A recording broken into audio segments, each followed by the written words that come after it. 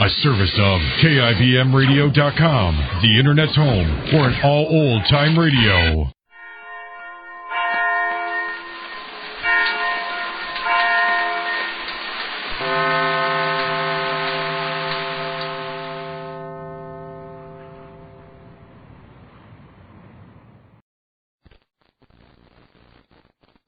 Story. Yesterday we left a most dramatic situation. Dr. Benson had just told Max Tilley that he was pretty sure he knew what was the cause of Mary's violent illness, and he revealed that cause to be poison. But how and why it happened, he didn't say. What effect this information had on Max, we don't know. We can believe, however, in view of Max's previous distracted condition over Mary's illness, this news was not very encouraging. Meantime, we've been awaiting to hear what effect Mary's continued serious state is having on other people in Sanders. And we pick up our story today at the home of Phyllis and Danny. Danny is still in Chicago, so far as we know, and much of the care of running things has fallen upon the shoulders of Daddy Stratford and Phyllis. They are discussing the situation with John Fowler. Well, I've never seen a man look so bad in my life. Poison, eh? It's funny. Max didn't say any more? Not another word. He was quiet as a clam. I think I'll go over and talk to Doc Benson about it. Max may be all wrong about this. You know how he's been acting the past week. You keep away from Doc Benson. He's got enough trouble on his hands with Mary and Max without answering your crazy questions. Say, who said my questions were crazy? I said so. Alfred Gulliver Stratford. Besides, it's none of your business, John Fowler. Why like that? None of my business. Say, who do you think carries the load of this whole thing? If Mary doesn't get well and Max goes out of his head, answer me that. Why, John Fowler, stop such talk. Max and Mary are going to be all right. Here, have some coffee and sandwiches. Phyllis, I don't say that. It's just your crazy old father-in-law here. He thinks he's head man around here now. Well, if I ain't, I don't know who is. Who went out and found Max and brought him back home half out of his mind? Oh. Who was told to take care of the Stratford Springs Corporation while Mary gets well? Oh. Who's the one using his head around here? I'd like to know. Now, don't break your arm there, Stratford. You get cramps trying to reach your back to pat it. You're not used to such hard labor. Now, look here, Fowler. You ain't done your thing. Oh, I haven't, have I? Oh, stop it, please. Some cream in your coffee, Daddy? No, honey, I always take cream. It's sugar I don't like. That's right. It's Mr. Fowler who doesn't take cream, but 2 lumps of sugar, right? That's it, Phyllis. Your old father-in-law here can't remember anything anyway. Oh, please, Mr. Fowler, let's not argue anymore.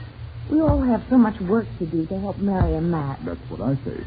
Now, I suggest that I go see Dr. And I suggest that you stay here and mind your own business, John Fowler. All right, then. Who's going to find out about this poison business? That's none of your concern. Max will take care of that. But is Max able? That's the point. Yes, Daddy. How was Max when you saw him this afternoon? Well, honey, I seen him right after he talked to Doc Benson. All he'd say was poison. He wouldn't say how, and he wouldn't say when it happened. I said, Max, now look here, Max. This is something he's checking up on, and I'll do this little job while you're looking after Mary. Oh, so that's why you don't want me to go to Dr. Benson. Now I understand it, Stratford. No, it ain't neither. Because Max said himself, you let me look after this, Daddy. You just take care of the bottling works and see that nobody snoops around or disturbs anything. Well, that's strange. Do you suppose Max has any idea of what caused the poisoning? No, I honestly don't. Max don't act one way or the other. He just don't say much at all. Maybe he knows something and he's keeping his mouth shut. He don't know a thing. That's like he's troubled about something and he wants to be left alone, you think. Well, do you think it's all right to leave him alone, Daddy?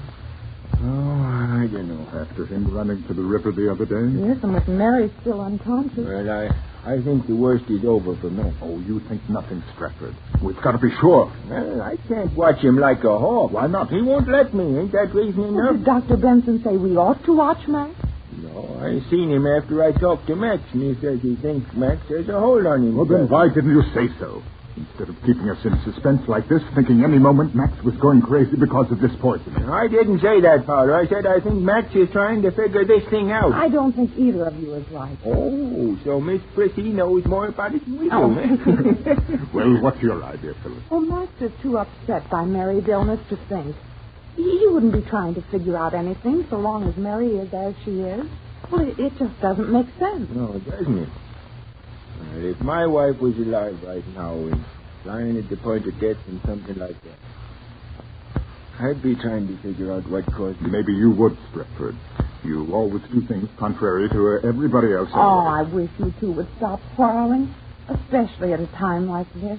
Yeah, if you ask me, I don't feel any too good about Mary. Now, don't try to discourage us, Stratford. It's bad enough as it is.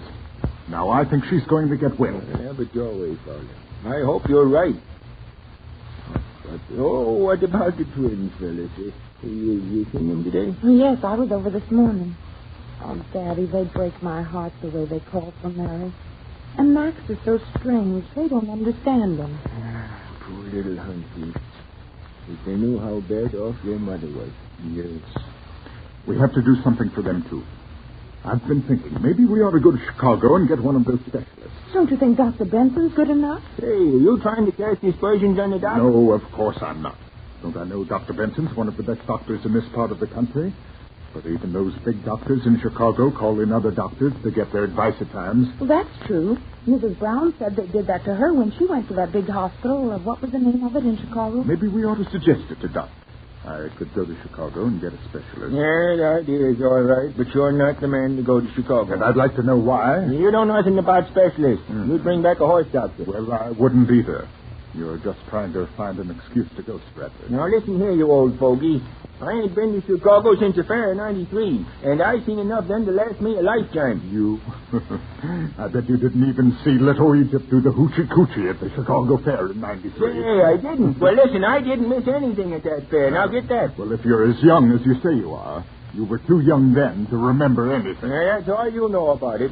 I'll admit I'm not as old as you, Grandpa Fowler, but I did get around when I was a boy. You're bragging again. Oh, will you two stop it? I'm absolutely ashamed of both of you. Daddy, if Danny could hear you say those things, and with poor Mary practically on her deathbed, why, and you two sit here arguing about some silly thing you did do or something you didn't do in your childhood. It wasn't my childhood, Phyllis. Besides, John Fowler started us off on this argument. Shut up, Alfred. Phyllis is right. Let's get back to our conversation. What are we going to do about a specialist for Mary? Oh, yes. Well, I still say, Fowler, if we let you go to Chicago to bring back the specialist, you'll come back with the horse. I can't talk to you, Alfred. You're just crazy, that's all. I still think you're trying to find an excuse to go yourself. Oh, will you stop, Daddy, I'm ashamed of you. Well, soon I won't be speaking to him, that's all. Now, listen here. I want Mary to have the very best kind of a doctor we can get. And she's got it in Doc Benson. Well, now, maybe Doc Benson's got to have some help. Maybe we ought to ask him if he knows a doctor in Chicago we can bring back. Well, maybe Dr. Benson will feel hurt if we suggest that to him. Now, I think maybe it would be better if we just had this specialist come what in. specialist? The one I'm going in to get in Chicago. If we just had him come to Sanders casual-like, Doc Benson wouldn't feel hurt. Well, that won't work, then. That's a silly idea. A specialist come to this town casual-like. Say, listen, are you losing your mind, Fowler? Oh, there must be some other way to do it. Let's find out. Maybe that's Max. We'll ask him. Well, wait until he comes in first. I'll go see. Oh, look who's here. Hello. Oh. Give me a kiss. Glad to see Papa? Oh, Danny, I'm so glad you're home. I just couldn't imagine. Come on in the living room. Look, why, it's Danny. Well, Danny, Hello, you finally two. came home. Yes, hello. So I finally came home. I like that. I finally came home. If you only knew what I've been saving up to tell you two, then I'm glad you're here to hear it. And Max Tilly, that great, big, wonderful man, where's he?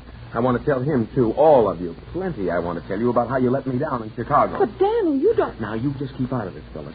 What's the matter? Why didn't you send that order like I telegraphed? Don't you know you've lost the biggest chance you'll ever have to put Stratford Springs water on the market? Well, why don't you say something? Danny, just a minute. Now, you listen to me. I've listened to everybody around here before. I go to Chicago, and I sell the biggest order you'd ever want, and I can't even get an answer from you. Oh, Daddy, didn't you telegraph Danny? Of course he didn't know. That's what I want to know. What's wrong with this outfit? If I can't depend on you, if you're just a bunch of hicks running a hick business, But then... Danny, you see, And I did think you were a businessman, Fowler, until this happened. Yes, and until I got to Chicago and saw some real businessmen. I never saw such a way to run a business. Not even the courtesy of a reply to your salesman to say whether you'd all died, folded up, or what. And here I thought when we elected Mary president, well, I thought we could depend upon her at least. Danny, you've got to listen. Mary's in the hospital. What? Yes. Near death, Danny. Oh, no. No, I can't believe it. It's true, Danny. And Max is almost out of his mind with grief. But I don't understand. Only last week. Well, no, son. It happened only last week. Mary fell stricken at the dedicating ceremonies for the bottling work. That's why you didn't get the order, Danny. They think she was poisoned, and the water had to be held up. Oh, poor Mary. Oh, now it makes sense. Well, why didn't you say so? I didn't know. Oh, we know, Danny. That's what we were trying to tell you. Gosh, say that's terrible. Oh, well, say, we got to do something for Mary. Son, we're doing everything. Doc Benson is... I'll get it to you. Okay. Handy here. Hello. Yes, this is the Stratford resident. Yes, just a minute. For you, Phyllis. Oh. Hello? Oh, Nurse Miller. What is it? What? Oh, yes. Yes, right away. Yes, I'll come. Goodbye. It's from Dr. Benson. He wants me to come over quickly. It's Mary. Well, now what's up? That telephone call from Dr. Benson at the hospital was urgent, and we hope it's not what we fear it might be. If it is a crisis in Mary's illness, we can only hope and pray that the worst is over, and that when we return to our program tomorrow, we shall have real encouraging news to report. Be sure to listen to the next episode in the life of Mary Southern, brought to you by the makers of Heinz Honey and Almond Cream. Now, Anacin, the tablets thousands of physicians and dentists recommend for fast relief of pain of headache, neuritis, neuralgia, and Bicidol Mints, that quickly rid stomach of gastric distress, present Our Miss Brooks, starring Eve Arden.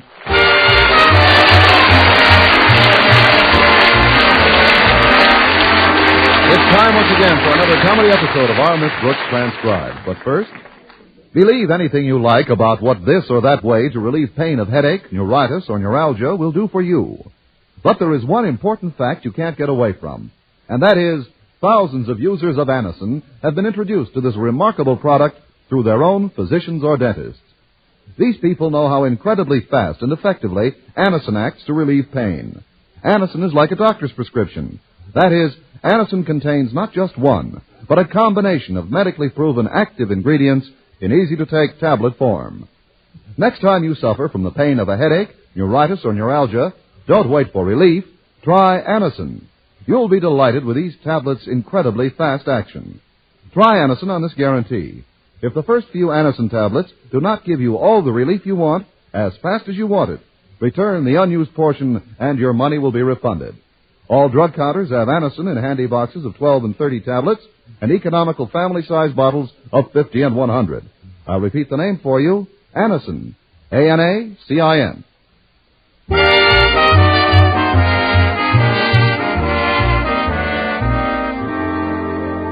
Well, if persistence alone can earn a high grade, you've got to give our Miss Brooks, who teaches English at Madison High School, an A for effort.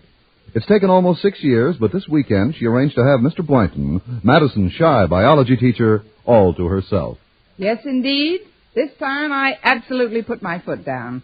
It was just Mr. Boynton and me and 500 delegates to the Teachers' Convention. You see, over the past weekend, a special meeting was held in Evanston to help celebrate American Education Week. I had persuaded Mr. Conklin, our beloved principal, to send me, along with Mr. Boynton, as Madison's representatives. And Friday morning, my landlady came into my bedroom just as I finished packing for the trip. You know, Connie, it looks just like cowhide. I know, I haven't put on my makeup yet. Oh, you mean the valise. It is nice, isn't it? I borrowed it from Mrs. Rapp down the street. Have you got everything packed, Connie? I think so. Let's see. The nightie Harriet Conklin loaned me is in, and Mrs. Conklin's negligee, that's in. Your nylon stockings are in. Yes, I've got my things all packed. Good. And just wait till you see the new suit I'm wearing for the occasion. Of course, I won't be able to put that on until 5:15 today. Why not, Connie? Tilly Eberhardt doesn't get home from work until then. You're terribly excited about this weekend trip, aren't you, dear? Oh, of course, Mrs. Davis. This is quite an important convention. I'll get an opportunity to exchange ideas and opinions with other people in my line of work. I'll get an opportunity to see what's being accomplished at other schools. What else will you get, Connie? I'll get all my expenses paid and a whack at Mr. Boynton. That will be nice. You and Mr. Boynton seeing strange places and strange faces together. The strange places are all right, but the strange faces can go to the races. There's one thing that puzzles me, Connie. Knowing your relationship with Mr. Conklin, how did he happen to choose you as a delegate? Well, it's very simple, Mrs. Davis. Remember 2 weeks ago, Mr. Conklin got himself a new gray flannel suit? Yes, indeed. His wife Martha told me he spent a small fortune on it.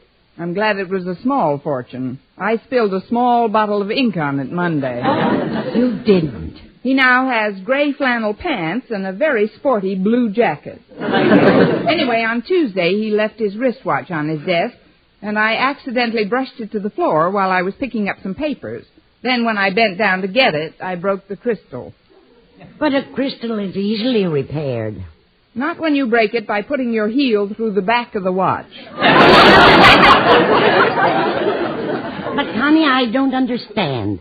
Why did Mr. Conklin pick you for the convention this weekend? Well, I was just getting to that, Mrs. Davis. You see, Mr. Conklin's buying a new pair of glasses this morning, and he wants to give them a 3-day head start. Sounds logical. Well, I know another English teacher at Madison who'll be mighty disappointed that she's not going on this trip. You mean Miss Enright? I do. She's almost as sweet on Mr. Boynton as you are. And this weekend trip would be a wonderful opportunity for her to cut you out with him. Please, Mrs. Davis, I just got up. Why talk about nightmares?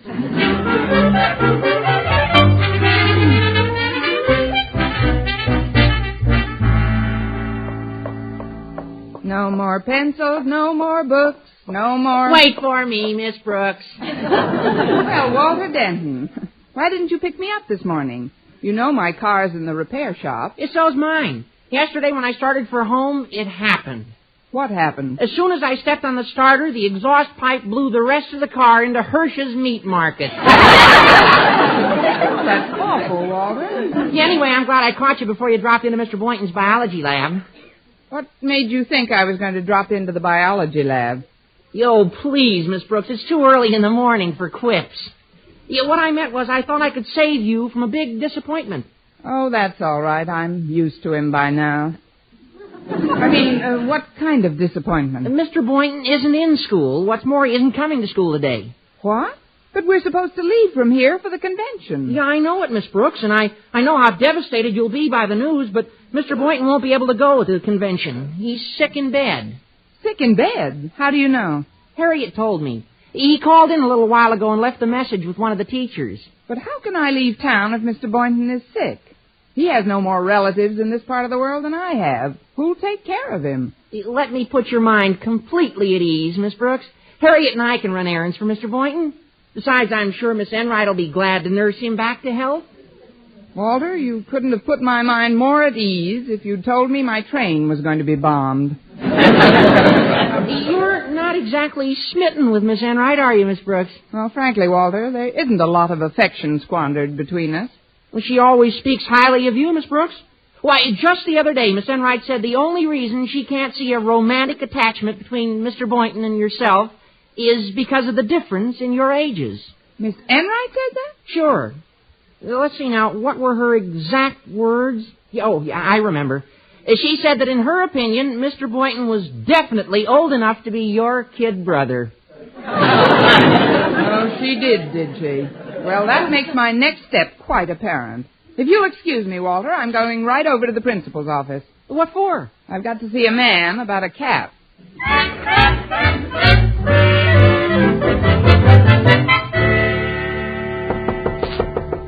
Come in. Good morning, Mr. Conklin. Don't come any closer, Miss Brooks. But, sir, If you take one more step, I'll call for help. What in the world are you talking about, Mr. Conklin? I've got my new glasses on, Miss Brooks, and I mean to protect them with my life. Mr. Conklin, your glasses are reposing firmly on your nose, and I'm nowhere near you.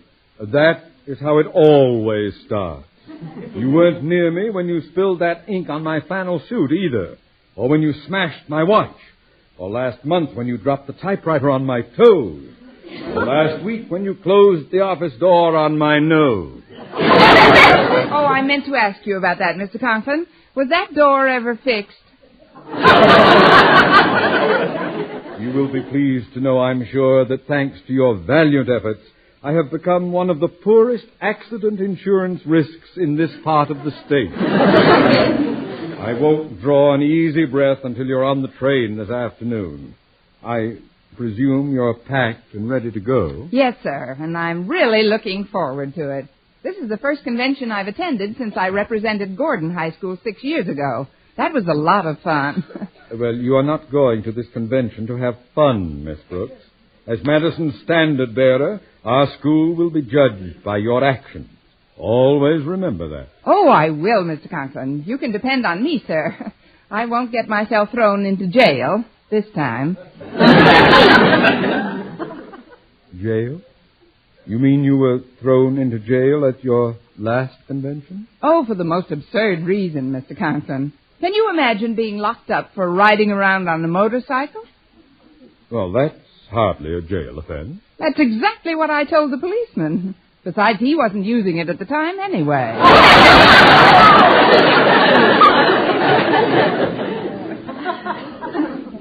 You took a policeman's motorcycle? It was just a lark, sir. There was absolutely no reason for them to put that picture in the paper. What picture? A picture of me holding up a burlesque queen in the drunk tank. Miss Brooks, you can start unpacking at any time. You're not going to the convention. Not going? But, Mr. Conklin, think of your new glasses. My glasses will have to live dangerously like the rest of my person. But if you don't send me, sir, who will you send? Well, I haven't given it any thought. Have you any suggestions? I haven't given it any thought either, Miss Enright. Miss Enright might be just the person. She has poise, bearing. Do you think she'll relish the idea of going?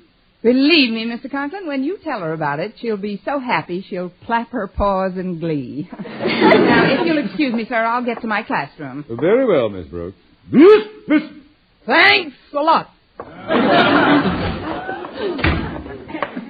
Well, good morning, Miss Brooks. Oh, good morning, Mr. Boynton. Wait till you hear the news. I was just in Mr. Conklin's office. Mr. Boynton, what are you doing up?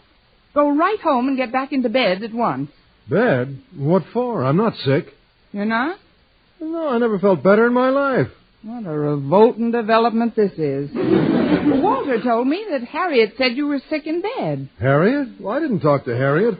When I phoned the school this morning, I thought I was going to be delayed at the biology supply house. So I left that message with one of the teachers. What teacher? Miss Enright. I should have said which teacher. And she's a witch teacher if I ever saw Do you suppose she could have confused the words delayed with laid up? Oh, there's no confusion at all. This is the result of careful calculations. Miss Enright knew that Harriet would tell Walter. Also that Walter would, if he saw me, and that's customary, he'd almost be sure to, tell me, and then knowing what she would do, or thinking she know what I would do, she told Harriet what I later heard from Walter, and then I did what she thought I'd do. Miss Brooks, are you all right? Why are you speaking in such jerky sentences? There's a very good reason, Mr. Boynton. I have just been completely taken in by a very jerky teacher.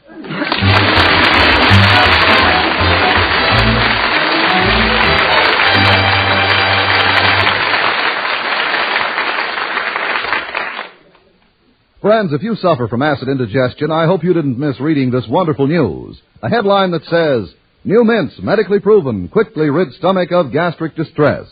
That headline is talking about new Bicidol mints. Doctors recommend Bicidol mints because the Bicidol medication acts at once to make painful acid harmless and give you fast 5-way relief. 1. Speeds relief from gas. 2. Sweetens your breath. 3. Gives complete, longer-lasting relief than baking soda. 4. Relieves stomach upset from too much eating, drinking, smoking. 5. Lets you sleep when acid indigestion strikes at night. So don't suffer acid indigestion, heartburn, or gastric distress from excess acidity. Remember, new mints, medically proven, quickly rid stomach of gastric distress. And remember the name, Bicidol mints. Bisodol. Get Bicidol mints for fast relief.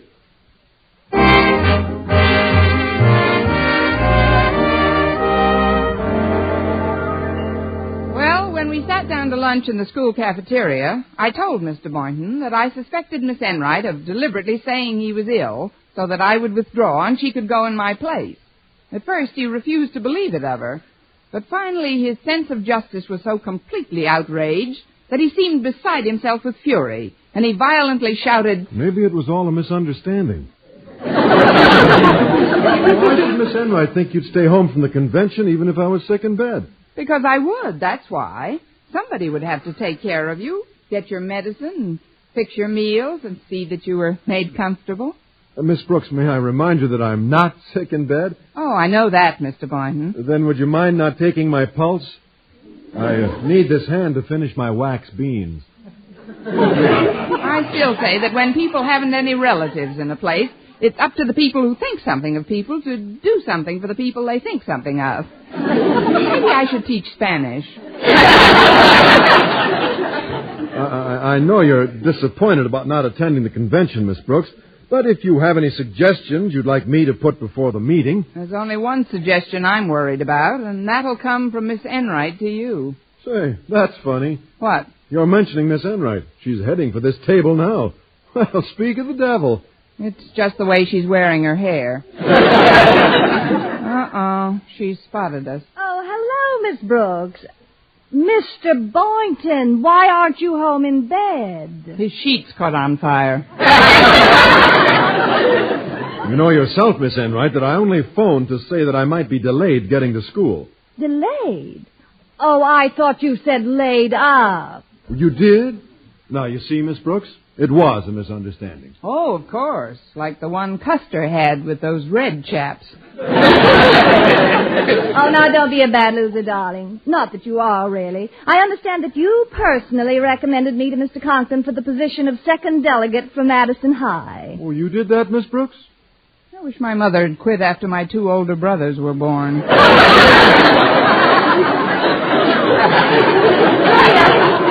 Do you mind if I join you at this table? The cafeteria is quite crowded now. Not as crowded as this table right now.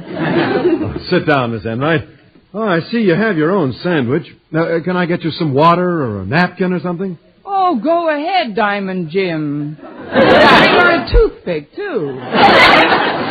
I'd love some water, please, Mr. Boynton. Oh, very well. I'll get some for all of us. Oh, I'm a great boy for water.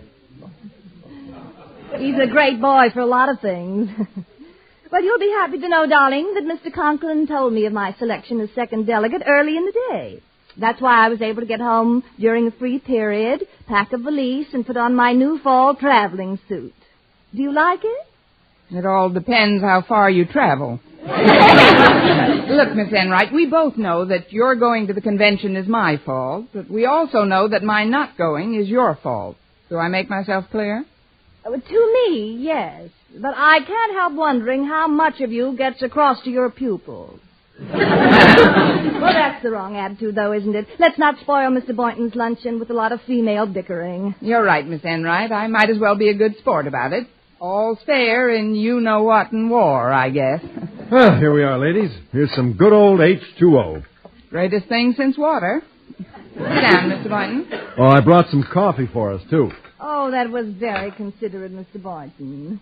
Tell me, do you think this suit I'm wearing is all right for our train trip today? Well, yes, Miss Enright, it looks fine. It's a very provocative shade of green. Don't you think so, Miss Brooks? In my present mood, it's puzzling. I can't tell where her suit leaves off and my face begins. Actually, Miss Enright, it is an interesting shade of green. Who knows? You may blend in with your Pullman chair so well, Mr. Boynton won't be able to find you. Is that what you call being a good sport, Miss Brooks? Sorry. Let's be gay, shall we? Drink up, Mr. Boynton. We'll knock that water cooler silly. I've had plenty, thanks. I'm working on this beef stew right now. If you ladies will excuse me, I'm not much for conversation while I'm eating. Of course, Mr. Boynton. Bon voyage. Tell me, Miss Enright, what other clothes are you taking on the trip? Oh, just my 2 good dresses. As a matter of fact, they're the only 2 I'd wear out of the house. But I thought you had quite an extensive wardrobe. Oh, yes, I did. But I gave loads of last year's stuff to charity. I feel the poor have to live, too. What a liberal viewpoint. I'm sorry, Miss Enright. I'd really like to let bygones be bygones. I'm going to get myself a little dessert now. May I bring you something? Well, I could do with a piece of pie. Oh, I'd be happy to do you with a piece of pie. I'll pick out something real nice. Where are you going, Miss Brooks? Can I get something for you? You keep bucking that beef. You're only yards away from a first down. I'll be back in a jiffy. Oh, don't make it anything too rich, darling. Leave it to me, darling. I'll fix you up fine. Hi, Miss Brooks.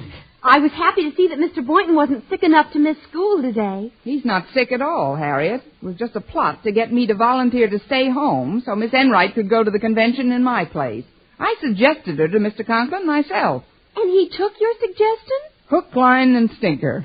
A sinker. But I've got an idea that may still turn the tables. I'm going to get Miss Enright a nice piece of pie. A piece of pie? Because she played a dirty trick on you? Exactly. Let's see now. What goes poorest with a green dress? With a green... Oh, I get it. Miss Brooks, you're going to present Miss Enright with the pie, but in several places. Why, Harriet Conklin, what an outrageous thought. I'll just take this coconut cream pie, I believe. How about taking this piece, too? Both of them? Sure. Then you can lose your balance easier. And as you let her have it, you can sing White Christmas. You have an extremely poetic mind. Oh, Harriet, there's no one at this counter to punch my food check. Will you please get it done for me? I'll pick it up on my way out. Oh, sure, Miss Brooks. You go right ahead. Thanks, dear. Don't mention it. Happy landing on.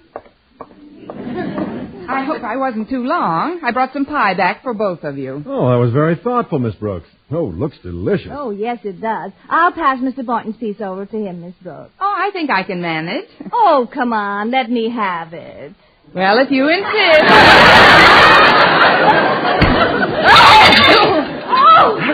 Oh, I must have tripped. How could you be so clumsy? Oh, my goodness, the pie's all over your new suit. Oh, dear. Well, not quite all over it, Mr. Boynton.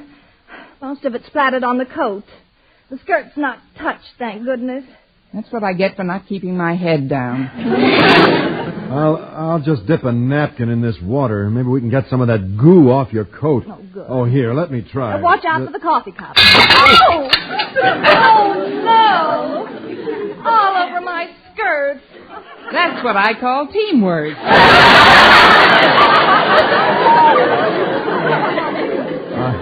I'm terribly sorry, Miss Enright. My new suit is completely ruined. First pie on the coat and then coffee on the skirt. It's like I always say, what good's a piece of pie without a cup of coffee? Your alleged humor leaves me cold at this point, Miss Brooks. It's a good thing I had the foresight to pack my other dresses and leave them in my gym locker. Oh, it is indeed, Miss Enright. You'd hardly have time to get new clothes this afternoon. The train leaves at 5:45. Well, accidents will happen. I apologize again, Miss Enright. And now, if you'll both excuse me, I've got to practice a bit. Practice? Yes, my work on the parallel bars has been very vertical.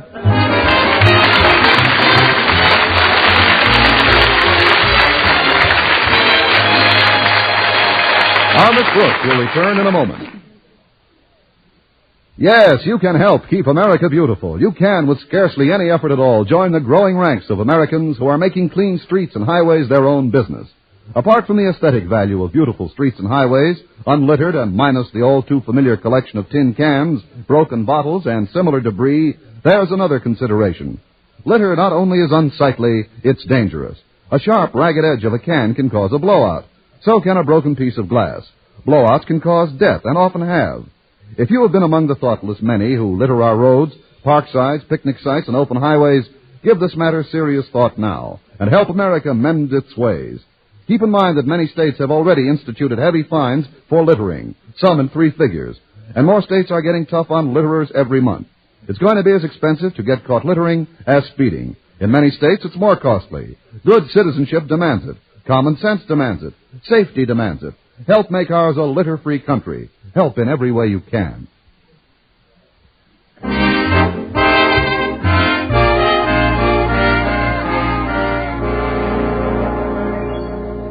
Well, at lunch I had done my best to prevent Miss Enright from attending the teachers' convention with Mr. Boynton. However, to my disappointment, I discovered one ruined dress doesn't mean a missed convention. At least not when die-hard Daisy happened to have the rest of her clothes packed and waiting in her gym locker. Later that afternoon, I received an urgent request to report to our principal's office. You sent for me, Mr. Conklin? Yes, Miss Brooks, I did. I have just spoken with Miss Enright. She, it appears, was foolhardy enough to have lunch with you. We did share the same table, but... Fortunately, she escaped without any serious bodily injury. However, she has been forced to withdraw as Madison's second delegate to the Teachers' Convention in Evanston. You mean she's not able to go? Miss Brooks, when Miss Enright informed me that you had peppered her garments with a slab of coconut cream pie, it didn't surprise me in the least. But there's one thing that does puzzle me. What's that, Mr. Conklin? Well, if it isn't revealing too much of a trade secret, Miss Brooks, would you kindly tell me how you managed to plop a second piece of cream pie on the dresses packed inside her valise, which was inside her locker? I guess when I get clumsy, I just go hog wild. Well, until they infringe upon school operations, personal rivalries on the faculty are not my concern. However, there are 2 train tickets available for this trip. I know it. Yes, sir. 2 tickets. And there are 2 delegates expected to the convention. That's right. 2 delegates expected. 2 of them. As you know, Mr. Boynton is one of the delegates. All we need now is another one. You're right, Mr. Conklin. You're so right. You're the rightest thing since the Wright brothers. Just 1 more delegate's all we need. Yeah, Miss Brooks. Yes, Mr. Conklin? Get off my desk. You're not going. I have just made my selection for delegate number 2. Who? Me. You? None other. Not only will the trip do me a world of good, it will reflect prestige and credit upon Madison High as well. However, I don't want you to feel completely out of things, Miss Brooks. So? So I want you to type up these notes for me. They contain some remarks I will make to the convention. Now, toddle along, Miss Brooks. Yes, sir. Oh, Mr. Conklin? Yes? I realize it's quite late, but how would you like to be my guest for a little lunch?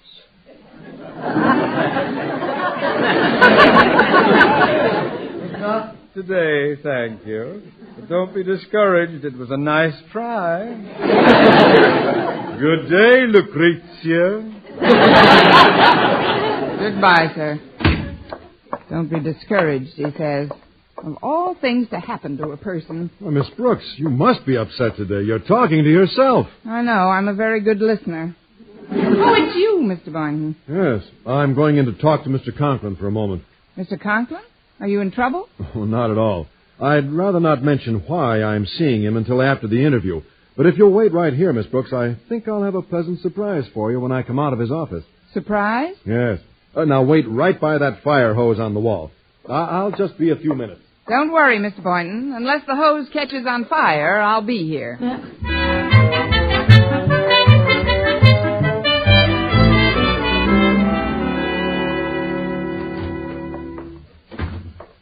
Oh, I'm glad you waited for me, Miss Brooks. This hose is doubled over exactly 62.5 times. Now, what's the surprise? Well, I knew how anxious you were to make this trip to Evanston, so when Miss Enright withdrew, I determined to prevail upon Mr. Conklin to let you go as originally planned. But there are only 2 tickets available, and Mr. Conklin's using one of them himself. I know that, Miss Brooks, but you're going anyhow. I am? Yes, I turned my ticket back to Mr. Conklin. What? Of course, he was a little timorous at first, but when I pointed out how helpful you could be to him, taking notes and typing and whatnot, he agreed to have you accompany him to the convention. But what about you, Mr. Boynton? Oh, don't worry about me. I'll be busy as a bee over the weekend. I'll probably go on a shopping tour with Miss Enright. You really must excuse me, Mr. Boynton. This is the only traveling dress I own, and I've got to fix it up right away. Fix it up? What's wrong with it? That's obvious. It hasn't any coconut cream pie on it.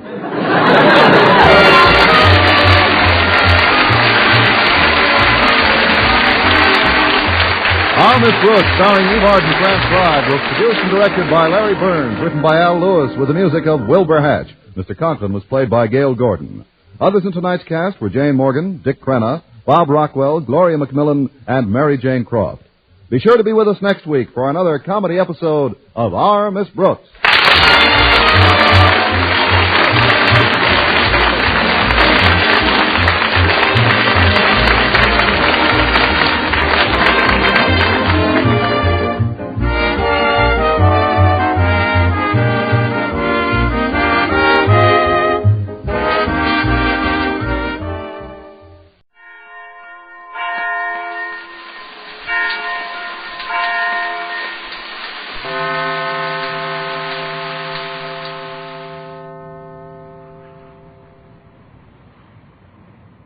Little Miss Muffet sat on her tuffet, eating her curds and whey. Along came a spider and sat down beside her and said, "You won't know what you're missing if you don't see Norge."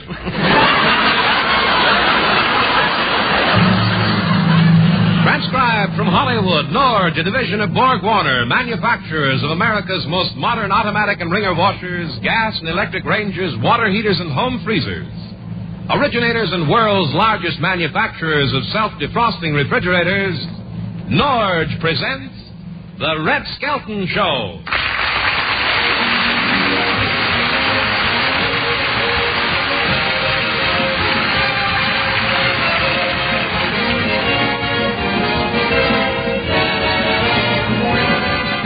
With Red Skelton, Dave Rose and his orchestra, Lorene Peddle, Pat McGee, and Elizabeth Root, and Gene Tudor will be me, Rod O'Connor.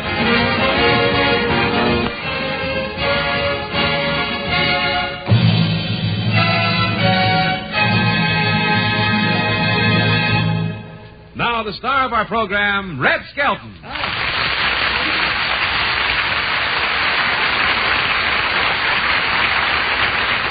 Thank you. Good evening, ladies and gentlemen. Hello, Red. What do you know? I don't know nothing. What do you know? I don't know nothing. Well, what do you know? But tonight all of our jokes are new. All new, huh? Yes. Really all new jokes, huh, Red? Now, tonight the corn is green. Well, what's new, Rod? Well, I expect to hit the moon any day now. What with? Prices? Well, not to change the subject, Red, but I'd like to say your trip to Las Vegas last week did you good. Yes. You look fresh as a flower. Oh, yes. A potted one. Yeah.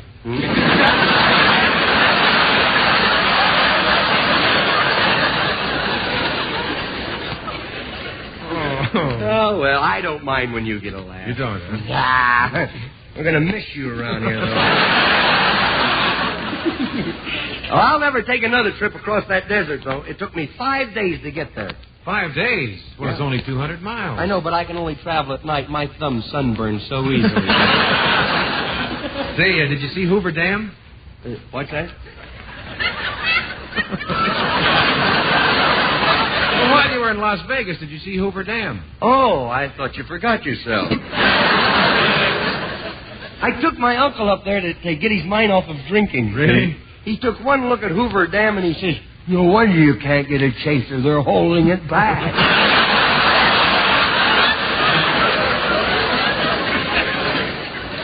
Hey, while I was there, I saw a papa beaver and was talking to all the little beavers, you know, see? And he looked at the dam for a minute and he says, "Kid, this is what I've been telling you about."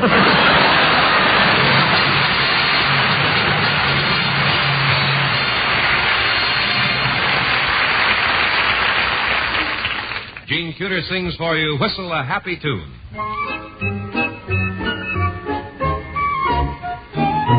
Whenever I feel afraid, I hold my head erect and whistle a happy tune so no one will suspect I'm afraid. While shivering in my shoes, I strike a careless pose and whistle a happy tune, and no one ever knows I'm afraid. The result of this deception is very strange to tell, for when I fool the people I fear, I fool myself as well. I whistle a happy tune, and every single time the happiness in the tune convinces me that I'm not afraid. The result of this deception is very strange to tell, for when I fool the people I fear, I fool myself as well. I whistle a happy tune, and every single time the happiness in the tune convinces me that I'm not afraid. Just make believe that you're not afraid, for you can be just as brave as you think you are.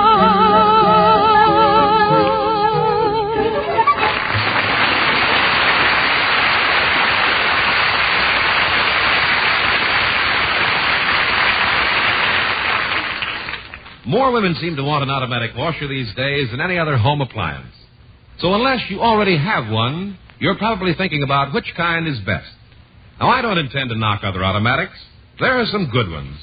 But it's not just luck that's making the new Norge Timeline automatic sell so fast that Norge can hardly fill its orders.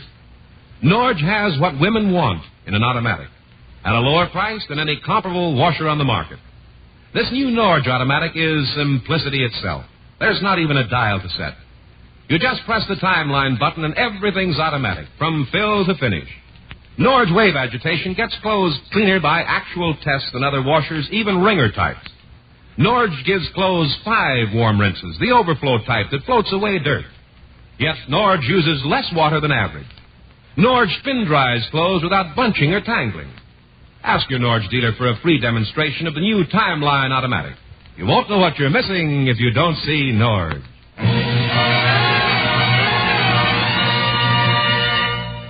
The Skelton Scrapbook of Satire presents a story entitled To Park or Not to Park.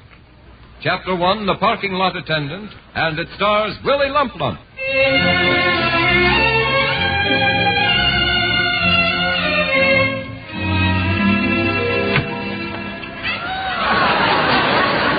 Hey, Willie! Willie, where have you been? You're late. Look, Bub, I don't have to take that kind of talk from you. Just keep that in mind. I don't have to take that kind of talk from you. Especially with the unemployment compensation line only 2 blocks from here. Now, Willie, don't be hasty. You can't afford to talk to help, boy. Have you ever heard of the manpower shortage? Heard of it? Yeah. I'm looking at it. Look, don't get sarcastic with me, boy. Huh? Sarcastic with me. Or I'll go to a Defiance plant. What? Don't get sarcastic with me or I'll go to work in a defense plant.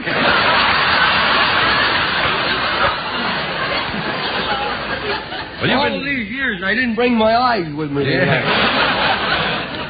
You've been threatening to do that for 3 weeks. Why don't you? Well, I would, but the only job that they'll give me is a propeller timer on a 4-engine bomber. Propeller timer? Yeah. What's that? A propeller timer. Yes, what is that? What do you have to do? I hold on to the propeller, and they turn on the motor, see? And and I count the amount of times it goes around. And believe me, it's a pretty stupid job. Gee, doesn't it make you dizzy? It helps.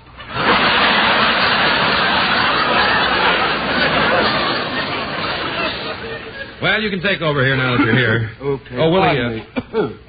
Very bad cold today. I gotta get a room tonight.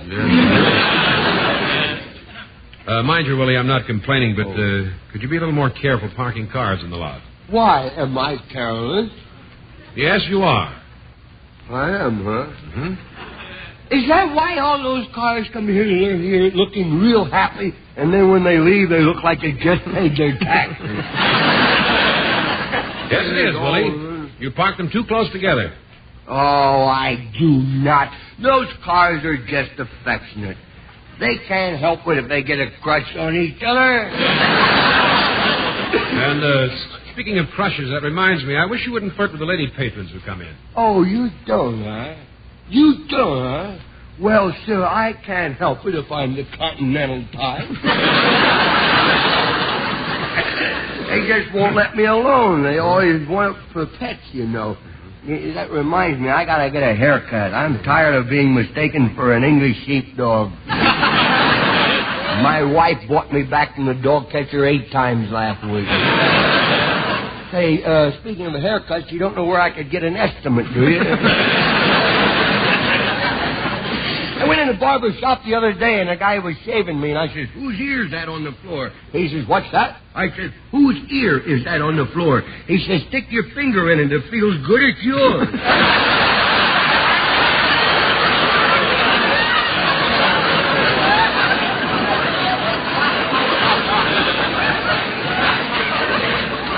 Hey, Willie, now look, there's a car blocking the drive. Will you park it? Oh, I don't have to take that kind of talk to you. And you know why? Why? I'll give you a hint, boy. You just don't look right to me. You just don't look right to me. I've seen a lot of fuzzy characters in my day, but you just don't look right to me. And there's something else I'm going to tell you, too. What's that? I'll find it in a minute. Oh, here it is. You just don't look right to me. Willie, why don't you lay off that stuff? My good man, it might interest you to know that I am a teetotaler. I am a teetotaler. I resigned. I'm a teetotaler. I tote tea. Listen, will you please park that car carefully now? Well, I'll turn the page and find out. Yes, I will. I'll park that car. And you believe me, don't you? Of course I believe you. Trusting old soul.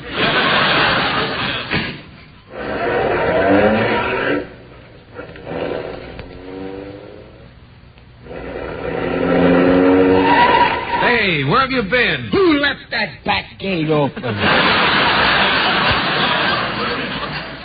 Uh-oh, here comes another car. Looks like business picking up. Well, welcome to the inner sanctum for cars.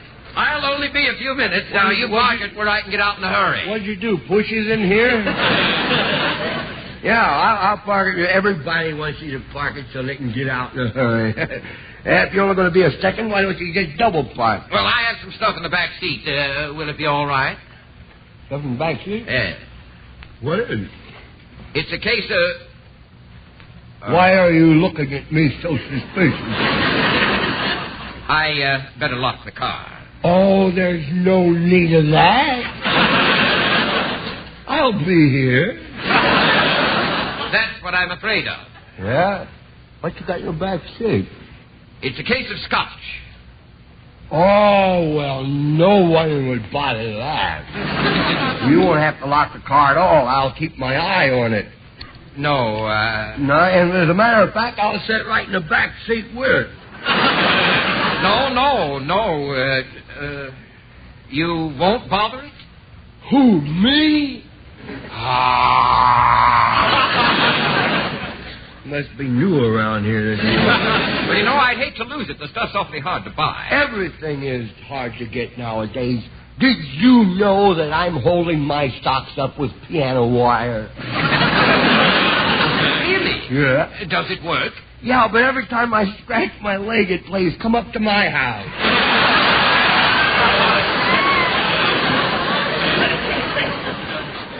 Here's your parking ticket. Fine. Well, I think I'll lock the car. Okay, I'll park it.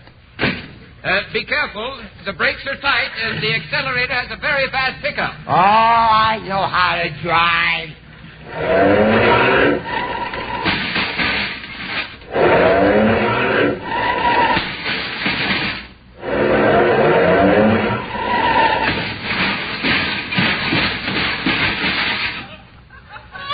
You still want to lock it?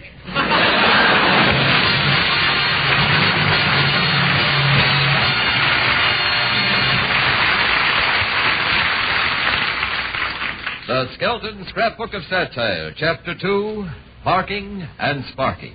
Not all cars are parked on lots. Some of them are parked under the silvery moon, with people in them. One car is a Rolls Royce, and the other is a jalopy.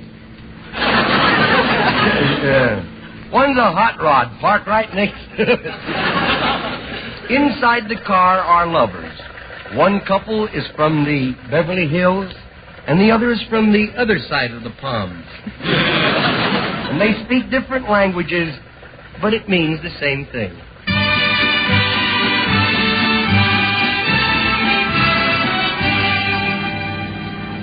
Gwendolyn, Yes, Reggie? isn't the moon magnificent? Its radiant beams light your whole face till you look like a goddess. Hey, Stinky. What you want, stagnant?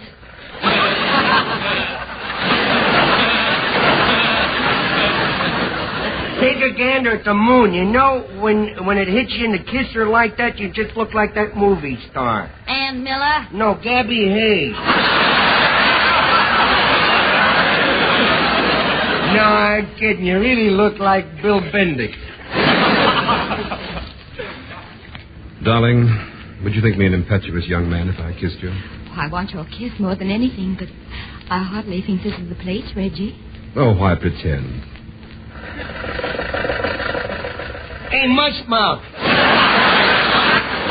Fling me the body and give me a goober.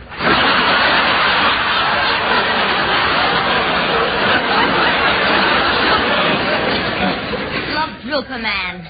You try and kiss me, and I'll smack you over the noggin with me welding torch. Oh, why pretend? Come on, give us a kiss, will you? Huh? I say give us a kiss. Who's with you? I got...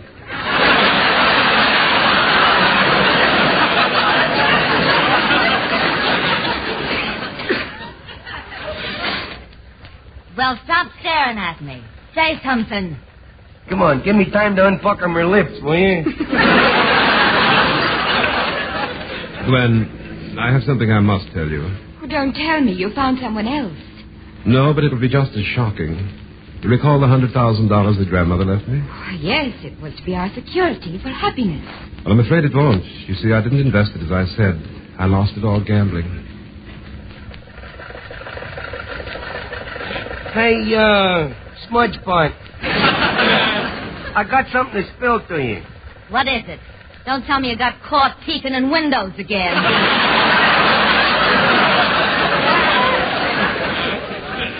No, it's nothing like that. It's nothing like that. But you remember that $30 I hijacked from me grandmother? Yeah.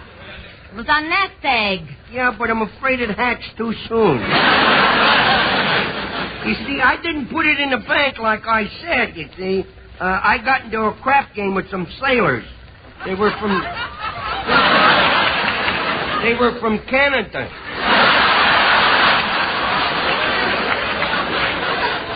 We started off playing tiddlywinks, and I caught one of them using loaded tingly.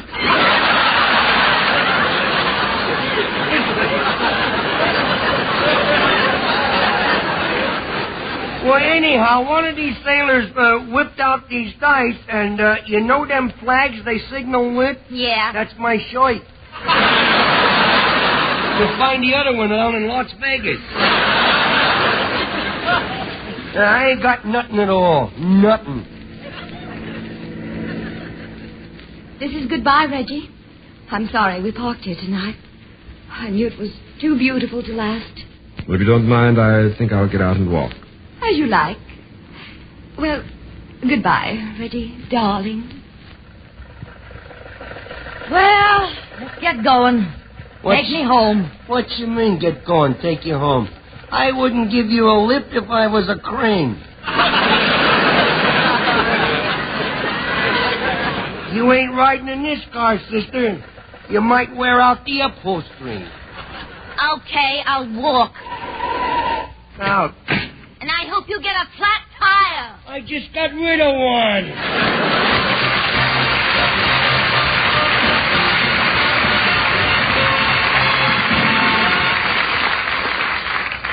Here's Dave Rose to play his own original composition, Holiday for Strings.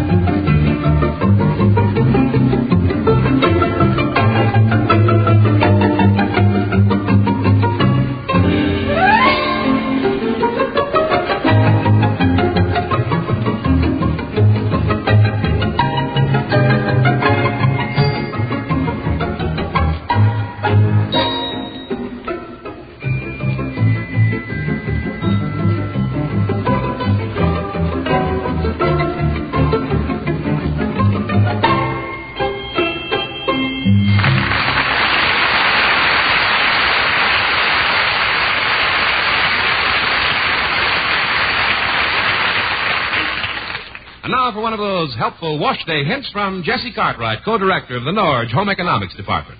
The other day, a young mother asked me how to clean her baby's favorite teddy bear. And believe it or not, I showed her how to wash it, stuffing and all, in her Norge automatic washer. Pack bath towels around it to baffle the action. Use warm water, a short wash, a short rinse, and a short spin. When the teddy bear dries, give him a brisk brushing, and he'll be good as new. Warm water, short wash, short rinse, and short spin. That's a cinch with the Norge Timeline Automatic. Because you have a choice of hot or warm water, and every step in the cycle from fill to finish is right in sight. All you have to do to change the automatic cycle is touch the Timeline button. And this new Norge Automatic gets clothes cleaner, gives them 5 warm rinses. Spin dries them without tangling, fluffy and practically ironing dry. Ask your Norge dealer for a free demonstration of this remarkable new Timeline automatic washer. For you won't know what you're missing if you don't see Norge.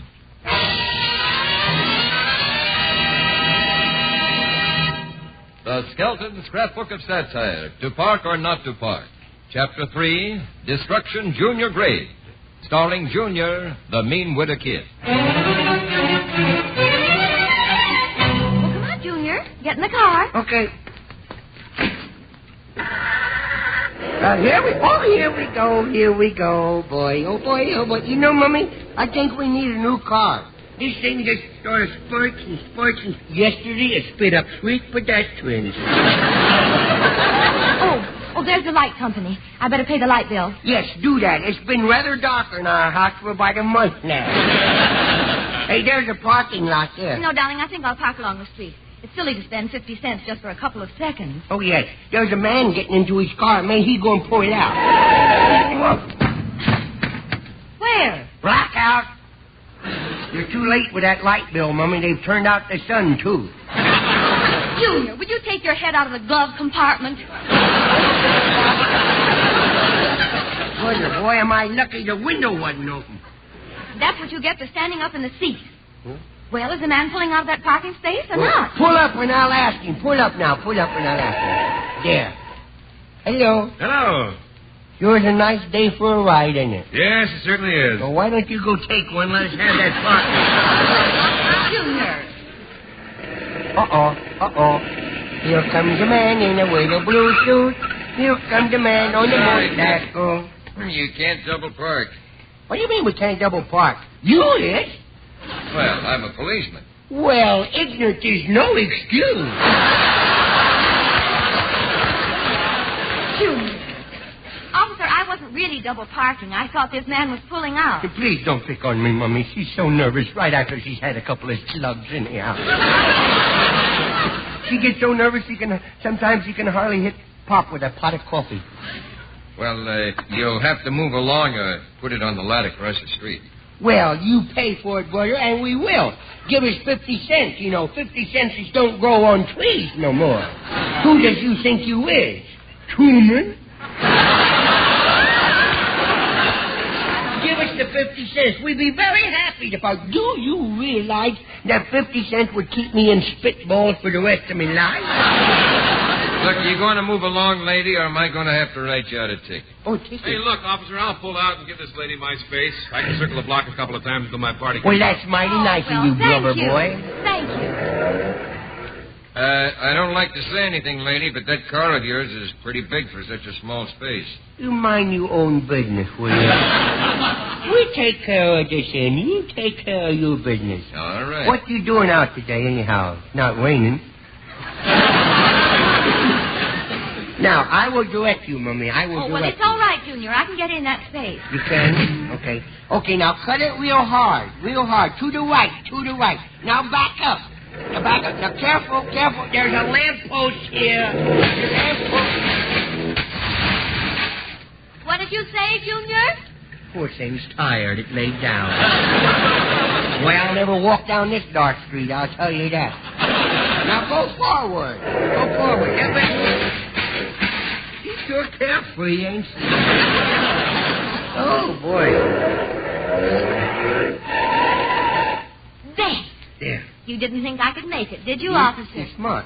Well, I'm awful sorry, but you can't park like that, lady. What do you mean she can't park like that? I think it looks nice with the back wheels up on the sidewalk and the front wheels down on the street. It sort of looks like it's bending over backwards. Annie, I didn't notice. I'll park this thing or else. Careful, Doc. Get on your gasoline pony and get going. This kid's getting mad. And you don't know her when she gets mad, boy. Little boy, you better stand back out of the way. You might cause her to really wreck the car. Would I? Yes, you might. And you wouldn't want that to happen, would you? Oh, you dreamer, you. I'll stand out here so she can... Junior! Get out of that street. Do you want a car to run over you and get big black marks all over your clean suit? Yeah. Stand right where you are, Sonny. I'll come and get you. No, I can make it across the street. Look out! Watch out, here.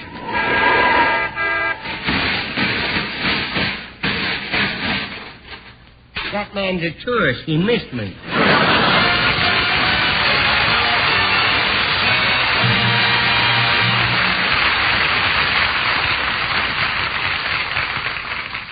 This is Rod O'Connor saying, remember, in washers, refrigerators, gas and electric ranges, water heaters, and home freezers, everything Norge makes right. Don't put off asking for a free demonstration of the new Norge Timeline automatic washer at your local dealers. See how Norge's new wave agitation works, how it gets clothes really clean. See those 5 warm rinses and how clothes come out tangle-free, almost ironing dry. Then compare the price of this remarkable automatic with any comparable washer on the market. The new Norge Timeline costs far less, but it offers far more. See it soon. And now, until next week, this is Red Skelton saying thanks for listening and reminding you that you won't know what you're missing if you don't see Norge.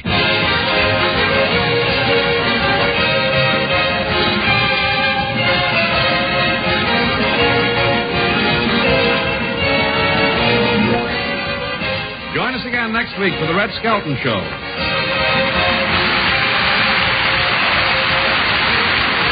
Red Skelton is heard in this program through the courtesy of Metro Golden Mayer Studios.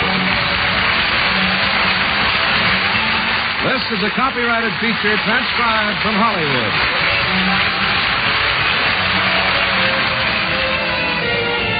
This is the CBS Radio Network.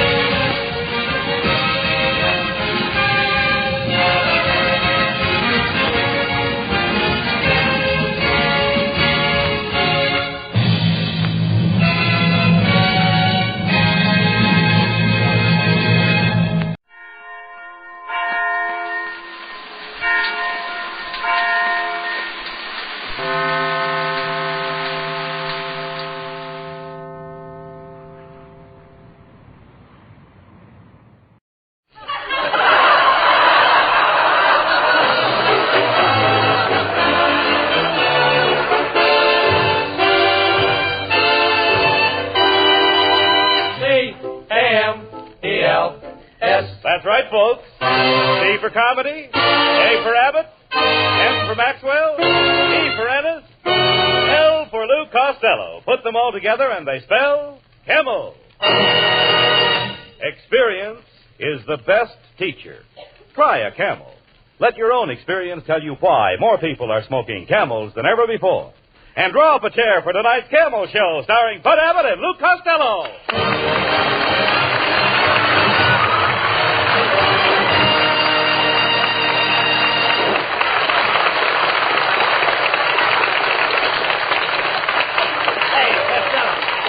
Costello, come over here. Where in the world have you been? Hey, Abbott, I just come from the movies. They were showing a Wild Bill Elliott Western. I never saw so much shooting in my life. Oh, never mind that. Bang. Hey. How in the world did you get that big hole in your hat? I was sitting so close to the screen that Wild Bill Elliott mistook me for one of the wrestlers, and I got hit by a stray bullet. Oh, you idiot. Why do you always go to those Western movies? Because my next picture's going to be a Western, Abbott. And I'm going to be a bad man. I can see myself now holding up the bank. I got a gun in each hand, a handkerchief tied across my nose. Why do you have the handkerchief tied across your nose? I may have to blow in a hurry. After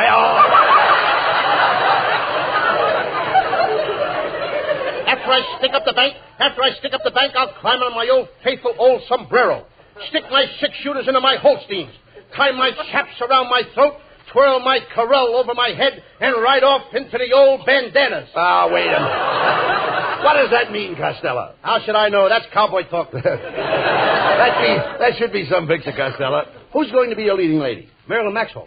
Marilyn. Dear old Marilyn. Marilyn plays the part of the richest girl in the West. She's got thousands of head of cattle. I know, and you try to win her just to get possession of her cattle. Shame on you, Abbott. Do I look like the kind of a guy that would marry a girl for her prime rib? Look, you nitwit. If you want Marilyn Maxwell to make a Western picture with you, why don't you make her the star? Do a classic Western story. That's a great idea, Abbott. We'll film the story of Annie Oakley. Do you know the story? Certainly I know it. Annie Oakley was a very famous girl. She was a very famous woman. Where was she born? She was... Huh? Where was she born? Where was she born? She was born in the town of Wyoming. That was named after her. The town of Bashful. Bashful? Bashful, Wyoming was named after Anne? Sure. Ain't you ever heard of Cheyenne? Wyoming?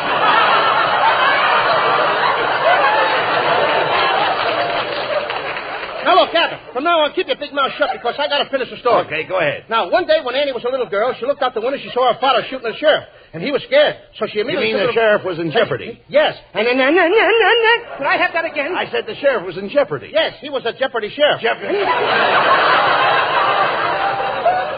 Boy, did I get out of that one. Abbott, why don't you let me tell this? Now, you get out of here. Go on over to the craft music hall and show them what a real hunk of cheese looks like. Oh, now. Go ahead with your story. Okay, now, one day, Annie was eating a big bowl of cornflakes. Her father rushed in screaming, Annie, I found nuggets down by the creek. No. You mean he screamed, I found a bonanza? Yeah. He screamed what? Bonanza.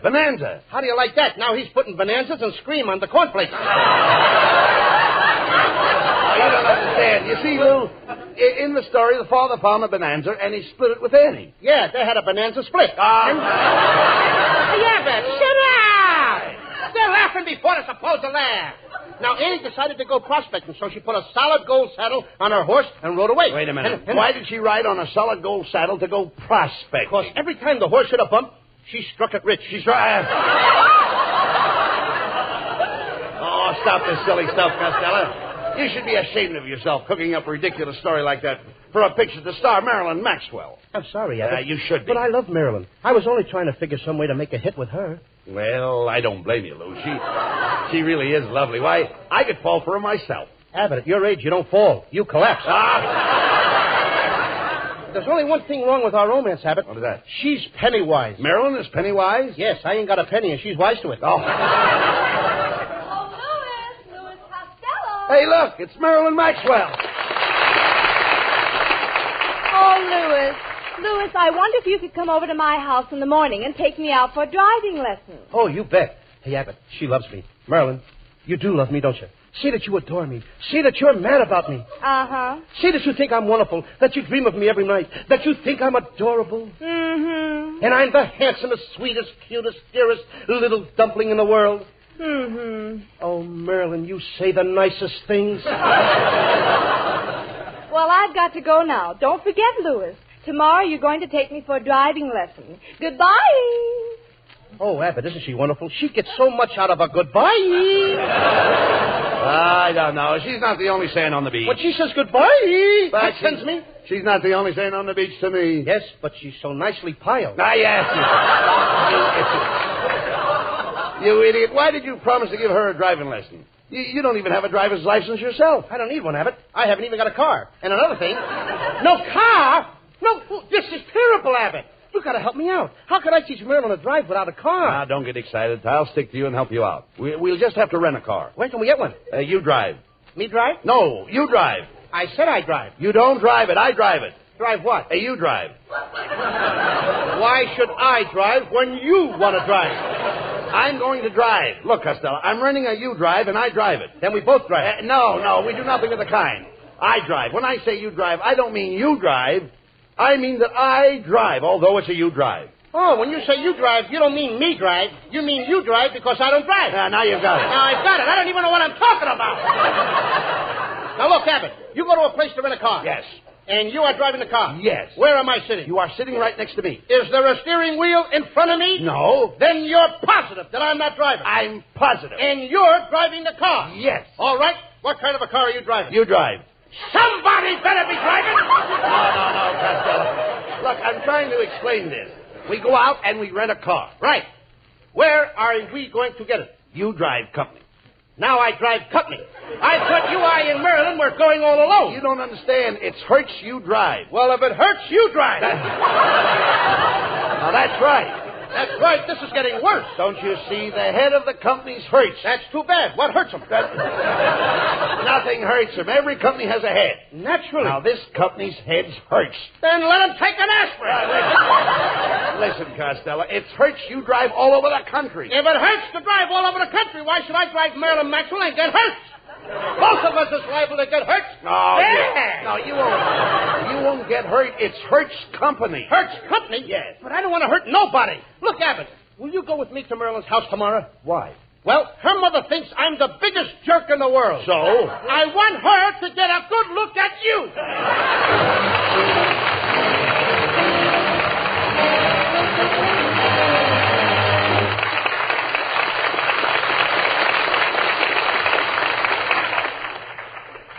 Experience is the best teacher. Remember during the war when the man who sold you cigarettes would sometimes shake his head the moment he saw you? Then, as he said, "Too bad, Joe. No camels today." You answered with resignation, "All right. Give me whatever you've got, then. I feel like an experimental station for cigarette brands. I've smoked so many kinds during this shortage." Yes, and trying all those different kinds of cigarettes during the wartime shortage sold you more than ever on Camels, didn't it? And, friends, that experience was repeated throughout America. The experience of smoking whatever brands they could get taught millions the differences in cigarette quality.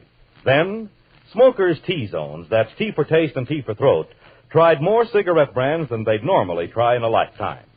The result was that smokers found they were happiest with Camel's rich flavor and cool mildness. Today, more people smoke Camels than ever before.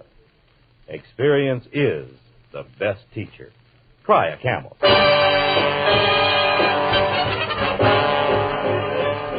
Now, while you light up a Camel, Skinny Anna sings, "Gotta Get Me Somebody to Love." Nights so long, oh so long on the prairie. Gotta get me somebody to love. Gotta find one who's kind and not contrary. One who rides by my side, hand in glove. I got my horse, got a silver saddle, but there's one thing I keep thinking of. Nights so long, oh so long on the prairie. Gotta get me somebody to love.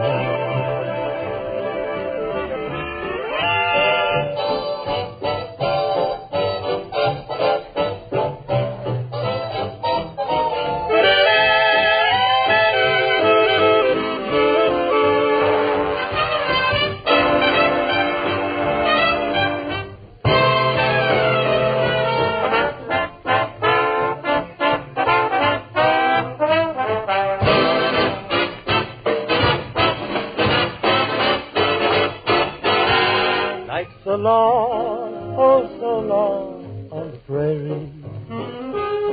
Gotta get me somebody to love. See how that moon shines so bright above. I gotta get me somebody to love.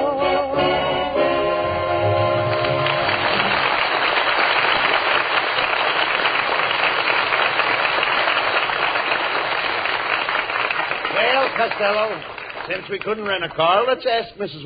Wetwash. You know Mrs. Wetwash. She'll lend you one of her cars. What do you say? Oh, good morning, Mr. Abbott. My, aren't you a little old to be carrying a balloon?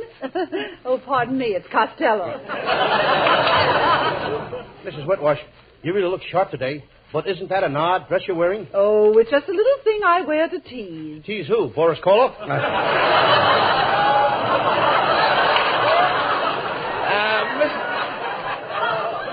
Mrs. Wetwash, Costello would like to borrow one of your cars. He has a date to teach Marilyn Maxwell to drive. And he wants to put on a big front, you know. Big front? Yeah. Huh. He'd better get a wheelbarrow to carry the one he's got now.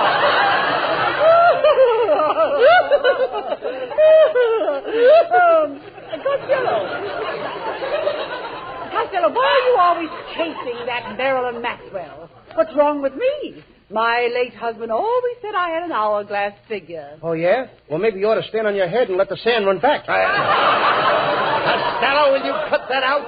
Look, Mrs. Wetwash, you're a kind lady. Well, just last night I dreamed that you loaned me one of your cars. Well, when you dream tonight, drive carefully. You know, Abbott, I got a sneaky feeling that she ain't going to lend me your car. Oh, never mind her, Costello. We've got to get a car. Hey, look, here comes Skinny Ennis. Let's ask him. Hey, Skinny, I wonder if you would like to... Oh, no, Costello. I ain't going to lend you my car. How did you know I was going to ask you? I read the script last night. So long, Fatso. Abbott, remind me to get that Skinny Ennis back to Bob Holt. Oh, never mind him. And 6 points. Never mind him. Now, look, if you're going to teach Marilyn to drive, there's only one thing to do. Buy a new car. Now, look, Abbott, you know I ain't got enough money to buy a 1947 car. Oh, you don't have to pay all cash. You just put up a down payment. I put up A down payment? That's right. Where do I put it up? The place where you put it down. Make up your mind, Abbott. Do I put it up or do I put it down? When you put it up, you're putting it down? You mean I put it up and put it down at the same time? That's right. What am I buying, a car or a yo-yo? No. You tell me it's very simple. In order to put a payment up, you've got to put it down. So you see, when it's down, it's up. How can it be down if it's out? It's only up if you put it down. Just a second. I'm going to buy a new car, right? Right. What do I put down? The jack. And what do I put up? The jack. How do you like that? I ain't even got a car yet. This mug's got me jacking it up and down. You idiot, come with me, please. We go in this new car agency, and I'll show you how to buy a new car. Hey, Abbott, look at all those new cars. This guy has so many 1947 cars, you'd think he was a used car dealer.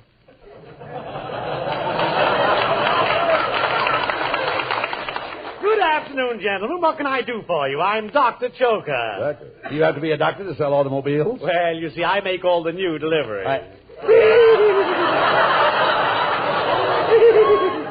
My friend Costello would like to buy a 1947 car. Oh, fine. Something around $3,500?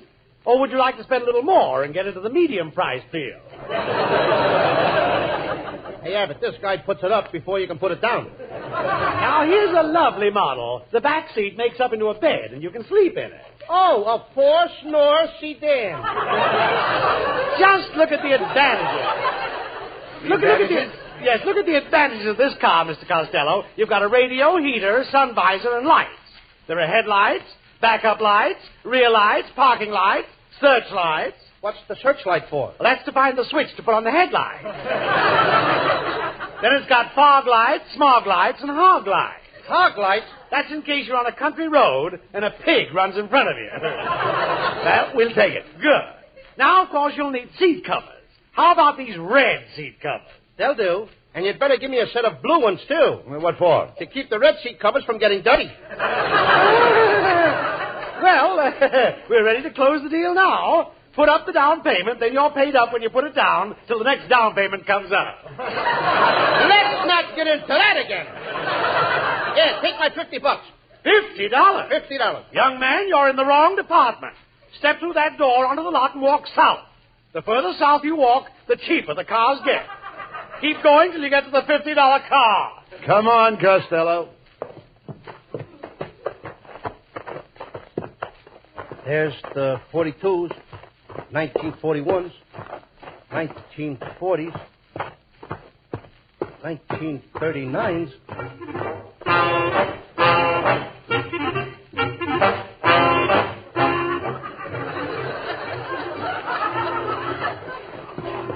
$1923s, 1920s, 1919s, 1917s.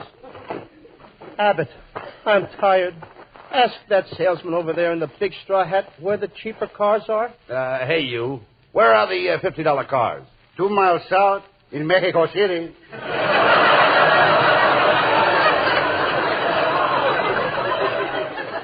How do you like that? We walked all the way to Mexico, Abbott. Take any car we can get. I can't walk another foot. Here is a very fine car, senor. They not make cars like that today. They'd be crazy if they did. What kind of car is it? That's the original Kaiser car. Who's that old guy with the black mustache sitting in the front seat? That is the Kaiser. If you like this car, you can put up the down payment. What's that? How was that? If you put up your 50 pesos, your down payment will be up. How do you like that, Abbott? Now they're doing our routines in Mexico.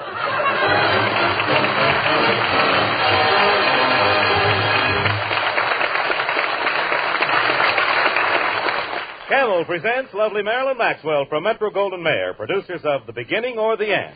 For Camel fans everywhere, here's Marilyn to sing The Basin Street Blues.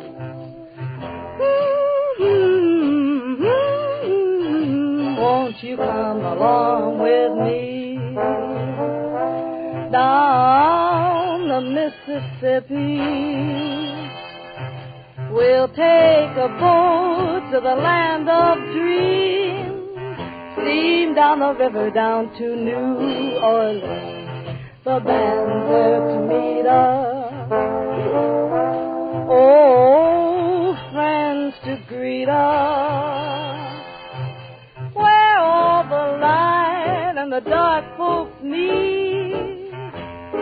Heaven on earth, they call it Basin Street. Basin Street is the street where all the dark and light folk meet. Land of dreams, New Orleans. You'll never know how nice it seems or just how much it really means. I'm glad to be, yes, sirree, on Welcome Street, dear to me, where I can lose those Basin Street blues.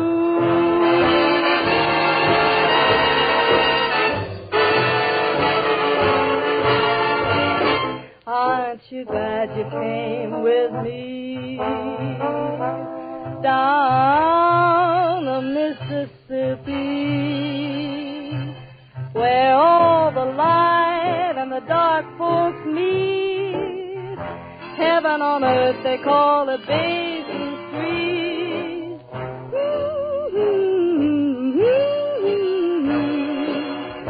Heaven on earth, they call it Basin Street.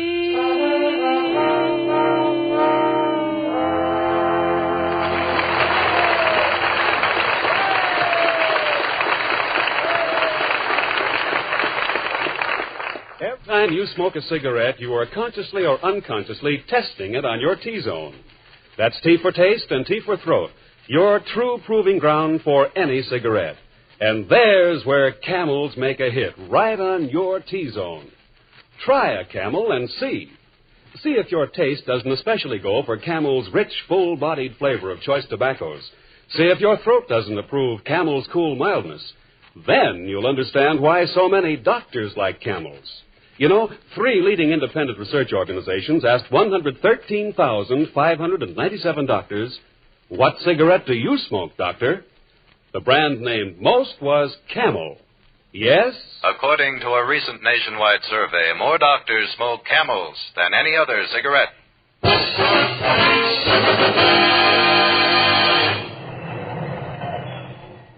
Look, Abbott. There's the place where you get a driver's license. Over there. Now, Costello, when you go in there, you must act with dignity. That's right up my alley. And you must act with confidence. That's right up my alley. And you must know the answers to all the traffic laws in California. Set 'em up in the other alley. Look, you dummy, you've got to get a license if you're going to teach Marilyn Maxwell how to drive. Yes, Abbott. And when I get her into the car, I'm going to propose to her, and I'm going to give her my cat's eye ring. A cat's eye ring? Sure. I bought it through an ad in the paper. It said, "Wear this cat's eye ring, and your house will be full of love." And is your house full of love? No, it's full of cats. Come on, now, let's see. Which one of these offices issues a driver's license, Costello? Here, try that door over there. Okay. I won't run for mayor anymore. I'll never run for mayor anymore. Who was that? Louis B. Mayer's horse, Busher. Come on, Costello. Marilyn's waiting for us. We've got to find out where to get that driver's license. I'll ask that woman over there. Pardon me, miss. Can you tell me where the driver's... Well, if it isn't Mr. Abbott and Mr. Costello. Hello, you fat little mon, you. I didn't expect to find you here. We didn't expect to find you here, or we wouldn't have been here. Quiet, Costello. What brings you here, miss? Oh, I stopped by to get new licenses for my 2 automobiles. My Plymouth and my Hootson. Plymouth and Hootson? Oh, Abbott, that's like a Studebaker or a Puntier.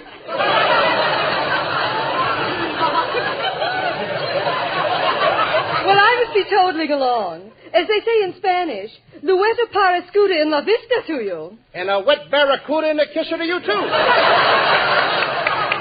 Hey, Costello, there's the license inspector. Tell him what you want. Go ahead. Mister, I want a driving license. Very well. Step right up here. What's your name? Lewis. John L. or Strangler? No, look, mister, this is Lou Costello. Oh, yes, now I recognize you. And you're Mr. Abbott. Yeah, that's right. Well, yes. I always listen to you on the radio. Oh, you're so funny. Why, my wife and I almost die laughing. You know, especially when you open that closet and all the stuff falls out. Wait a minute. That's not us. You're thinking of Burns and Allen.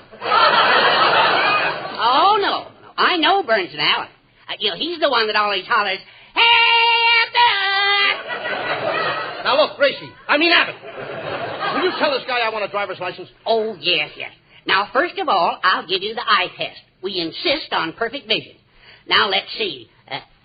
Where are you? I'm standing over here. Oh, yes. All right, Mr. Costello. Now, put your left hand over your right eye. Left? Right. Wait a minute. Make up your mind. Right or left? Costello, it's very simple. A man wants you to put your right hand over your left eye, which leaves your right eye left. Oh. He wants me to put my left hand on my right eye because the one on the left is right, and that's the only one left. That's right. Well, which is it? Right or left? Look, you cover your left eye. Yes. Now, your right eye is left. How did it get over there? You idiot, your eyes don't move. Who am I? Influence? Boys, now, I'll make it easy for you. Costello, put both hands over both eyes. Okay. That's it. Yeah. Now, are you sure you can't see anything? I can't see a thing. Now, no fair peeking. Pom-pom, cookity-coo. Where shall this or that one go? Shall he go east? Shall he go west? Shall he go under the cuckoo's nest? Oh, I like this. This is fun. Now, I'll hide, and you find me. Well, I'd like to, but I'm a busy man. A busy man. Here's your driver's license. Goodbye. Well, let's go, Costello. Now you're ready to take Marilyn Maxwell for a driving lesson.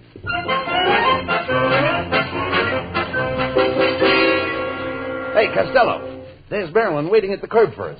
Ah, there you are, Louis, honey. Well, I'm all ready to go. Say, how do you get into this car? Wait a minute, and I'll open the door for you. Hop in. Now, Marilyn, keep your eye on me, and you'll see me really do some driving. First, I step on this, release that, press this, and step on the gas. Costello, what happened? I'll tell you as soon as I climb back into the front seat. Oh, Louis, we're coming to a stoplight. Apply your brakes. Oh, Louis, did you step on the brakes too hard? I wasn't born with this windshield wiper on my forehead. Oh, please, Louis, drive a little slower. Isn't this beautiful, romantic country? Costello, now's your chance. Go ahead and kiss her. Marilyn, would you mind if would you? I know, Louis, you want to kiss me. All right, go ahead. Well, aren't you going to kiss me? Marilyn, my bad self tells me to kiss you. My good self tells me not to. Well? I'm a bad boy! Look out, Costello. Watch where you're going. There's a fork in the road by that big red barn. Don't worry. Either I'll take the road to the left or the road to the right. Louis, make up your mind. I will. I can go to the left or go to the right. Or through the barn. Oh, Louis, I'm so sorry. You smashed your car all to bits. Yes, and now I won't be able to give you any more lessons about driving a car. But, Louis, I know how to drive a car. Huh? I wanted you to take me to the country club. I want to learn to drive a golf ball. How do you like that? Now I got to go out and dig up a down payment on a golf ball.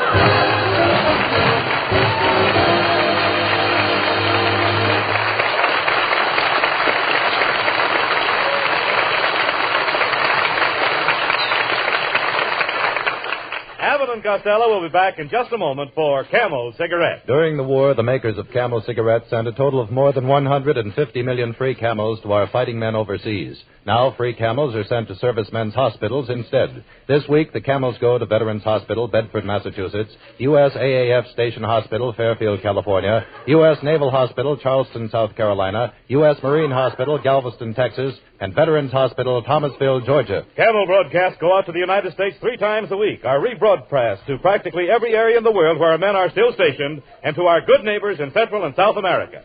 And now back to Bud Abbott and Lou Costello. Well, Costello, you smashed your car, but don't worry. You can deduct the loss from your income tax. Abbott, do you know anybody that can help me with my tax? Oh, certainly. Next Thursday, I'll get my brother to help you. You know, he works in the bank. Oh, yes. My mother told me to ask you, Abbott. What does your brother do in the bank? Tell her. I will, if you'll tell me. I just told you. You told me what? Tell her. How can I tell her if you won't tell me? I just told you tell her. Tell her in the bank. Tell her in the bank. Why can't I tell her at home? I'll get him out of here. Good night, folks. Good night. Good night, everybody.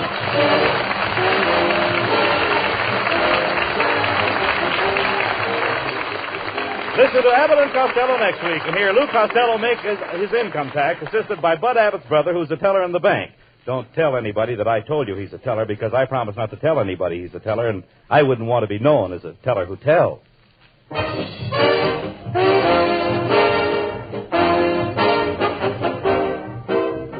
Mr. Pipe Smoker, does your pipe have pipe appeal? Does it delight your taste with the rich, full flavor of its tobacco? Does it please your tongue because it smokes cool and mild? You'll answer with a resounding yes if you're smoking Prince Albert in your pipe. Prince Albert's ripe, mild tobacco is specially treated to ensure against tongue bite. It's crimp cut to burn slow and cool. Get Prince Albert for pipe appeal. Make a date with Prince Albert's Grand Ole Opry Saturday night on NBC. You'll find new delight in American folk songs the way Red Foley sings them. The Duke of Paducah and Minnie Pearl and many others will also be on hand. That's Saturday night for Grand Ole Opry with Red Foley.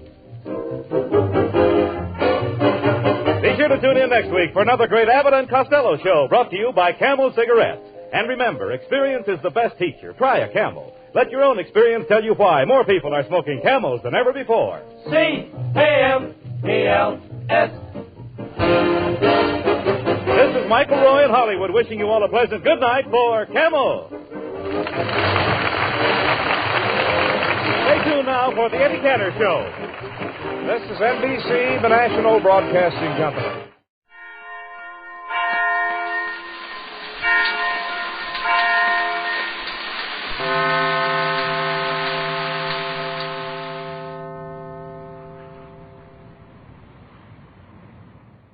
Ladies and gentlemen, the secret word Anyone tonight... falling asleep during the show will be thrown out.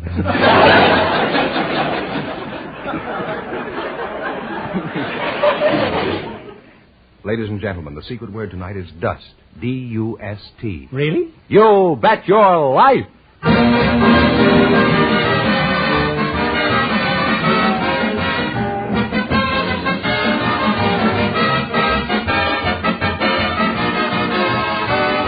Elgin American, creator of America's most beautiful compacts, smartest cigarette cases, magic action lighters, finest dresser sets, presents Groucho Marx in the Elgin American show, You Bet Your Life. The comedy quiz series produced and transcribed from Hollywood. And here's that sterling Elgin American, the one, the only... Groucho! He must be a kigme. Oh, that's me, Groucho Marx.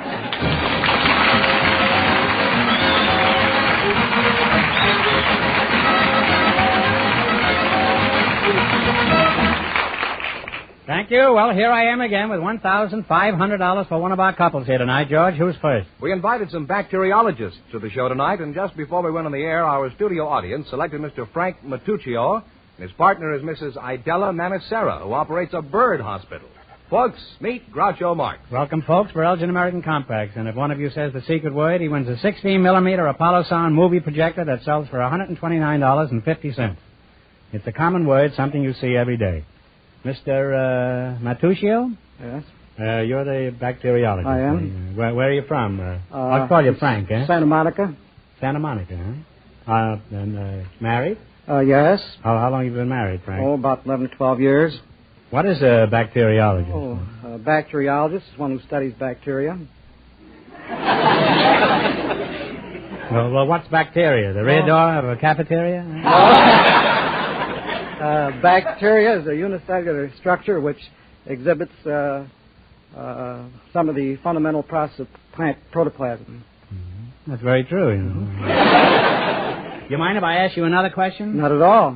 What is bacteria? The rear door of a cafeteria? Mrs. Manicera. Yes. That's an odd name. Is that the correct pronunciation? Yes, it is. Mm-hmm. Is that, what is it, Spanish? Italian. Italian. Well, what does it mean in English? Does it have any English significance? I was so busy getting the man that I didn't think to analyze the name.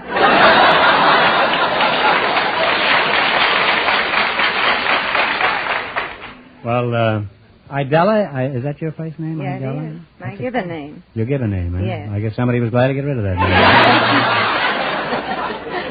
You operate a bird hospital, huh? That's right. And you're a bird doctor, I take it. Yes. Can you stand on one leg and go to sleep?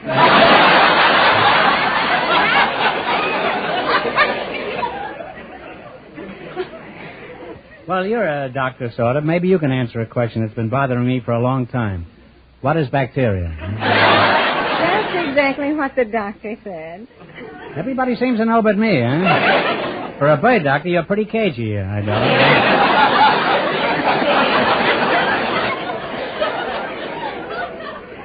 Well, tell me, Louis Pasteur, that's you. How did you meet your wife? Under a microscope? Or, No. I met my wife at an Eastern hospital. She happened to be the personnel clerk there, and she took down my... Steady then. Yeah.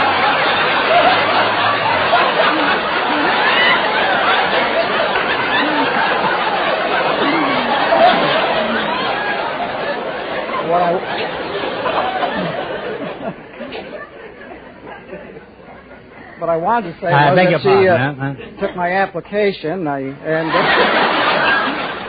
it a hot application? No, it was a pretty good application. Do you have any youngsters, Doc? No youngsters. Does anything exciting ever happen around your laboratory? Oh, not too much. I happened to listen to a baseball game one day, one of the World Series, over a stethoscope. You listened to it over a stethoscope? That's right. We could hear the speaker loud enough at the time, so my chief, the pathologist, walked up to his office and came back with a stethoscope and placed it over the speaker of the radio and gave us the play-by-play account of the game from then on. So I didn't think you'd be able to do that with a stethoscope. Oh, yes. Because most of the Brooklyn players didn't have any heart for this World Series.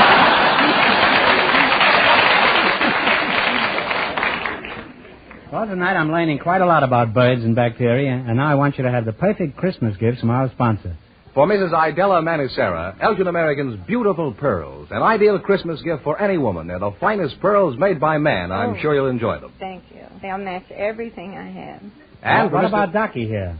For Mr. Matuccio, an ideal Christmas gift for a man. Elgin American's popular cigarette case with today's smart leather-like look.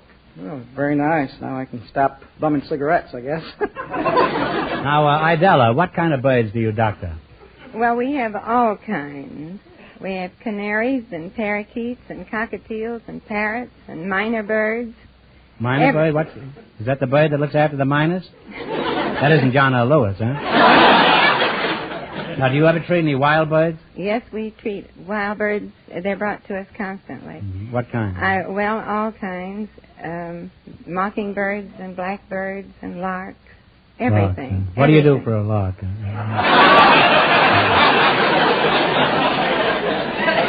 Well, we reduce the fractures if that happens to be the case. You're just an old night owl, that's what you do. You just don't give a hoot, do you? What's the most unusual bird doctoring you've ever tackled? I once had a pair of penguins brought to me. You did, huh? I've led a very sheltered life. I've never had a penguin. What was the matter with them? Did they fall off a package of cool? No, they fell from a cool place into a warm climate, and that gave them pneumonia. They fell from a cool place into a warm climate? Into a warm climate. That's what eventually is going to happen to me, you know.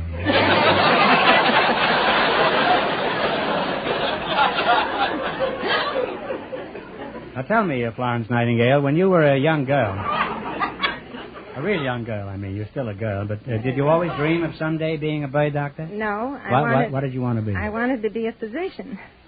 But when I was a girl, that wasn't being done. My parents threw up their hands in horror. Mm-hmm. So, had they swallowed them?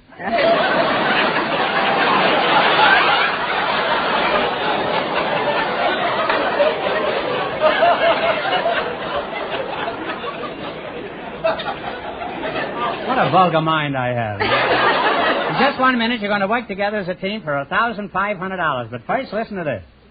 Who said Santa Claus was one man with whiskers? He's every gent giving Elgin American compacts to his gal and sisters. Lives there a woman with a bedroom to her name who doesn't long for an Elgin American dresser set to glamorize same? And show me the man who wouldn't strut with a cigarette case and lighter by nobody but Elgin American. Here's the gift inspirational for women and girls. Those gorgeous, sensational, simulated pearls by Elgin American. What causes this great Elgin American preference? It's beauty, style, perfection with a difference. And to keep all your Christmas shopping very budget nice, Elgin American gifts outvalue them all in price. Yes, Elgin American gifts are first in fashion, first in value, first in the hearts of every man and woman on your list. So make this the Christmas to outdo them all. Give Elgin American.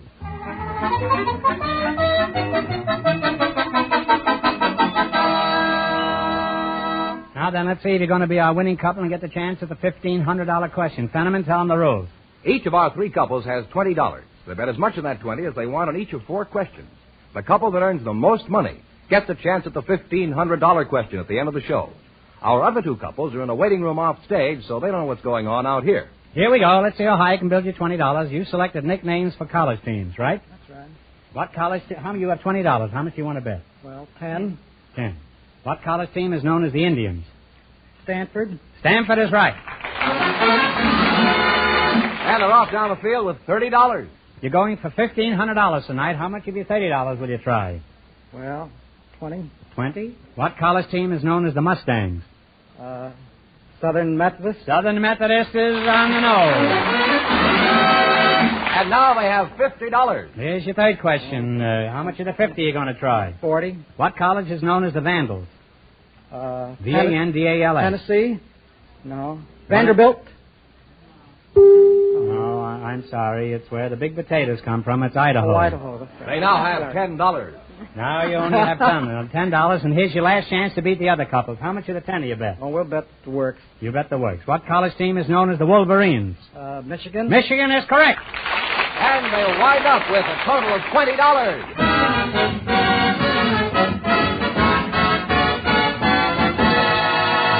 Thanks and good luck from Elgin American Compact. Don't wander off now. No, you can still get the big question, you know. Groucho, the secret word is still dust. Perhaps the next couple will say it. Just before we went on the air, our studio audience selected a mechanic and a woman driver. And here they are, Mrs. Hilda Mary Buss and Mr. Jack McDonald. Meet Groucho Marx. Welcome, folks, to the Elgin American program. And if one of you says the secret word, he wins a 16-millimeter Apollo sound movie projector instantly. It's a common word, something you see every day. Mr. Jack McDonald, huh? Yes, sir. You're a mechanic, eh? Are you married, Jack? Yes, sir. Any little wenches? Any little wenches at home? I have Wrenches 2. at home? 2, sir. How'd you meet your wife? Oh, I was invited to a party one evening, and I was told I was to have a date with a girl by the name of Verna. When I got there, I found there was 2 Vernas, so I took my choice. And, I hope you quit that, though, huh? Yes, sir. Where do you work, Jack? Work for Mark C. Bloom, 6210 Sunset Boulevard. Open 24 hours a day. Good service. What kind of a mechanic are you? Garage mechanic. You work on garages? On cars. Do you work on them or under them? Under them. Well, why do you work under the cars, huh? That's where the work is. Don't look now, but my clutch is slipping, eh? Now, Mrs. Buss, Hilda Buss, huh? That's right. Mm-hmm. Where are you from, Hilda? I'm originally from River Falls, Wisconsin. What is your husband's occupation? Well, he's assistant vice president for the Equitable Life Insurance Company. Mm-hmm. That's good business, the insurance business. Well, I think so, and he does, too. Mm-hmm. Don't you? Yes. I'm crazy about it. How'd you meet your husband, man? Well, I was selling men's real silk shorts door to door.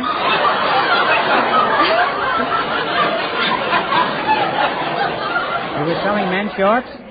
Do you model these things? No. I met him in his private business office with a tape measure in one hand and a pair of orchid shorts in the other. That's how you met him? Yes, that's right. And what did he do?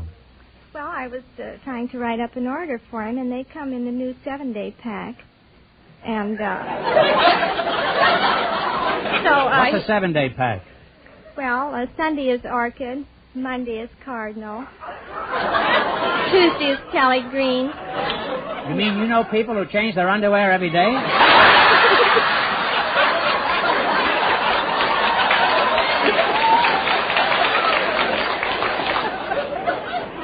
Well, so? Wednesday is champagne. Oh, Thursday is canary. If Thursday is canary. I'll get that bird doctor back here. Friday is salmon. Saturday is flesh color. Flesh. What's that, no shorts at all?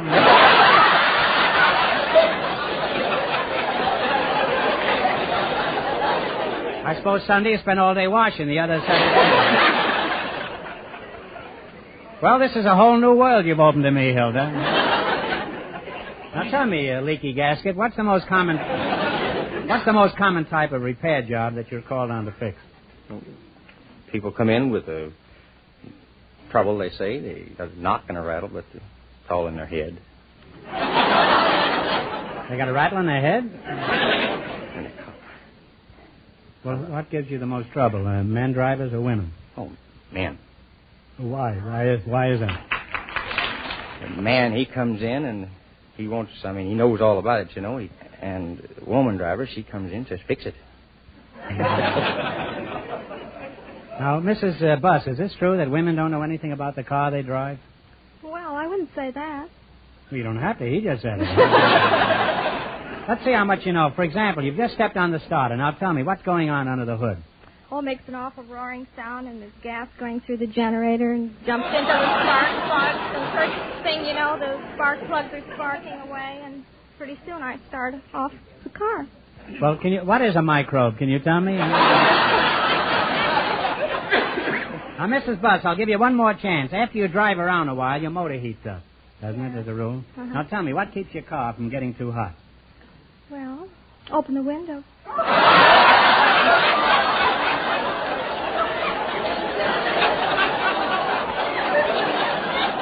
I rest my transmission, huh? Now, we're very happy to have you both here. You've been a wonderful couple, and George has the perfect Christmas gift from our sponsor. For Mrs. Buss, Elgin American's beautiful dresser set in jeweler's bronze with a look of gold. Notice that engraved floral design, Mrs. Buss. Isn't that lovely? Oh, it's beautiful. Thank you. For our mechanic, Elgin American's exclusive heart-shaped compact that's definitely different. It's jeweler's bronze that looks like gold. His wife will truly appreciate it. Beautiful. All right, now let's play You Bet Your Life for $1,500. You run your $20 into more than our other couples, and you get a chance at the big question. I can't tell you how much the first couple won, but George is off stage to remind our listeners. The bacteriologist and the bird doctor won $20. Here we go. Let's see how high you can build your $20. You selected pictures on paper money as your category. Is that right? Yes, sir. Here's your first question. You have $20. How much are you going to try?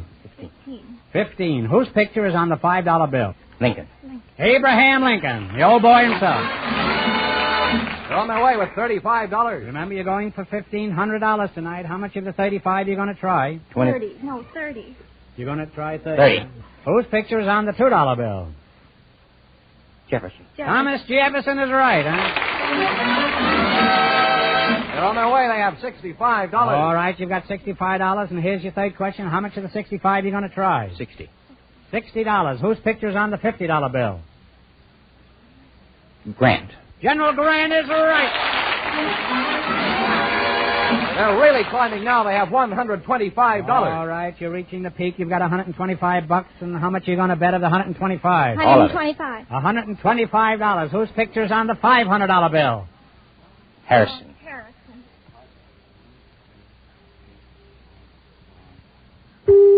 I'm sorry, it's William McKinley. That was a tough one. You gambled and you lost. Going to give you a chance to make yourselves $10 richer. It's not going to be easy, so concentrate. Ready? What animal do you find on a buffalo nickel? Buffalo. A buffalo is right.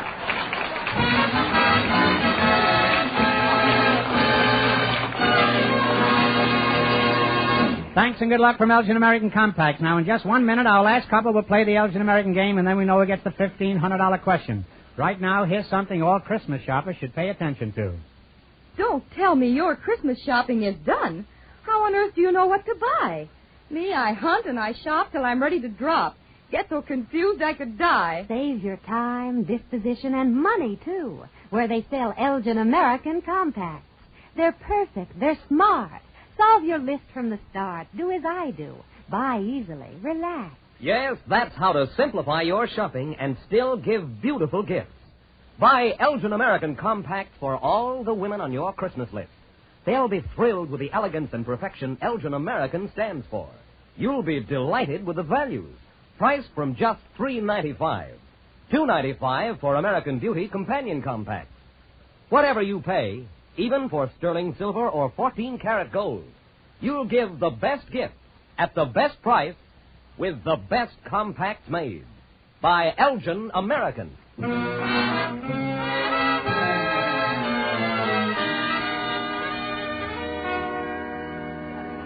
All right, it won't be long till we know who's going to earn the chance at the $1,500 question. George, who's ahead so far? The bacteriologist and the bird doctor are leading with $20. And the secret word is still dust. Just before we went on the air, our studio audience selected a young couple who were about to be married. And here they are, coming in from off stage. Miss Jackie Hawk and Mr. Don Peckoff meet Groucho Marx. Welcome, kids, for Elgin American Compacts. And if one of you says the secret word, he wins a 16-millimeter Apollo sound movie projector instantly. It's a common word, something you see every day. Pretty classy-looking couple, I'd say. So you two are getting married, eh? Don Peckoff, that's you. Yes. When is the big day, Don? Oh, it'll be a week from Sunday. A week from Sunday, huh? How old are you, Don? I'm 25. And Jackie Houck. Houck, is that the name? Yes. Soon it'll be Jackie Pickoff, huh? How old are you, Jackie? 20. 20, huh? I presume you realize that marriage is a serious business, Don? Yes, I do. Would you be able to support Jackie on your income? Oh, yes. Are you sure of that as he is, Jackie? Yes. In fact, we've already worked out a budget. Oh, you dreamers in for a surprise.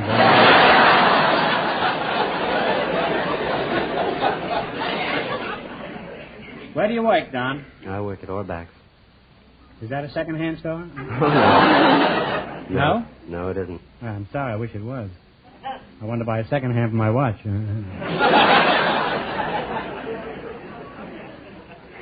What do you do at Orbach's? Oh, I work in the boys department. I sell clothing for kids from 4 to 20, and once a week I take stock. And have you ever been caught at it?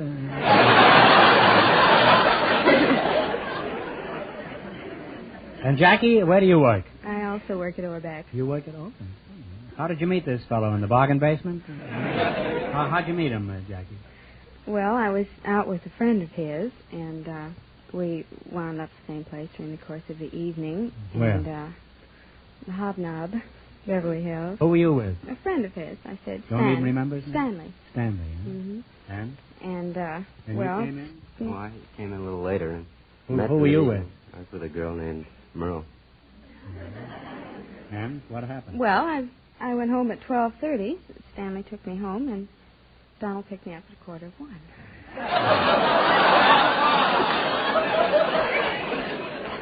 Why, you little sneak, you, huh? Now, look, I'm a little past that period, but how did he transmit this message to you that he was going to see you after you had stashed away this other guy, huh?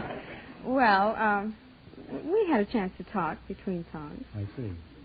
Between And Stanley coats. wasn't looking, and he That's right. quick slipped him the info, huh? He went out to get more coats. Shows you, man should never leave the room.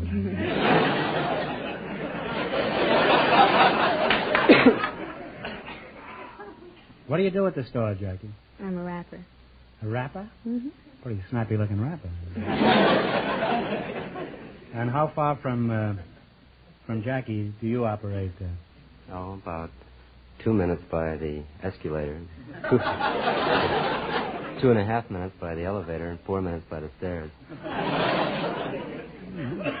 There must be a faster way, isn't there? I haven't hit on it if there is. Have you tried squeezing in one of those little change boxes that they shoot along? You try that No, I next time. haven't. How did you shop around before you decided that Don was the best boy, Jackie? Oh, I went out on dates. Went out with 5-6 hours, I guess. Before Escalator Eddie popped the question here, did anybody else ask you to get married in addition to your mother? Couple. Did she lean over the counter and kiss you when you proposed? No. She didn't give you a counter proposal, huh? Who's going to handle the money after you marry, Jackie? He will, I guess. Is this all settled? Do you agree on that, Don? Oh, we're not particularly concerned about money. Well, it doesn't matter. No, really, it's of no importance, money, huh? And that is, unless you want to eat or something like that. Looking for a room or something. What's your ambition in life, Don? I guess my first ambition is to get myself out of debt. Well, after you're 65, what's your ambition, huh? Are there any opportunities for advancement there at Auerbach? Oh, yes. You contemplate staying there? Well, I plan on going to law school in the fall. Then you're going to sue Auerbach, is that it? Well, if you two can stand me for 5 minutes, you'll have no trouble standing each other, I'm sure. I wish you both every happiness, and I know you're going to have a wonderful time together. Now, George Fenneman has your perfect Christmas gift from our sponsor. For Jackie, this lovely sterling silver compact with 14-karat gold engraving, an Elgin American, of course. Thank you. And for Don, Elgin American's hand-engraved sterling silver cigarette case that holds 20 regular or 16 king-size cigarettes. Something you'll always be proud of, Don. That is really nice. Now you're going to play your bet your life. You beat our other two couples, you'll get a crack at the $1,500. I can't tell you how much they won, but George is off stage to remind our listeners. The bacteriologist and the bird doctor are still ahead with $20. All right, here we go. You have $20. Let's see how high you can build it. You selected songs with sweet in the title. Is that right? Now you have $20. How much are you going to bet? $10. Give me the title of this sweet song. Play, Jerry. Sweet Leilani. Ba-ba-ba-bo. Sweet Leilani is right. And they're on their way with $30. Oh, yeah. Well, you got $30. Remember, you're going for $1,500 tonight. How much of the 30 are you going to try? 20? $20. All right, what's the name of this song? Sweet Sue. Sweet Sue. Sweet Sue. They're on their way. Sweet Sue. They're on their way. They have $50, Groucho. They have $50, Georgie. Well, here's your third question. How much of the 50 are you going to try? 40. $40. All right, let's see if you can identify this song. Okay, Jerry. Sweet and Lovely. Sweet and Lovely is right. They're climbing now, Groucho. They have $90. Hey, don't guess quite so quick. We have a fortune tied up in these musicians. Let them play 8 bars, will you?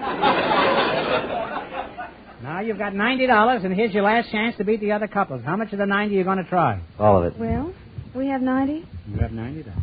80? 85. $85. Well, that's known as the Missouri Compromise. $85. $5 to go home. Give me the title of this sweet song. Sweet Georgia Brown. And they wind up with $175, and that means that they get a chance at the $1,500 question.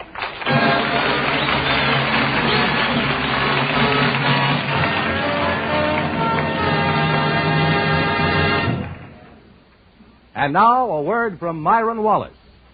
Perfection is the word for Elgin American's handsome lighter case. A lighter and cigarette case combined in one handy accessory. The lighter lights automatically when the cigarette case clicks close. Buy your Elgin American lighter case from $19.95 or its companion American Beauty lighter case from $9.95. Tomorrow, ask your dealer for surefire lighter cases by Elgin American.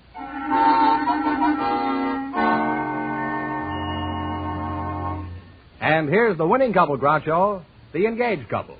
Well, back again to try for $1,500, eh? Good luck. I'll give you 15 seconds to decide on a single answer between you, so talk it over thoroughly and no help from the audience. Please. Recently, a 7-foot statue of the Mormon leader who founded Salt Lake City was erected in the Capitol in Washington. What is the name of this great Mormon leader?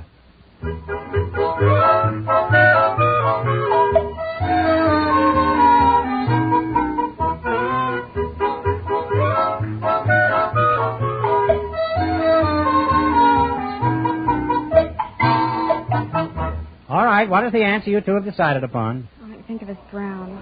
No, I'm sorry. It's Brigham Young. It's Brigham Young. That's a shame. It's a shame. So that means the big question next week will be worth $2,000. Well, you lost the big money, but you received those lovely gifts from Elgin American, and you won $175. Congratulations, and thanks to both of you.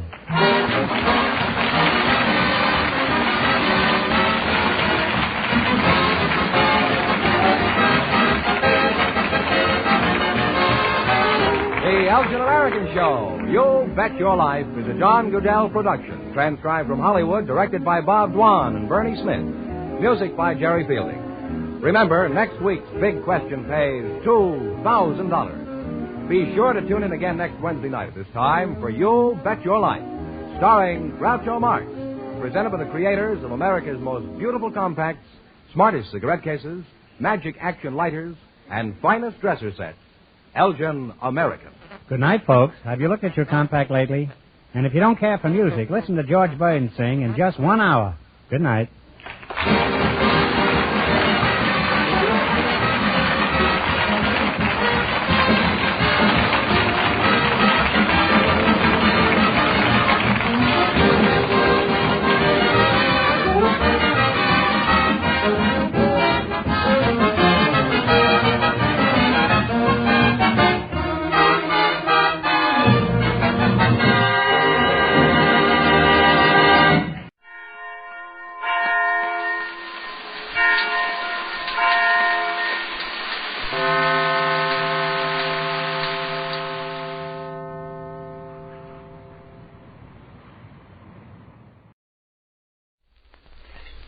Well, sir, Mr. and Mrs. Victor Gook are in the living room as we join them at the small house halfway up in the next block now. It's late afternoon, and the master of the menage has just arrived home from the office. And his wife is saying, I received a peachy letter from Lodge headquarters this afternoon. You did? They want to sell me a book. Was the letter addressed to you? Sure. What kind of a book? A fine, elegant book I'm supposed to study. What's the name of it? Oh, I don't know. A manual for wives of Sky Brothers and the Sacred Stars, the Milky Way, or something. Where's the letter? I believe I left it on the kitchen sink. Brush still out there? Yeah, studying algebra. Oh, Willie, bring in that yellow envelope and trash on the sink. Okay. Them Chicago fellas sure got their nerve. Boy. Tell me I ought to wash my face nice and clean so my husband won't be ashamed of me. Oh. True. One of the rules to be followed by wives of lodge members. Keep the face and hands clean at all times. Who are they to insinuate I go around with a dirty face? That stuff cooking on the gas stove okay, ma'am? Why? Making a gurgling sound like it needed water. That's all right. You through studying algebra? For the time being. I may get in a few more licks after supper. Hello, guy. I believe I greeted you in the kitchen a moment ago. Yeah, you did. Then I won't waste any breath with further hellos. Okay. Here's your letter, ma'am. Thanks. You interested in a hand or two of rummy? Willie Clark passed an astonishing remark this afternoon. He was sitting on a bench in the gymnasium taking his shoes off, and he noticed a hole in his sock. And he says, fellas, let me call your chum, Homer U. McDancy, wrote this elegant book Lodge headquarters want to sell me. The Manual for Wives of Sky Brothers in the Sacred Stars of the Milky Way by Homer U. McDancy. Well. He's on your all-star marching team, isn't he, Gal? Yeah. They didn't send you the book itself, did they, kiddo? No, just samples and selections from the different chapters. Here's a list of rules. The one about keeping my face clean is right up on top. To be a true and loyal wife of a Sky Brother in the Sacred Stars of the Milky Way, Madam will take pains with the neatness of her person. She will never appear in her husband's presence with soiled hands or dirty face. Now, I ask you.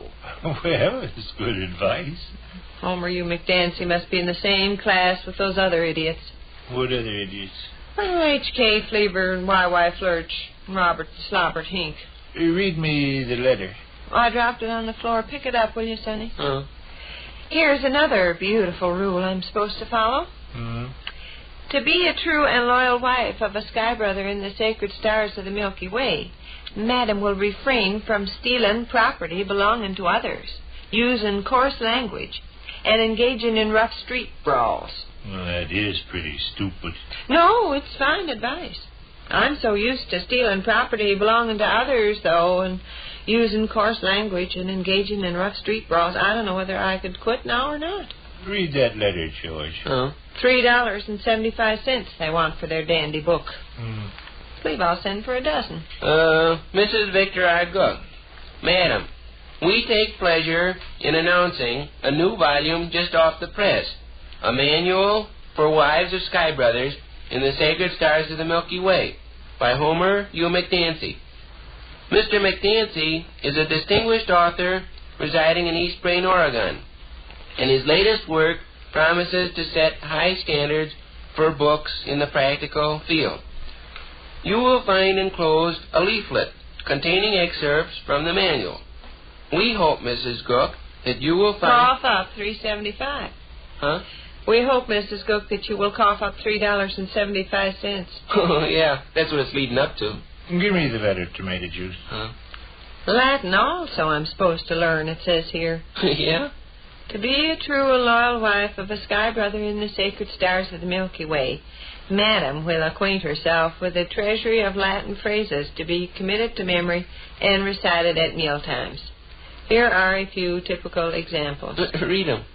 In hoc spitaldum clock eep, ad agricola spinach as phobo Raymond Bierman itch, ickle yamp, libertas cum cornucopia fish. Oh, goodness. Read some more. No. Go ahead. At meal times, I sit down at the table, but instead of saying, please pass the potatoes, I say, yammer, thump, ad gallia, devisa, trays, parties, hunk. It's a handsome enough book. Is it? Mr. McDancy's volume is bound in fine red leather inscribed with gold. It is printed on vellum paper and furnishes a very attractive adornment for the bookcase or library table. Well, it should, for all that money. Copies personally autographed by Mr. McDancy, $4.25. Charges 50 cents for just writing his name, huh? Hmm. Ink must be expensive in Oregon. Copies with a photograph of Mr. McDancy in full large regalia, serving as a frontispiece, $5.10. Mm. Copies with photograph and autograph both, $6.50. Those are the copies I want. A whole gunny sack full of them. Another nice rule for you to follow, ma'am. What's that? To be a true and loyal wife of a sky brother in the sacred stars of the Milky Way, Madam will see that the home is kept swept and dusted at all times. It is suggested that Madam purchase a broom and use it regularly. Good old Homer, you McDancy. He's right up to snuff. Rush, you want to go to the store and buy me a broom? I've always wondered what a broom looks like. I'm surprised at this nonsense myself, Sade. A bunch of nitwits must have filled it into Lodge headquarters. I can't understand why they'd go to the expense of publishing any such a dumb book as they describe on that leaflet. Homer, you McDancy is about as big a nitwit as anybody. He's supposed to be smart. H.K. Fleaver wrote me one time and said McDancy was one of the brainiest men he ever met. Taught school as a young fella. Were you listening, Gov, when Mom read the Latin? No. Slap him out some Latin, Mom. That's all I am. Is there some Latin in the leaflet? Sure. Oh, it's trash I'm supposed to memorize and then recite to my husband at supper time. I sit down at the table, and instead of saying, would you mind passing the butter, please, Victor? I say, Yacht boomer in pluribus hunc, in hoc signo veni vidi Webster Stockdale Horace, if extracurricular feet. I'm surprised at this nonsense. Homer Hugh McDancy is a member of the Lodge All-Star Marching Team, too. I can't understand headquarters giving an honor like that to a lame brain. Well, there's plenty other lame brains on that marching team. Are there? Well, H.K. Fleaver. You're not even acquainted with H.K. Fleaver. No, I'm not. But he sent me a pair of men's easy slippers at Christmas time addressed to Charlie, Gus, Walter, and Margaret. What did he send you, Willie? A pipe without any stem on it addressed to Hazel, Eddie, Herman, and Fat. H.K. Fleaver for you. Name over some more lame brains on the All-Star Marching Team. Mm-hmm. Everybody knows why Flurch isn't bright. Really? Wears his shoes on the wrong feet. Does that conclude the list of lame brains? Are Robert and Robert Hink on your marching team? Yes. Well, if they're in their right minds, I'll send my undershirt to Detroit, Michigan, parcel post. Do Robert and Slobbert wind up your list of lame brains? Who else is in the outfit? O.X. Bellyman. Don't know anything about him. J.J. Stunbolt. I don't know anything about him either. I. Edson Box and Harry Fye. Another nice rule for you to follow, Mom. To be a true and loyal wife of a sky brother in the sacred stars of the Milky Way, Madam will at all times be cheerful, truthful, and obedient. She will be on the alert to anticipate her husband's slightest wish. Trust me, Homer. Oh, shucks. You going someplace? I could surface home. I told him I might drop around for a game or two of indoor horseshoe before suppers. What time we eating? Oh, I think my things will be ready by 6. Okay.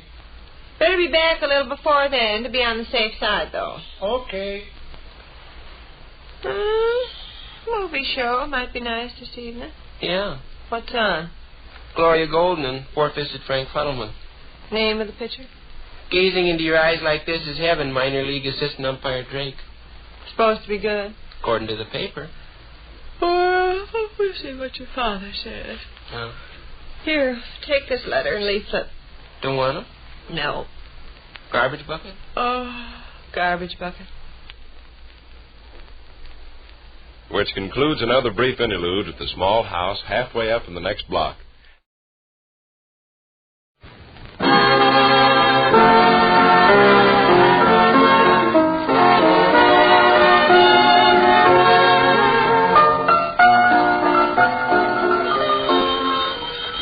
Hello, Duffy's Tavern. Where do you eat meat to eat? Archie the manager speaking. Duffy ain't here. Oh, hello, Duffy.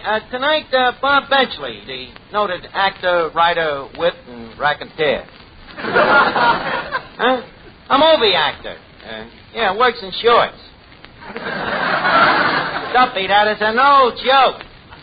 Yeah, the guy's got a great kisser for comedy, Duffy.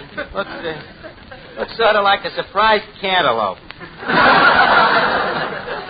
Yeah, that's the guy. That's right. His first picture was called How to Sleep. That's what he should have called his other ones, too. Well, he's going to speak at the party tonight. Oh, I forgot to tell you. You know Bob Graham, the kid that's been singing here? Yeah, well, I'm giving a big party to launch him. Huh? Well, you know our party. Somebody's bound to conk him with a bottle.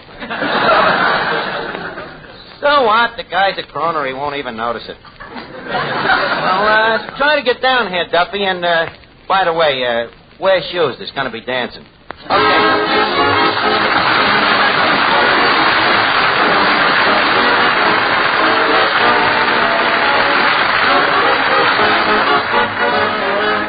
Ladies and gentlemen, welcome to Duffy's Tavern. Come in and meet Finnegan, Eddie the waiter, Miss Duffy, our singer Bob Graham, Reed Beat Reeves and his orchestra, our special guest tonight, Robert Benchley, and Archie himself, Ed Gordon.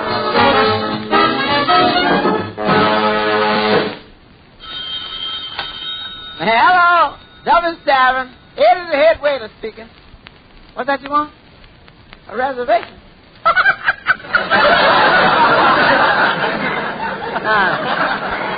Well, yeah, you see, mister, we don't make reservations here. No, so just come down. If you find a chair that ain't busted, it's yours. Say, Eddie, how does this sound? Duffy's Tavern launches new singer.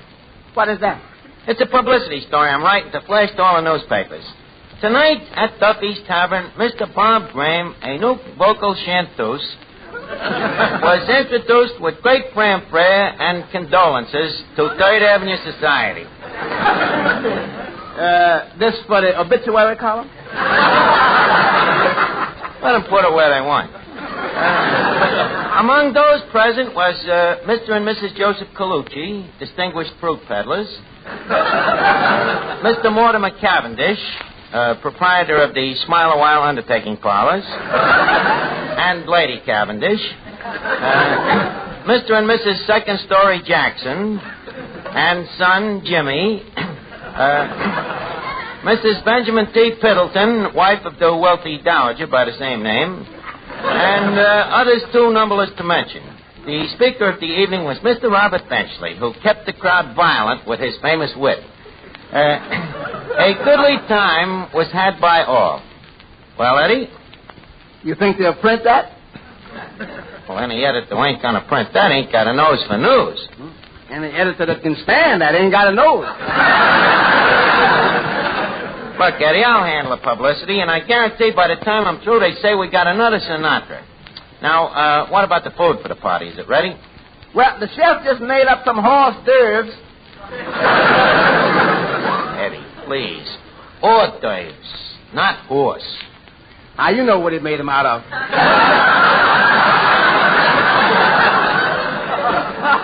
I hope he didn't. After all, tonight is no night to be serving horse meat. So what? So they'll say you got another Crosby. Always joking. You know, Eddie, if we was paying you a salary here, I'd cut it. I really would.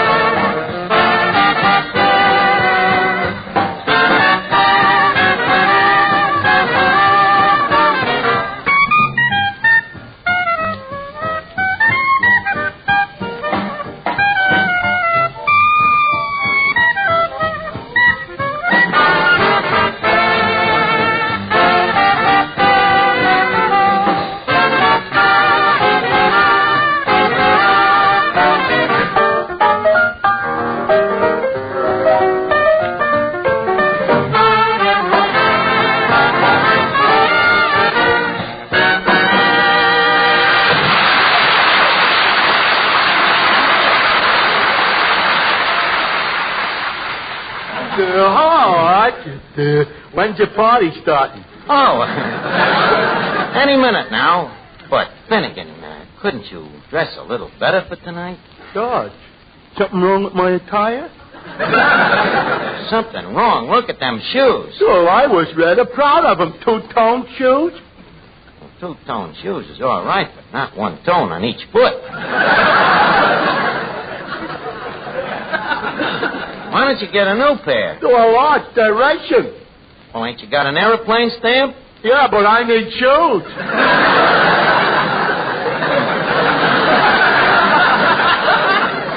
Well, maybe after the war they'll print stamps with shoes on in case you need an aeroplane. And look at that.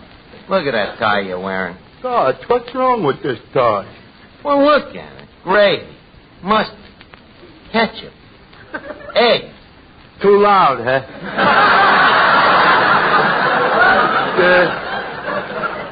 Personally, I thought it was in rather good taste. Well, it should taste good with all that food on it. Then again, I'm afraid I will have to ask you to refrain from this party. Go on. I bet I'll be the life of the party. Look, I bring a deck of cards. We're going to do card tricks. Sure, watch this. Now, pick a card out. Any card. Okay. What card is it? The Jack of Diamonds. Pretty good trick, huh? Finnegan, however did you do it? Well, I promised not to tell. But I got another one that's even better. Here, pick a card. Okay. Now, don't tell me what it is. Now, take the number of the card. Yeah. Double it. Yeah. Now, add 10. Yeah. Now, take away 2. Yeah. You got all that? Yeah. Your card is a 19 of spades.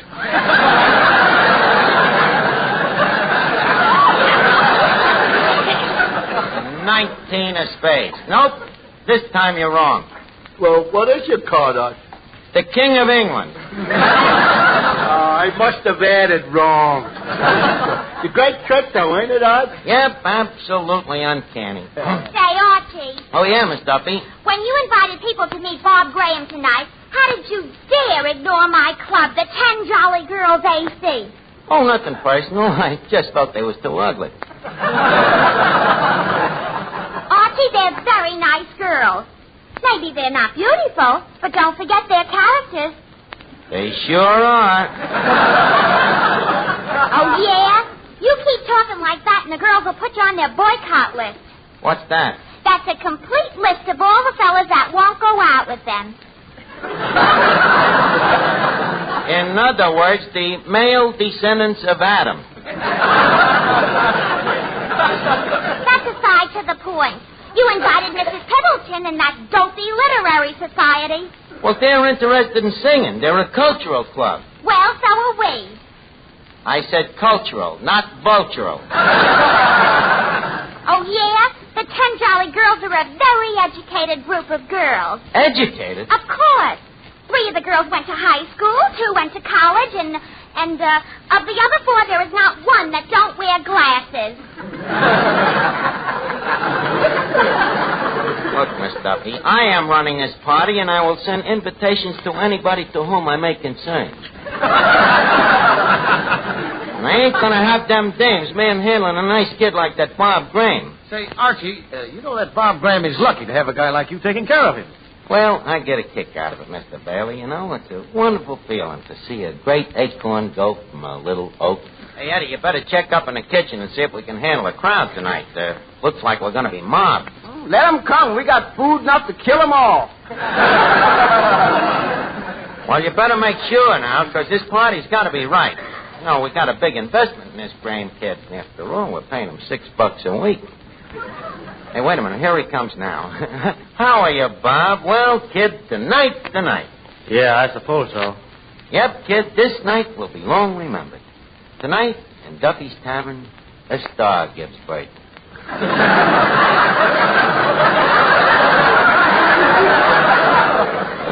What's the matter, kid? You seem kind of down in the mouth. Well, there is something bothering you. Come on, tell me what it is. After all, I'm your pal.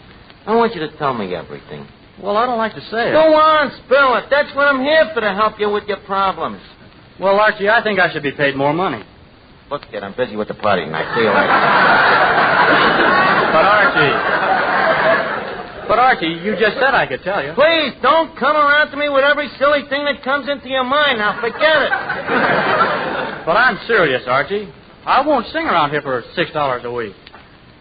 Look, kid, I know $6 a week ain't all the money in the world. It ain't even some of it. Quiet, Eddie. Now, look, kid. I know how you feel. You want to get into the big dough quick. Well, leave me give you some fatherly advice. Anything worth having is worth getting. I'd like to tell you a little story. Some years ago, there came to work at Duffy's Tavern a young boy. He was paid $4 a week. He didn't like it, but he took it. And he stuck at his job, determined to succeed. Today, that boy is the manager of Duffy's Tavern. And drawing down a cool $15 a week. Bob, as you may have guessed, that boy was me.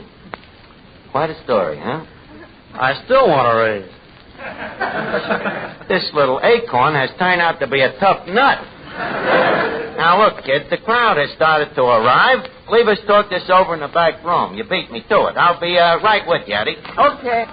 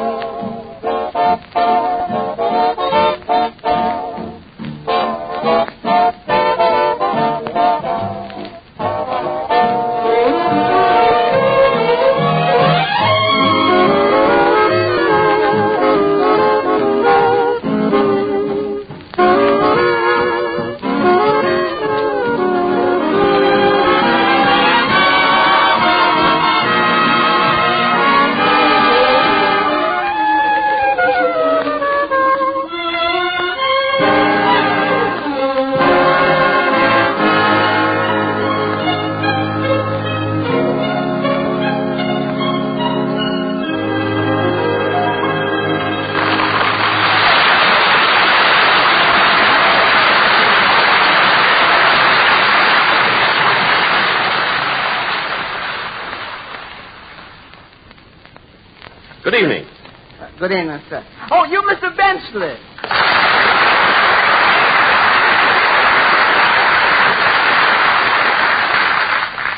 Well, Duffy's Tavern, as I live and breathe. Take your choice, Mr. Benchley. Around here you can do both. Well, it's quite a place. Yeah, pretty startling, ain't it? Mm-hmm. It's not so bad for what it is, but what is it? Wait here, Mr. Benchley. I'll go get Miss Archie. All righty. I'll wait right here, right next to this mouse. The song of Bernadette. Hello. Hello? Hey, I know who you are. Well, you have the advantage of me. I don't even know what you are. Hey, I seen you in the movie, don't tell me. Wallace Beery. No. Tallulah Bankhead. You're getting warm. Well, I give up. I'm Bob Benchley. Bob Benchley? I never heard of you. But from now on, I'm going to be watching for you and rooting for you. Well, thank you very much. Not at all. Us dumb-looking guys are going to stick together.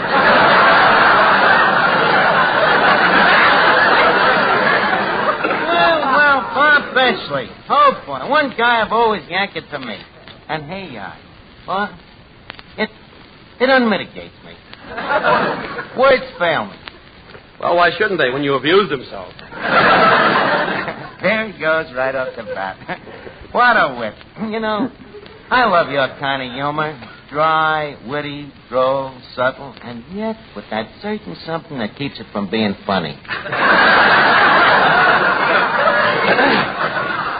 You know, I've never known anyone like you before. And if I had it to do all over again, that's the way it would be. Thanks, yeah. It's too bad we didn't get together sooner. You know, I'm quite a brilliant wit myself. Sharp, huh? Yeah, got a head like a steel trap. Like the other day, Duffy says to me, Archie, we're all out of cake. So just like that, I come back and I say, okay, so let him eat bread. Oh, beautiful, beautiful. I must tell that to Mark Twain. Mark Twain is dead. Then he won't mind it.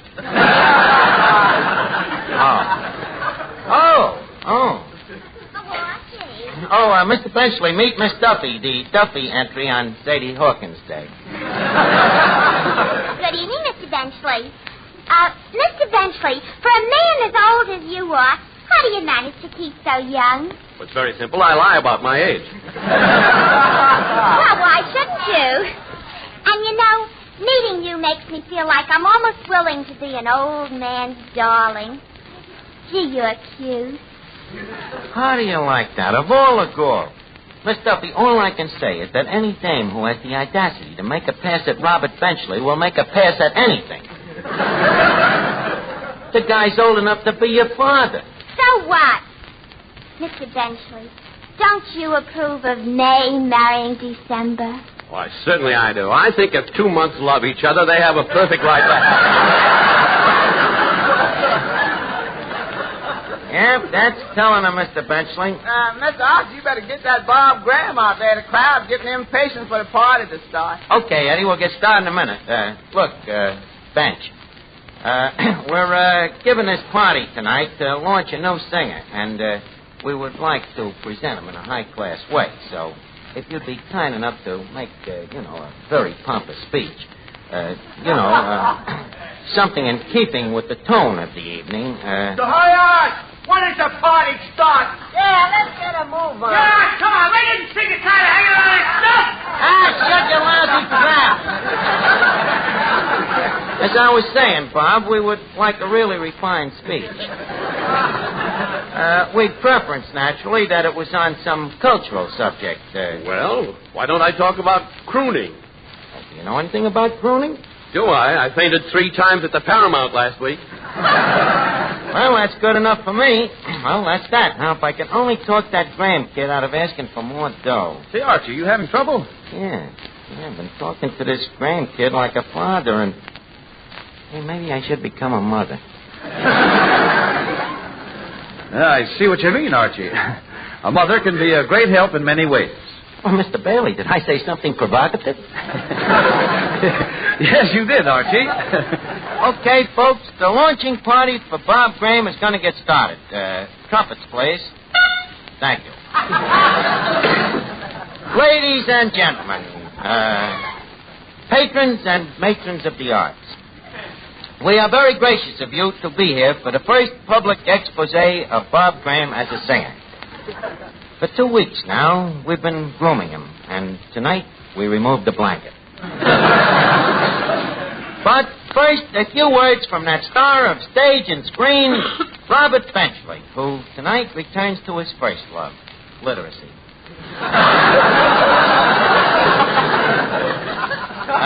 Mr. Benchley, you may don the podium.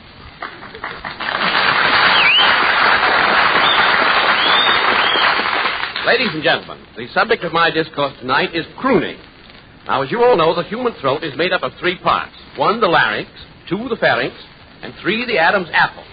The Adam's apple, of course, is the most important part of a crooner's throat, as it is the part on which the bow tie rests. Now, the ordinary singer sings with his mouth open, thusly. You notice how unpleasant that is? But the crooner sings thusly, which is just as unpleasant but harder to hear. Now, another important part of the crooner is the jukebox. It is estimated, and I quote, that in the 12-month period from 1939 to 1944, Americans, or people of American descent, put into jukeboxes a total of 19,742,000 nickels and 5 cents. And I unquote.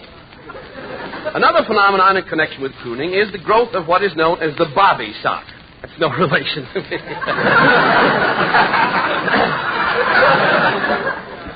In line with this, the noted psychologist at the Psychology Institute, Psychology, Pennsylvania,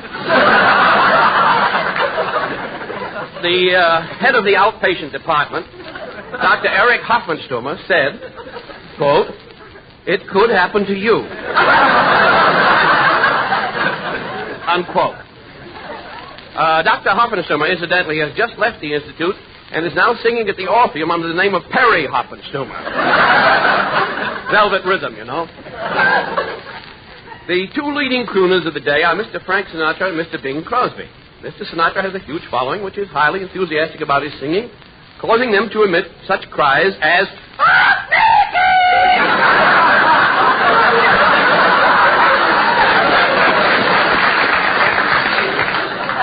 Now, I have here a chart which I have just gone off on my automatic pencil. Here is a red line which begins at the figure 100,000 and ends in July. From July to 200,000, we have a blue line, which is joined at point X here by another blue line, whereupon both blue lines curve back into the red line, and here we say bye-bye blues.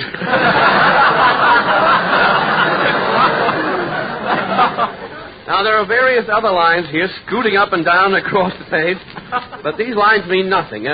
They're left over from an old chart of mine on birth rate and maternity ward. Now, to continue, Mr. Archer, the people are starting to walk out. You're lucky. I thought they'd have to be carried out. Well, now, to continue, we have... And thank you, Robert Benchley. Bob Graham, get ready. You go on next. Sorry, Archie. I've got another job. Another job? But you can't do this. What about all of the people here? Sorry, Art. Tell you what, you're getting $6 a week. I'll give you a 50% raise. From now on, you get 6.5. Sorry, Art, but I was just across the street to Grogan's bar, and Grogan offered me $10 a week. Kid, you can't go to work for Grogan. He ain't even a college man. Now, look, sing for the gang here and give me a little time to reconsider, huh? But, Archie... Folks, we now come to the big piece of resistance of the evening. Mr. Bob Graham, who I predict within 6 months will become the scourge of America. Take it, Bob. April in Paris, chestnuts in blossom, holiday tables under the trees.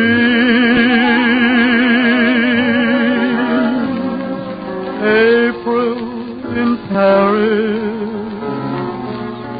This is a feeling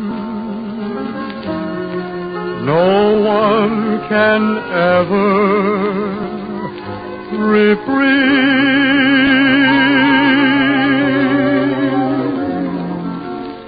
I never knew the charm of spring, never met it face to face. I never knew my heart could sing, never knew a warm embrace, till April in Paris. Whom can I run to? What have you done to my heart? April in Paris. Whom can I run to? What have you done to my heart?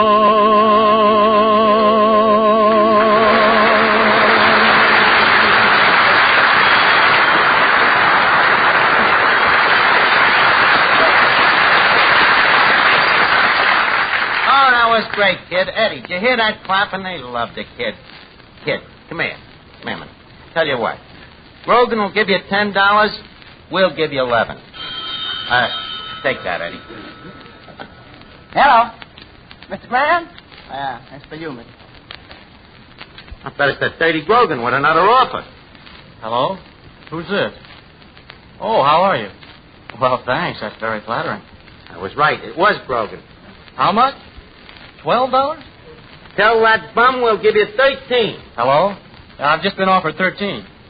What? 15? It's a deal. Give me that phone. Now listen, Grogan, we found this kid first and... Who is this? Duffy. Duffy, what are you trying to do? Chiseling the kid up to $15 a week? Oh, Mrs. Duffy heard him and she swooned. Oh. You want to keep him singing so you can keep her passed out. Okay, Duffy, you're the boss. Well, Archie, you got a fine singer there. Well, thanks, Mr. Benchley, and thanks a lot for launching the kid. Oh, it was no privilege at all.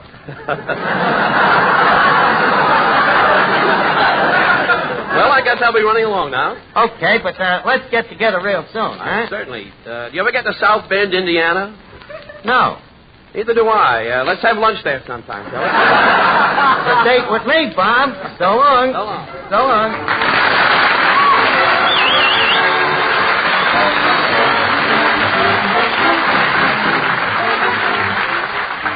Well, it's time to leave Duffy's Tavern for this evening, but let's all meet here again next week when our guest will be Ida Lupino. Robert Benchley is currently being seen in the Paramount picture National Barn Dance. Join us again next week. And if you have half hour next Friday evening at this same time, remember... Duffy's Tavern. Hello, Duffy. Next week, Ida Lupino. Yeah, as Benchley would say, quote, unquote. Well, so long, Duffy.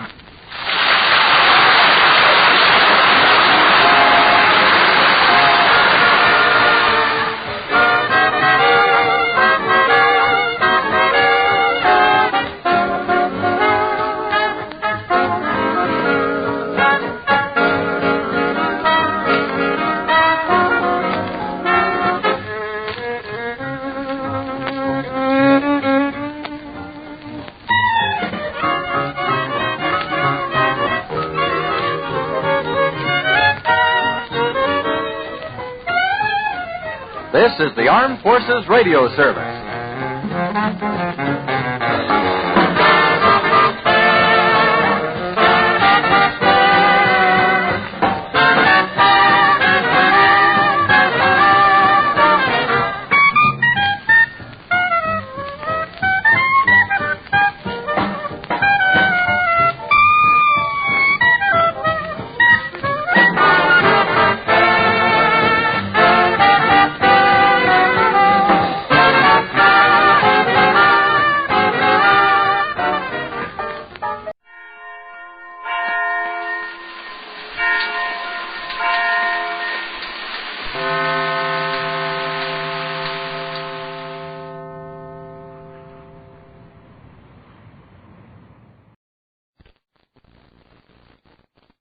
story. Yesterday we left a most dramatic situation. Dr. Benson had just told Max Tilley that he was pretty sure he knew what was the cause of Mary's violent illness, and he revealed that cause to be poison. But how and why it happened, he didn't say. What effect this information had on Max, we don't know. We can believe, however, in view of Max's previous distracted condition over Mary's illness, this news was not very encouraging. Meantime, we've been awaiting to hear what effect Mary's continued serious state is having on other people in Sanders. And we pick up our story today at the home of Phyllis and Danny. Danny is still in Chicago, so far as we know, and much of the care of running things has fallen upon the shoulders of Daddy Stratford and Phyllis.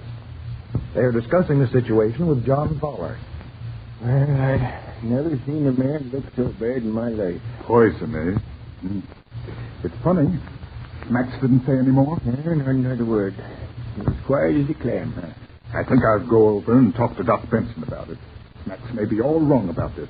You know how he's been acting the past week. You keep away from Doc Benson. He's got enough trouble on his hands with Mary and Max without answering your crazy questions. Say, who said my questions were crazy? I said so. Alfred Gulliver Stratford. Besides, it's none of your business, John Fowler. Why like that? None of my business. Say, who do you think carries the load of this whole thing? If Mary doesn't get well and Max goes out of his head, answer me that. Why, John Fowler, stop such talk. Max and Mary are going to be all right. Here, have some coffee and sandwiches. Phyllis, I don't say that. It's just your crazy old father-in-law here. He thinks he's head man around here now. Well, if I ain't, I don't know who is. Who went out and found Max and brought him back home half out of his mind? Oh. Who was told to take care of the Stratford Springs Corporation while Mary gets well? Oh. Who's the one using his head around here? I'd like to know. Now, don't break your arm there, Stratford. You get cramps trying to reach your back to pat it. You're not used to such hard labor. Now, look here, Fowler. You ain't done your thing. Oh, I haven't, have I? Oh, stop it, please. Some cream in your coffee, Daddy? No, honey, I always take cream. It's sugar I don't like. That's right. It's Mr. Fowler who doesn't take cream, but 2 lumps of sugar, right? That's it, Phyllis. Your old father-in-law here can't remember anything anyway. Oh, please, Mr. Fowler, let's not argue anymore. We all have so much work to do to help Mary and Matt. That's what I say. Now, I suggest that I go see Dr. I suggest that you stay here and mind your own business, John Fowler. All right, then. Who's going to find out about this poison business? That's none of your concern. Max will take care of that. But is Max able? That's the point. Yes, Daddy. How was Max when you saw him this afternoon? Well, honey, I seen him right after he talked to Doc Benson. All he'd say was poison. He wouldn't say how, and he wouldn't say when it happened. I said, Max, now look here, Max. This is something he's checking up on, and I'll do this little job while you're looking after Mary. Oh, so that's why you don't want me to go to Dr. Benson. Now I understand it, sir. No, it ain't neither. Because Max said himself, you let me look after this, Daddy. You just take care of the bottling works and see that nobody snoops around or disturbs anything. Well, that's strange. Do you suppose Max has any idea of what caused the poisoning? No, I honestly don't. Max don't act one way or the other. He just don't say much at all. Maybe he knows something and he's keeping his mouth shut. He don't know a thing. It's like he's troubled about something and he wants to be left alone, you think. Well, do you think it's all right to leave him alone, Daddy?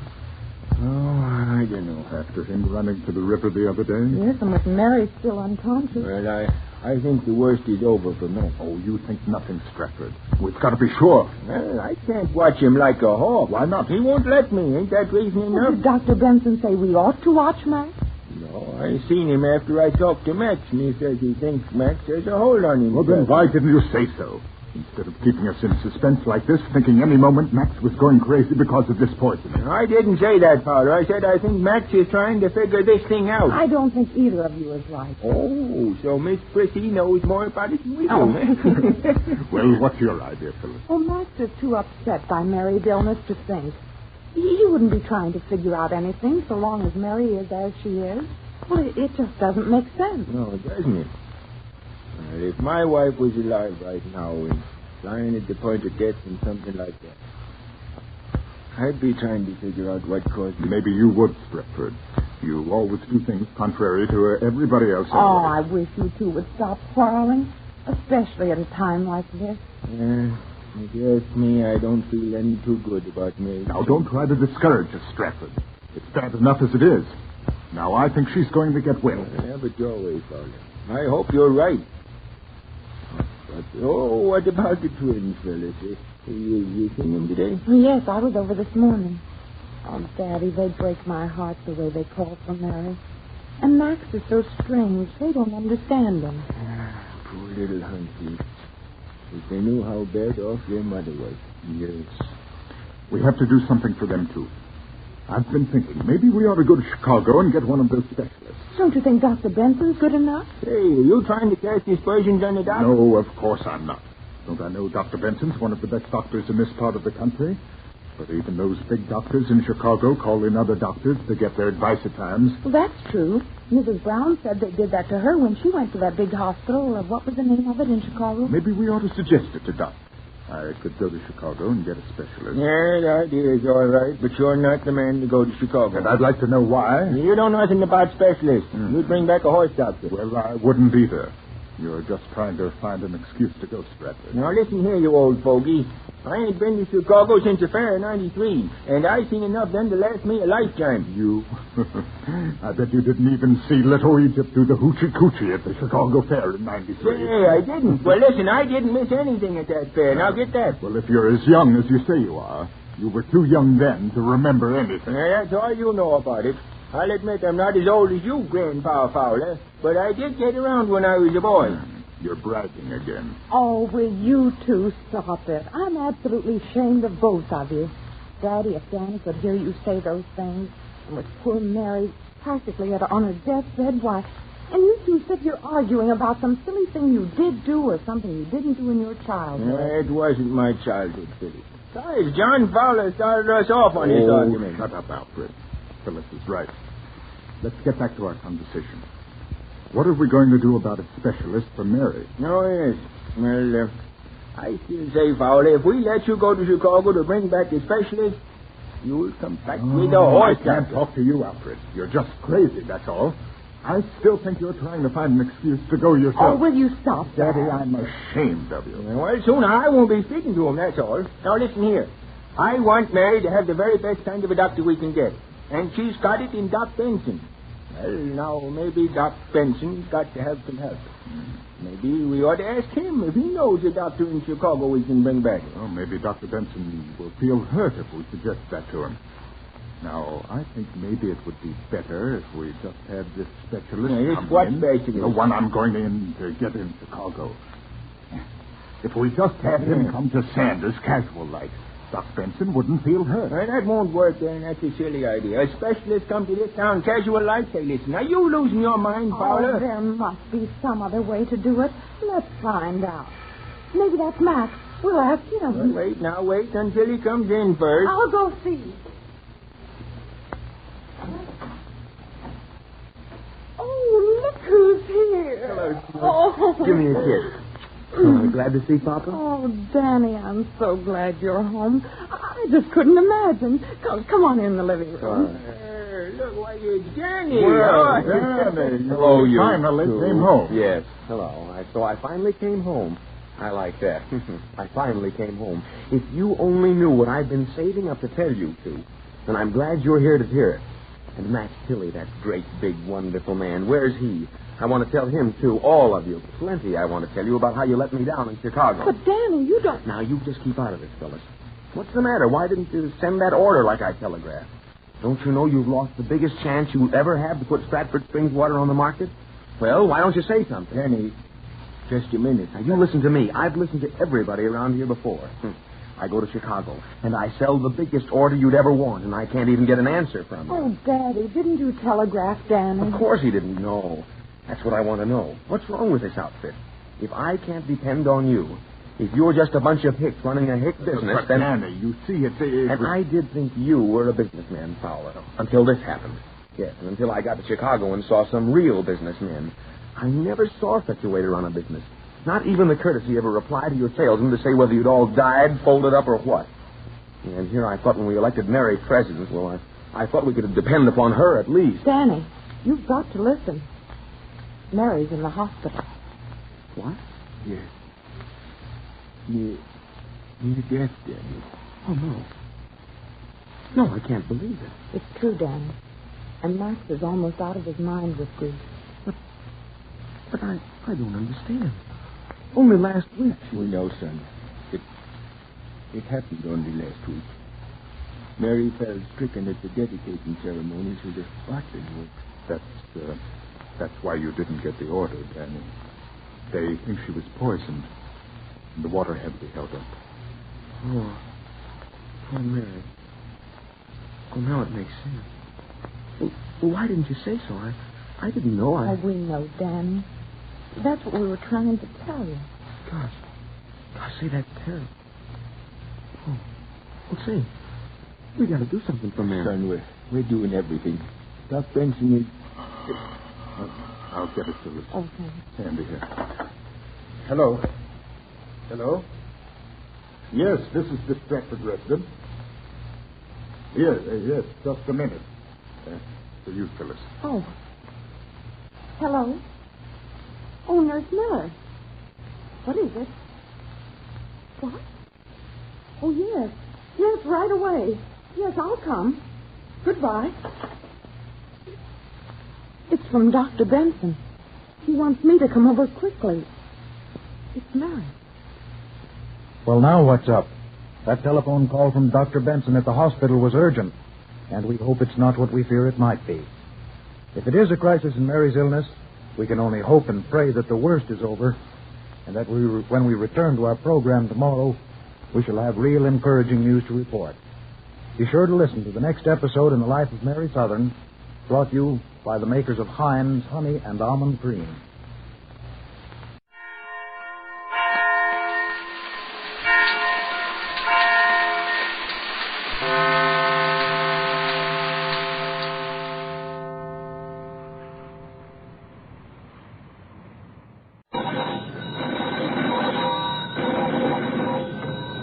Ring is Abner. I believe that's our ring. I dog is Lum. I believe you're right. I'll see. Hello, jot 'em down, store. This is Lum and Abner.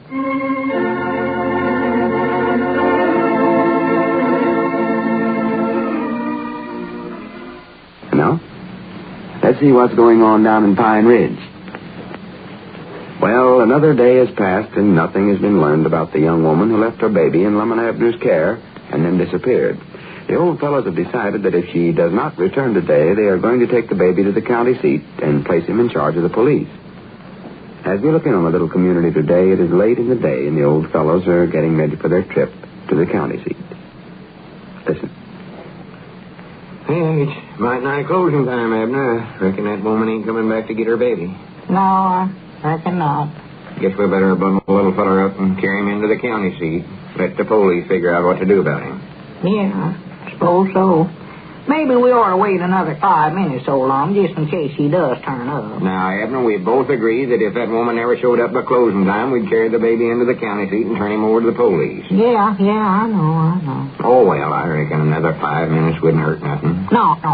Kind of hate to wake him up right now. It's taking us so long to get him to sleep and all. Oh, yeah, we oughtn't to wake him up right now. That'd be bad for him. I know it would. Yeah. I better go back in the feed room and see how he's getting along. Well, I'll go back, Lum. You sit down and rest now. You've been working awful hard today. No, I'll go back. Well, you've been back there might now all day, Lum. It's my turn now. Well, he's used to me by now, Abner. We don't want to upset him. I won't upset him. I know more about babies than you do now, Not Lum. out, Abner. You don't want to wake him up, do you? Oh, I won't wake him up. I know how to handle him. Well, let's not argue about it. All right. Why don't you call up Cedric and tell him to bring his car on over here, because we're just about ready to get started now.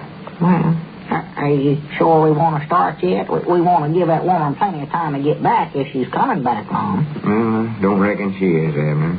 She'd be here by now if she's aiming on coming back for her young'un. Better call Cedric. Take him a couple of minutes for him to get over here anyway. Yeah, all right. What's the ring over at their place? You know what it is. Huh? It's been the same for the last 30 years. Oh, yeah, well, I thought maybe they'd changed it today or something, I think. Oh, you stalling around, Abner. We may just as well get this over with. Sort of hate to see the little fella go myself. Don't know what else to do. We can't take care of him. Elizabeth had just come back while she could look at him. Hello? Cedric? Well, I reckon you can come over in your car and get us now. Of course, now, if you got anything else to do and can't make it... No, Abner, don't tell him that. We better get the baby to the proper authorities. Yeah, well, all right, Cedric. I reckon that'll have to be all right then. Goodbye. Huh? Oh, wonderful world. And blame it. What's the matter? Why, he says he can come right over. Well, that's what we want him to do. Yeah. Ain't no use fooling ourselves, Abner. We can't keep no baby. In the first place, he don't belong to us. Well, his mama went off and left him here with us so long. Yeah, but she'll want him back. Don't worry about that. And if she don't want him back, I'll bound you there's somebody that does. Oh, yes, cute as he is. This whole thing's awful curious to me, Abner. And there ain't no telling what trouble we might be getting ourselves into by keeping that young'un. Yeah, it does seem sort of peculiar, all right. Might be a big ring of crooks of some kind. Me and you'd wind up in a penitentiary. Oh, my goodness. And even if that didn't happen, me and you ain't no feller to be bringing up a little tot like him. Well, I know how to bring him up, Lum. Well, it ain't that so much. I'm a natural-born expert on babies myself. But the point is, me and you just ain't got the time. We got the store here to run. I've got my publishing business to look after. Yeah. I ain't printed a single thing since the baby got here. Yeah, well, he does take a heap of time, all right. And he's a lot of bother around the store here, too. Look at all the damage he's done just crawling around here today. Knocked over them cans of sorghum molasses and spilled them all over the floor and tipped over a box of salty crackers and they got them in the molasses. Yeah, well, of course, he never meant to do that, though. Well, no, naturally never, but he done it just the same. Yeah. And then he gets to crying, and we can't hardly hear what anybody's saying on the telephone or nothing. No, well, he's a bother, all right, yeah. And when we ain't trying to study up some way to get him to stop crying, we're trying to figure out what's best to feed him. Yeah, he's a problem. And he's liable to get into that ant poison or something like that. Oh, my goodness. And then he'd get sick, and we wouldn't know what to do for him. Be our fault, too, for letting him crawl around the store. Yeah, well, it just ain't no sense in taking on more trouble for ourselves. And for him, I reckon. And when folks comes in here, they want to stand there and play at the baby, and they get so interested in him, they forget to buy any groceries. Yeah, well, he's going to run our business. We ain't careful. It's just about what he'll do, yeah. No, Abner, there just ain't no two ways about it. We got to get shut of him. And the quicker we do it, the better off we'll be. When we get attached to him. Well, I reckon you're right, Mom. I guess that's the thing to do, all right. Just get shut of him. I hate to think about it, but I guess that's the thing to do. Well, that's what we're going to do, then. It's the only sensible thing to do. Why, of course it is. Of course it is. All right, Doggett, look out there, Long. Huh? There's Cedric driving up in his car out there. And he never wasted no time, did he? Well, I'm glad he never. Now we can get going. You want me to go get the baby ready for the trip? No, I'll do it. Well, hurry up, then. Now, we don't want to get ourselves in a penitentiary. Hurry up, Long. Get going. Yeah, I will. Just a second. Well, Cedric's out there waiting. I know that. I can see him.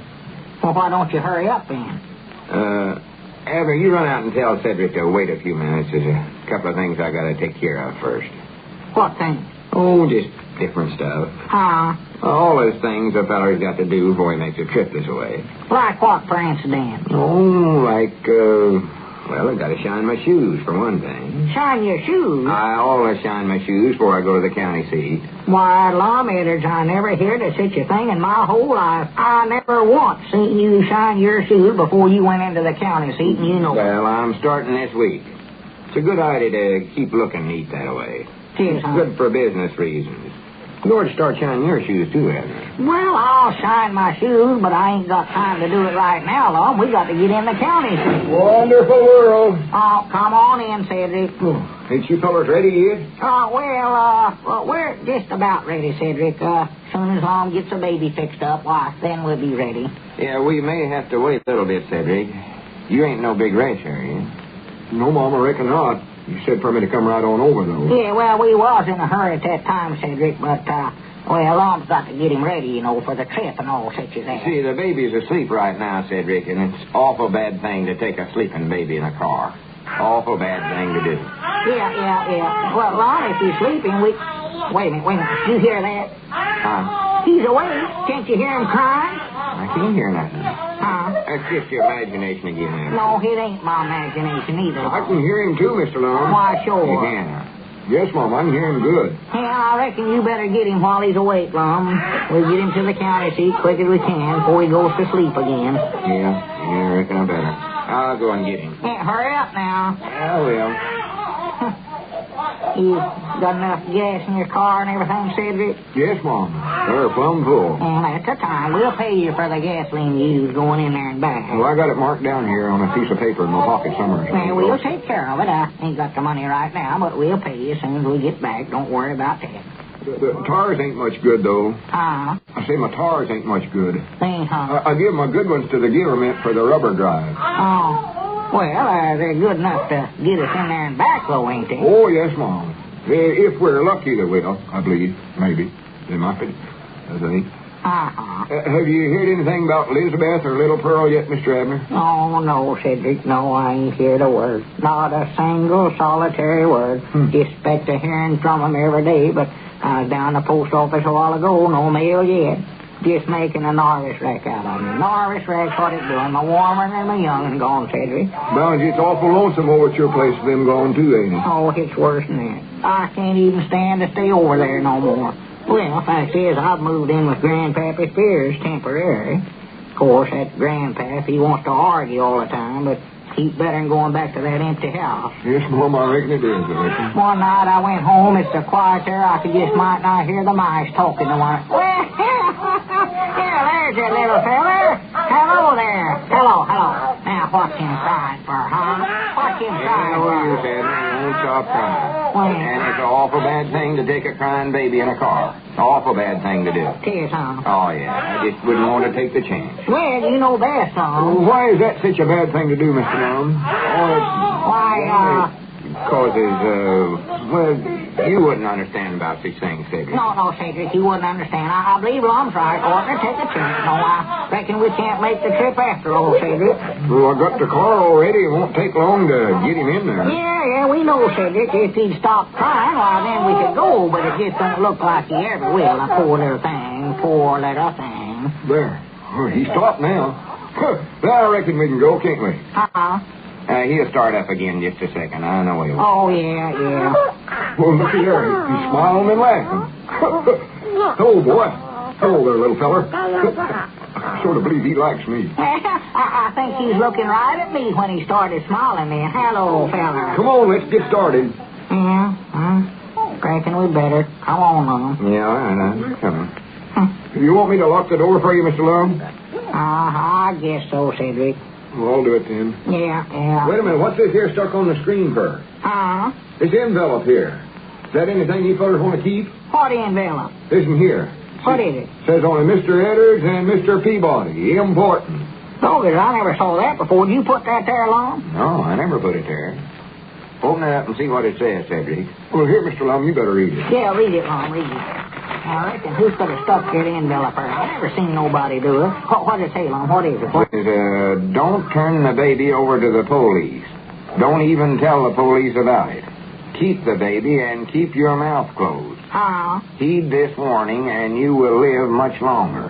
It says, don't turn the baby over to the police. Don't even tell the police about it. Keep the baby and keep your mouth closed. Heed this warning and you will live much longer. Signed, the Black Pelican. Oh, my goodness, listen to that, Lum. Yeah, goodness, that's good news, ain't it? Good news? Why, didn't you hear they threatened our lives? Oh, yeah, but who cares about anything like that? We get to keep the baby, though.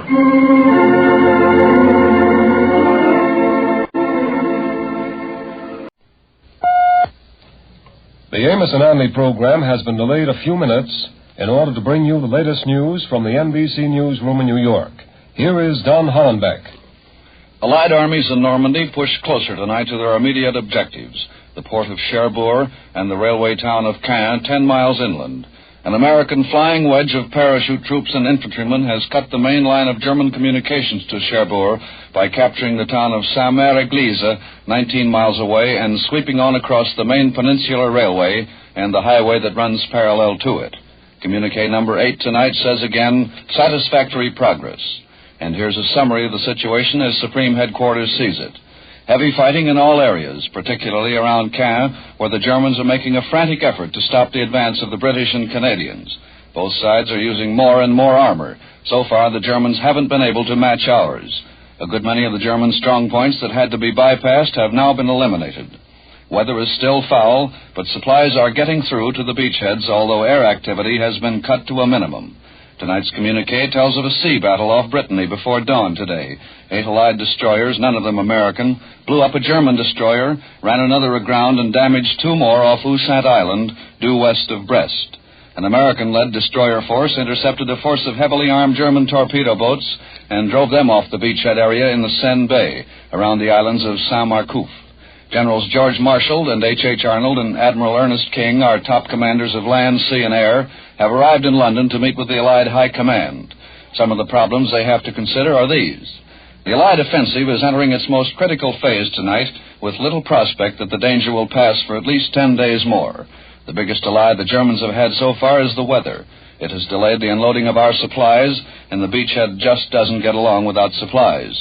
We're getting stuff ashore despite this break. When the weather does turn fine, everybody will breathe easier, except the Germans. Our air punch, too, depends on weather. The Allies need this great striking power to keep German reserves out of the battle.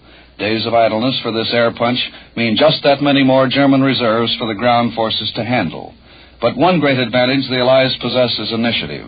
Our commanders know where we're going, and the Germans don't. They must scatter their defense, and Rommel cannot be at all certain that this Normandy landing is the real Allied blow. With control of the seas, the Allies can go anywhere they wish. Now some invasion impressions from various observers at the front. One of the biggest groups of American casualties and German prisoners of war came into a British port early Saturday invasion time. Many of those injured were airborne troops with broken legs. Most of the prisoners are described as a sorry-looking lot. The Berlin radio tonight says Marshal Rommel looks as if he has been losing sleep. Well, that's one German report it's a pleasure to believe.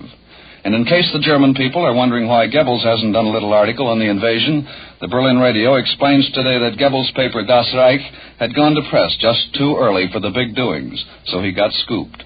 And finally, one lonely Japanese has showed up on the German side in Normandy, not as a soldier, just as a ditch digger. Americans who put him in the prisoner cage with some of the master race said he looked so sorry. Now a roundup of news on the other fronts today. The Japanese fleet, which has been so coy, has been leading with its chin. Tonight, General MacArthur's headquarters announces the sinking of 4 Japanese destroyers off the western coast of New Guinea by Mitchell bombers. A day or two, Liberators damaged a heavy cruiser. Shortly before that, another destroyer had been sunk.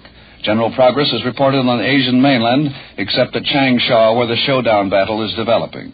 More good news from the western oceans. A joint Anglo-American statement tonight says Allied shipping losses during May in the Atlantic were the lowest by far of any month of the war. For every United Nations ship sunk, several German submarines are being sent to the bottom, I beg your pardon. Allied troops still have it all their own way in Italy. The whole front is now in motion, with gains up to 55 miles north of Rome. Announced today are the capture of the important towns of Viterbo and Tarquinia. Premier Bonomi, 71-year-old successor to the edged-out Badoglio, says he'll have a cabinet formed by tomorrow. This special news report by Don Hollenbeck came to you from the NBC Newsroom in New York. This is the National Broadcasting Company.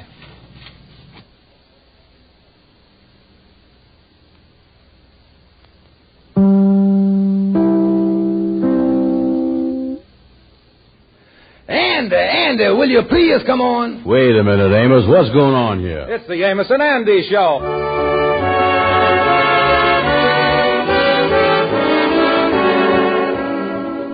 Well, things are normal this week with Amos and Andy, which means that Andy's in trouble again. This time the trouble is in the form of some bills which he has neglected to pay. As we look in on him now, we find Andy sitting in his office talking to Fred Gwindell. Just look at these bills all over the desk here, Fred. I wish I could think of some way to keep them from coming in here all the time. They bothers the life out of me. Well, Brother Andy, you could get a job, you know, and pay for them. Oh, well, they don't bother me that much. Tell me this, Andy, who's pounding at you now? Well, there's one firm that's really closing in on me. Let me show you a series of 3 letters I got from them. Yeah, I'd like to hear them. Read them there. Now, here's the first one. My dear Mr. Brown, it was with great pleasure that we received your order, and we trust that this will be the beginning of a long and happy association. Sounds good. Undoubtedly, due to an oversight, you have neglected to remit the $7 due us. Sounds bad. We hope to receive your check at your earliest convenience. You see there, Fred, they hung themselves right there when they say my earliest convenience. So happens that my earliest convenience is late this year.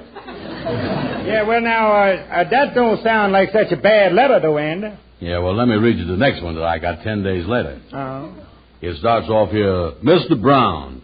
Now, you see there, Fred, they left off them ideas. Yeah. As far as they is concerned, the honeymoon is over. They get right down to business there already.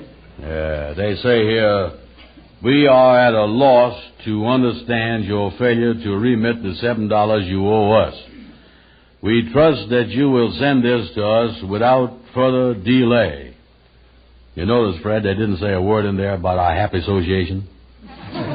Then they go on to say here, we must insist that you send us your check by return mail so as not to impair our cordial relations. Now they're dragging my relations in it. My relations ain't got no more money than I have. Yeah, well, I guess they don't care who pays the money as long as they get paid. Yeah, well, here's the last one I got. Uh-huh. This is where our romance finally busted up good. Starts off here, dear sir, unless we receive the $7 you owe us within the next 24 hours, our lawyers will take the necessary legal steps. And there you is. That's the whole picture. From love to jail in 3 letters. I tell you, Fred, I done lost all confidence in humanity. You know that? Yeah, well, I see what you mean, Andy. But you didn't tell me this. What is the $7 for that they is after? What did you buy? I didn't buy nothing. No. The Comfy Collar Shirt Company done sent me some shirts free of charge, and now they're trying to make me pay for them. Free of charge? Yeah. I never heard of nobody sending out shirts without charging for them, though. Well, that's the imprint they give you from the advertisement that I got in the mail. But here it is, right here. You can see for yourself. Yeah, I'd like to see that. Let me see here. Say, your name has been given to us as a prominent businessman, one who appreciates fine merchandise. Will you allow us to send you 4 shirts which you may examine free of charge? These shirts are the best $1.75 value to be found anywhere today.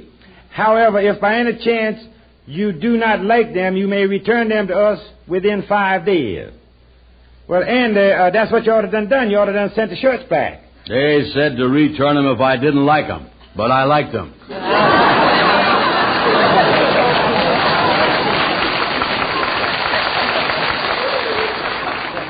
Yeah, well, I grant you that, Andy. The ad is a little confusing, but no matter how you read it, you still got to pay them for the shirts or send them the shirts back, one of the two.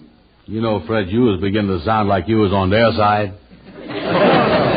I ain't got no money and the shirts is gone. Well, can't you get them back, Andy? No, I can't get them back, and I'll tell you why. Why? The day that the shirts was delivered, it was Amos's birthday. Yeah. I was sitting here in the office when Amos walked in. I done clean forgot about Amos's birthday, and I didn't get him no present, and there was nothing I could do but give him the shirts. Yeah, well, Amos is a pretty good friend of yours. Why don't you try to get him to give you the shirts back again?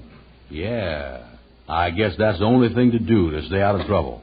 I'm going to call him on the phone.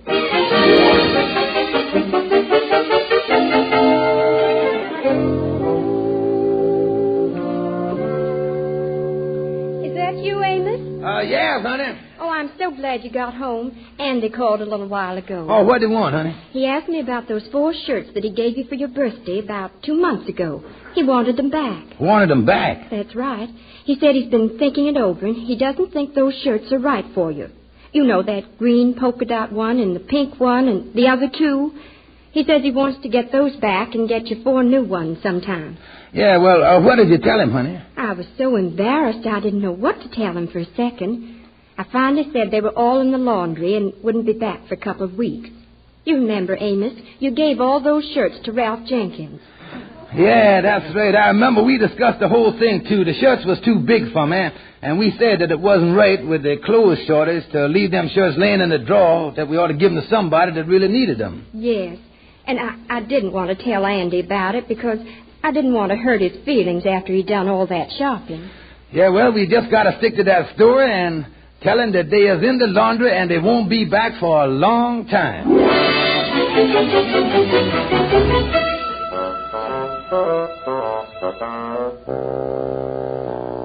And so, Kingfish, in a nutshell, there's the mess I is in. I can't get the shirts back in time. Yeah, I see what you mean there, Brother Andy, but how does this concern me? Well, I want you to help me, Kingfish, because I know you is like a eel when it comes to squirming out of things like this. Well, thank you, Andy. Yeah, I've done some high-class wiggling in my day. You see, Kingfish, right now it's a race between the faux shirts, the $7, and the lawyers. And so far, the lawyers is way ahead.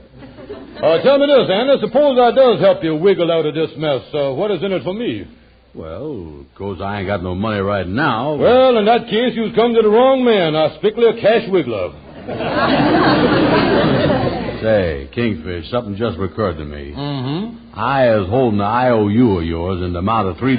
Yeah, well, got to be running along now, Andy. Wait a minute. Come back here. Wait a minute. Hold on. What's the matter? Besides that, it also just recurred to me that there's a law that say that nobody can't give credit for more than 60 days. And your 60 days was up 90 days ago. Mm-hmm, yeah, and you got yourself a wiggler. Now you're talking. Mm-hmm. Now, which is the best and cheapest way to get me out of this mess? Well, now, offhand, I would say if there was some way of getting them shirts back, that would be the best. Oh, no, not a chance.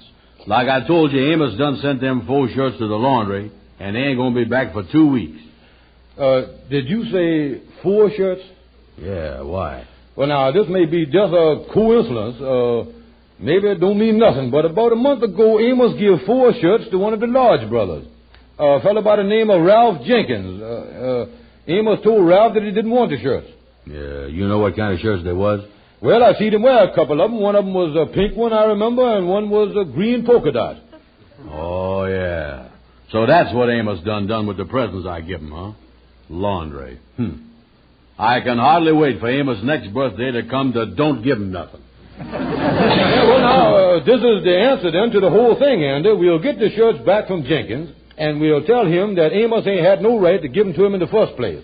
And that if he'll keep his mouth shut about it, why, he ain't gonna get in no trouble. Let's go, Kingfish. I just hope in the meantime that none of Jenkins' friends has had a birthday.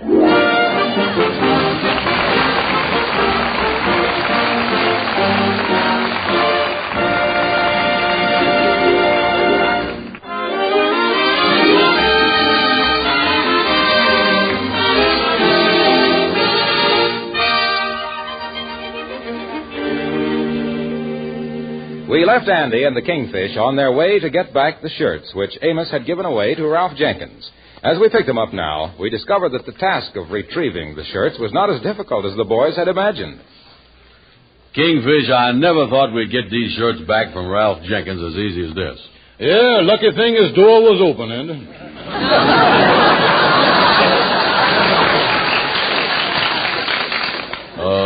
Going in his laundry bag and taking the shirts out, that wasn't stealing, was it, Kingfish? Oh, of course not, Andy. We just repossessing property that didn't belong to the fellow we was taking it from in the first place. That's all. Yeah, well, that's all right, then. Yeah, well, now, Andy, now that you got the shirts, we better take them right down to the Comfy Collar Shirt Company and return them. Then you will square. Yeah, well, look, the advertisement is right on my desk over there. Yeah. Get the address off it, will you, Kingfish? Yeah, the address here is way downtown. Say, this really was an offer they made you, wasn't it? $1.75 value.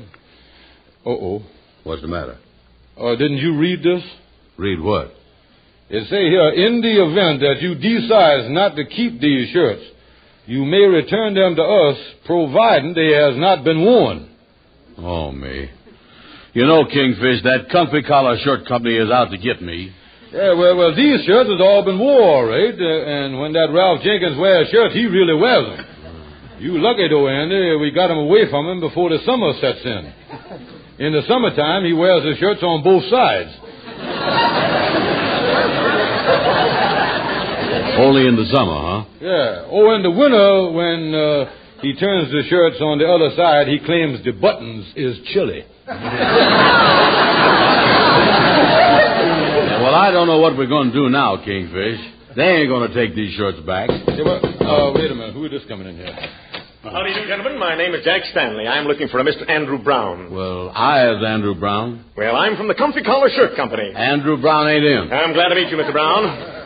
I have some great news for you. These Comfy Collar shirts that you ordered are the finest shirt value in this country today. Yeah, but Now, I'm the customer contact man, and it's my job to go out and straighten out little difficulties such as you've been having here with these 4 shirts before the lawyers step into the picture. Now, I can tell you, Mr. Brown, from our short acquaintance here with you, that it's not a question of money. Money? Of course not. Where is I? I see. Well, now, let me make a guess, Mr. Brown. You're not married. Or, are you? Oh, wait a minute now. You're guessing both ways. Well, now, offhand, I'd say you're a single man. Yeah, well, what about it? What about it? Why, Mr. Brown, have you ever thought of the beauties of matrimony? A little house in the country, a little wife to welcome you home at the end of a strenuous day, a delicious dinner on the table, and after that, the laughter and the gaiety of little children in the living room. Your children. These are the beauties of matrimony. This is every man's dream. And do you know how you can make that dream come true? How? By wearing a comfy collar shirt. Boy, that must be some shirt. Sounds strange, doesn't it? Yeah, that's the greatest $1.75 value I don't ever heard of. Listen, it's happened to thousands of other men, Mr. Brown, and it can happen to you, too. Now, take my own case, for instance. 6 years ago, I was a forgotten man. I was shunned by the opposite sex. My life was a lonely one. For months, the only companionship I had was the echo of my own thoughts. I was being dragged down by the chains of loneliness. And why? Why? All because of a crumpled collar. Yeah. Well, I'm so sorry to hear that. Mr. Brown, haven't you noticed a tendency on the part of the feminine sex to avoid you? Well, no, I wouldn't say so, other than the fact that I can't get no dates. Yeah, and the only reason he can't is that the gals won't go out with him. Wouldn't help him none if he was wearing a horse collar. I can tell you that. Well, so 6 years ago, I was in the same spot until a friend, and only now do I realize what a real friend he was, told me about a comfy collar shirt. I bought a comfy collar shirt, and hardly had I gotten it on when my whole life took a different course. It became a series of parties, invitations, dates. My telephone was ringing night and day. That could happen to you, Mr. Brown. Well, that couldn't happen to Mr. Brown. And why not? His telephone done been disconnected. No. What I'm trying to say, gentlemen, is that it's due to the comfy collar shirt that I was able to meet and marry the little wife who's waiting for me at home right now. Pardon me, Mr. Stanley, but that don't look like a comfy collar shirt that you was wearing there now. No, this isn't a comfy collar shirt. You see, my wife is a bad cook, and I'm trying to get rid of her.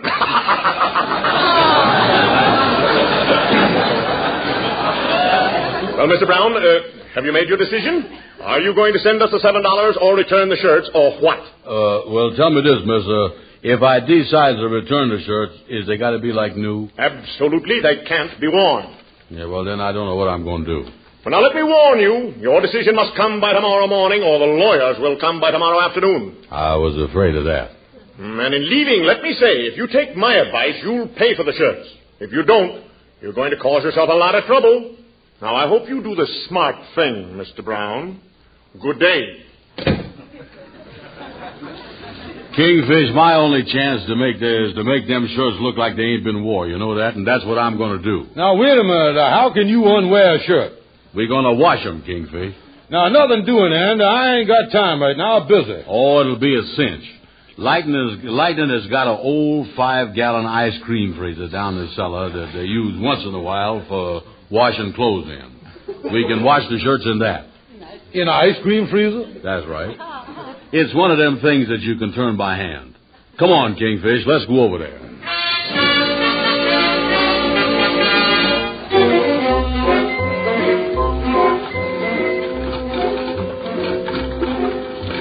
And you ain't got a bigger apron than this for me, is you? Yeah, you're getting splashed up there a little, huh? Lightning, hold it for a second. Aye, sir.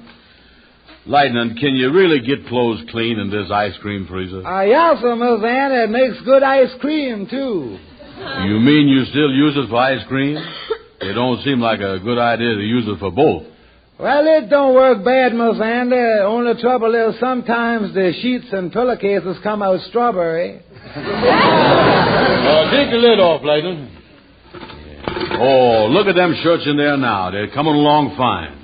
Oh, I see it is. Say, I was just thinking, before we finish it up here, though, we ought to put some starch in there. I know you're supposed to do that. Yeah, that's right. I wonder how much we ought to put in there. Well, that's easy to figure. We got 4 shirts in there, so we put in 4 boxes of starch. Yeah, that's right. That ought to be enough. We don't want to put too much in there. No. Sure, after all, when we take the shirts back, they got to look like new. You got all the starch there, Lightning? Yeah, sir. Here it is. Well, dump it all into things. Yeah, pour it in there, Lightning. Oh, boy, don't they look pretty in there? Yeah, look just like a frozen custard with polka dots in there. Okay, Lightning, start turning again. Stand back, men.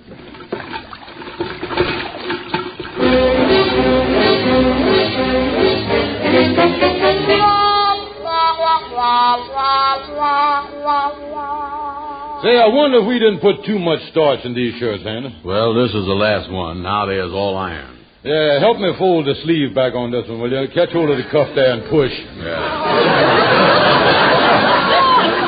Yeah, that's right. Now, come on, push. Push harder, a little more. Okay, that's got it. Too much starch in there, all right. Careful now, Lightning. Don't drop them shirts. They're liable to crack off on you. Just stand them up in the corner. Say, look here. Don't you think they're going to notice this scorch we got on the front of this shirt here? Oh, no, the starch will cover that up. We'll sprinkle some on there. Well, as soon as Lightning come back with the wrapping paper, we'll wrap them up and take them back to the company. Yeah, now, I was really surprised that these shirts come out as good as it did after taking the beating it did in the ice cream freezer. Wait a minute, Kingfish. Wait a minute. Let's look at these shirts. What is the use of kidding ourselves? There ain't a chance in the world the company taking these shirts back. A 2-year-old child could see that they've been wore and done over. You know, and I was just thinking, Amos is the cause of a lot of this trouble. If he didn't like the shirts in the first place, he ain't had no business giving them away. He ought to give them back to you. And then you could have took them back to the company unwore. You wouldn't have been in no trouble then. Instead of that, he gave them to Ralph Jenkins. He wore them, and now it's a mess. Yeah, that was a mean trick, Amos, all right, giving away a birthday present. He is what you call the Indian receiver. And if I was you, I would take these shirts back to the company and throw the whole blame on Amos. Yeah, that's exactly what I'm going to do. I'm going down there right now and start throwing.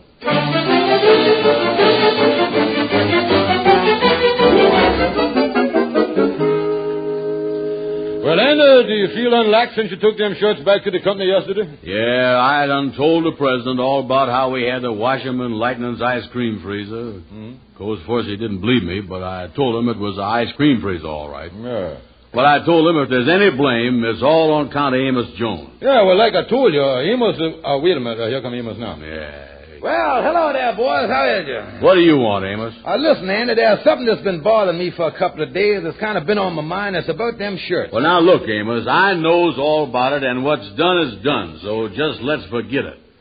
I give them shirts to you as a present. So them shirts and whatever happens with them shirts is your business. Yeah, Andy was right, Amos. Right is right.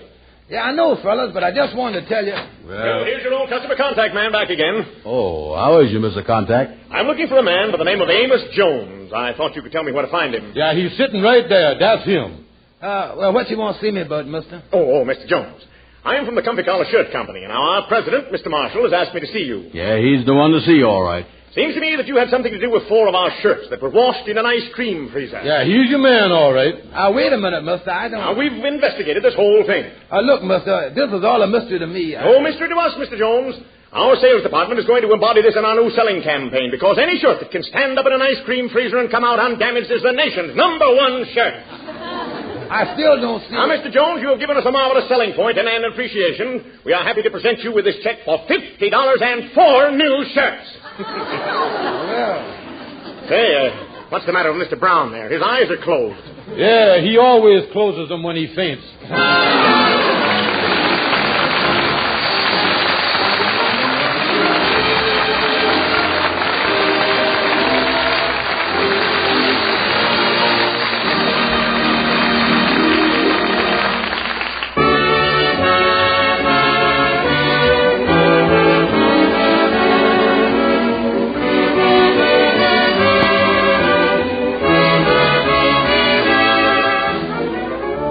Be sure sure to tune in again next Friday night at the same time when Amos and Andy will present their closing show before leaving the air for the summer. Andy will become the owner of a used car. Don't miss it. Our program is broadcast to our armed forces everywhere. This is Harlow Wilcox speaking for all of us, bidding all of you good night.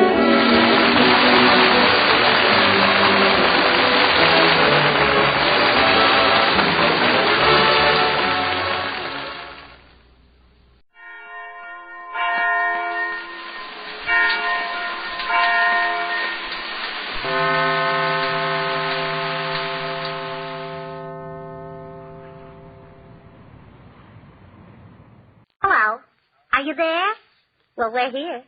1, 2, 3, 4, 5, 6, 7, 8 ways better. Swan soap. Yes, sir. Swan, the new white floating soap, 8 ways better than old style floating soaps, presents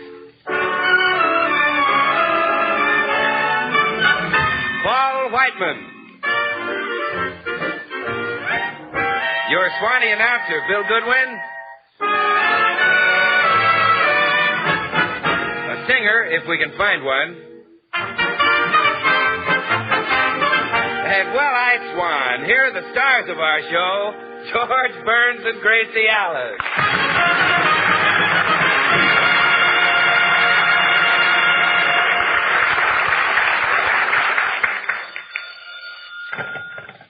Hello, George Burns speaking. What? Yes, Mrs. Burns is home. Gracie, it's for you. Oh, thanks. Hello. Who? Oh, hello. I've got some wonderful news for you. George and I are going to work on our new radio program today. What? Oh, thanks. Well, we've been just as worried about it as you have. Well, it's been awfully nice of you to call us every day. Goodbye. Who's that? The telephone company.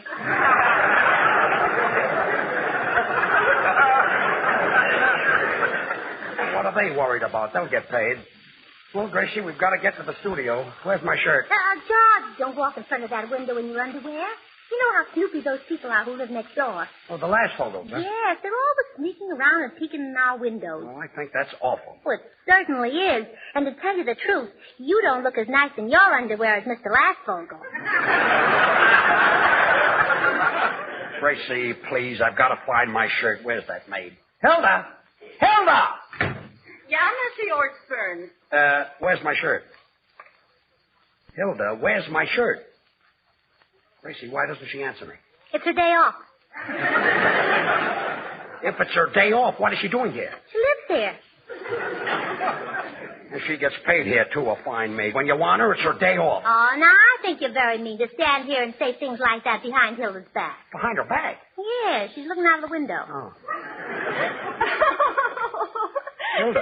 Hilda, what are you laughing at? Doesn't Mr. Lastfogel look funny in his underwear? I'll bet it's the one with the green stripes. Get away from there, Hilda, and get out.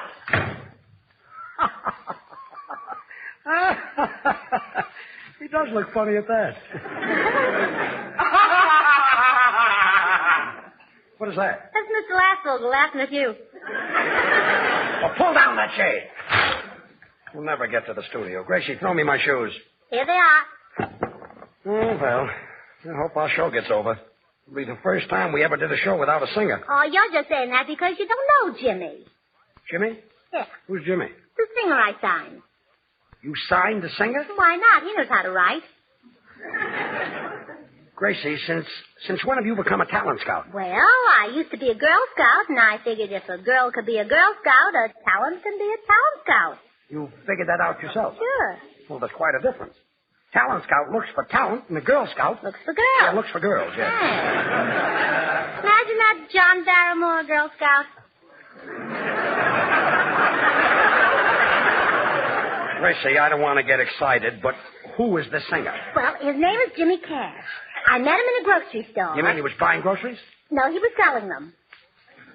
You signed the grocery clerk? Uh-huh. What kind of a voice has he got? Is he a baritone? Is he a tenor? Well, I don't know. I didn't hear him sing. You didn't hear him sing? Uh-uh. Well, then how do you know he had a good voice? Well, I knew it the minute I heard him. He said, a pound of cheese for Mrs. Breeze. A pound of cheese for Mrs. Breeze? What did he do for an encore? He sold some fish to Mrs. Gish. Well, of all the imbecilic things to do, going into a grocery store and... Well, here's the doorbell. I wonder who that can be. Well, maybe it's Hilda's boyfriend, Olaf Fenn. She's got a date with him. Why doesn't she answer the door? It's her day off. I suppose I'll have to answer it. Just a minute, I'm putting on my robe. Good evening, Mr. Burns. I am Olaf. I know. Come right in. So you're Hilda's boyfriend? Hudson.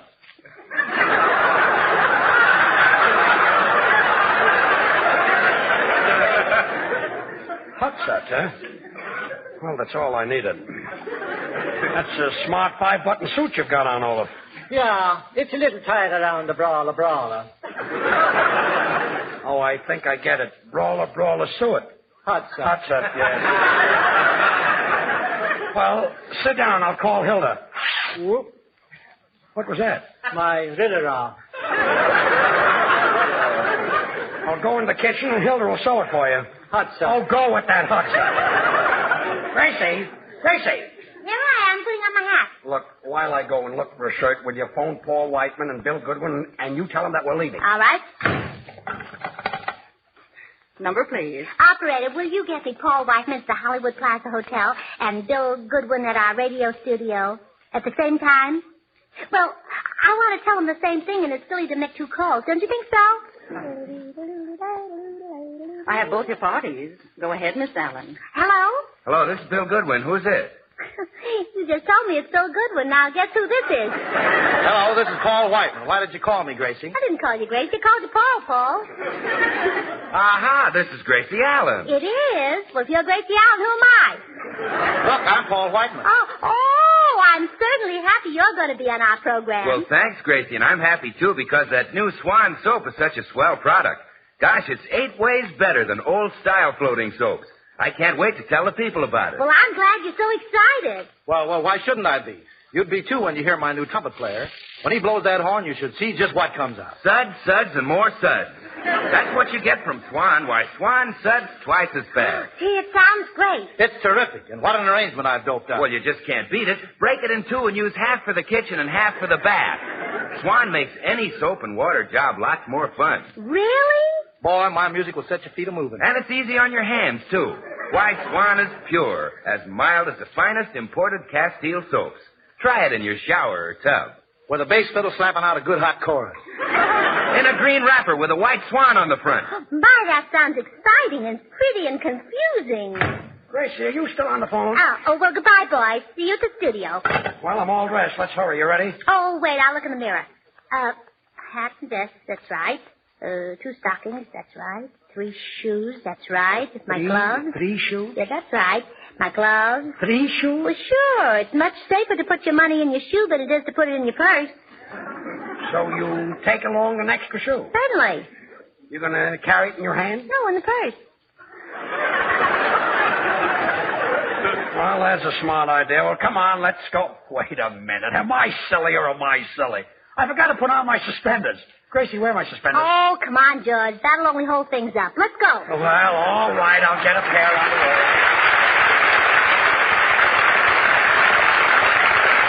And now, the daddy of them all, the father of modern dance music, Paul Whiteman, playing 3 Blind Mice. Take it, Pops.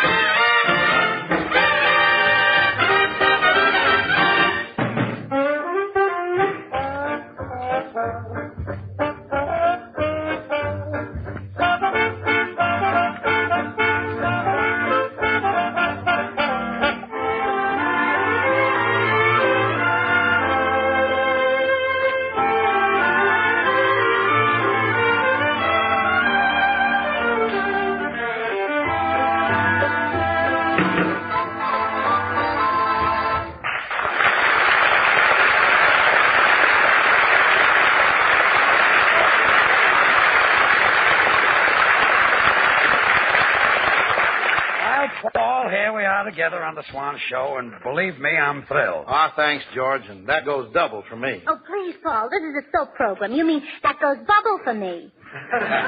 Gracie's right, George. Yeah, but only this time. Listen to this, Paul. Gracie went into a grocery store, and what do you think she came back with? I don't care what it is. Just drag it out, brother. I'm starved. You don't understand, Paul. Gracie went into a grocery store, hired a grocery clerk as a singer on our program. You said it. When there's something to be done, I do it. Oh, yes, and fast. I don't sit and let grass grow under my feet. Well, never mind. Don't bother with it, Gracie. There's nothing to get excited about, George. I once hired a trumpet player for $300 a week, and he couldn't play a note. I worried for months, but it turned out okay. How? I lost 85 pounds. Well, off you, it looks good. Say, Paul, what'd you do with your old suit? I subdivided them. You subdivided them? Yes, each suit made 10 bundles for Britain. Well, Gracie, when you take the phone, he subdivided them. That's the silliest thing Gracie, take the phone. Got it. What do you want me to do with it? Take the receiver off the hook and answer. Yeah, oh. Oh, it's a new invention there. Hello? Oh, hello. George, it's Jimmy Cash. Well, as long as you've got him signed, tell him to hurry over. I'd like to hear him sing. George says to come right over. What, Jimmy? Really? Oh, well, I'm thrilled for you, too, Jimmy. George is so excited he can't talk. Well, he should be. Imagine selling rhubarb to Hedy Lamarr. You don't know what that means to me. What's that, Jimmy? Really beautiful, huh? Oh, not that gorgeous. Oh, we'll see for ourselves when you get to the broadcast. He's bringing Hedy Lamarr? No, the rhubarb. Oh, Gracie, tell him to get over here. Jimmy, George says to... What, Jimmy? Oh, all right. Goodbye, Jimmy. He can't leave until he sells 20 more pounds of potatoes. Gracie, this whole thing is ridiculous. You can't find a singer in a grocery store. Oh, no. That's the trouble with having brains. People tell us geniuses, you can't do this and you can't do that. They told Eli Whitney the same thing, but he went ahead and invented the electric light anyhow. Gracie, in the first place, there was no electric light in Eli Whitney's time. There must have been. How could he invent it in the dark? All right, so he invented the electric light and the light, and let's forget the whole thing. Well, sure, after all, the electric light isn't so important. It isn't half as important as the button. It's the button, yes. Because if you couldn't press the button, you wouldn't get the light. The light, I guess, yes. Then if you didn't have a light, you couldn't find the button. I knew that was coming.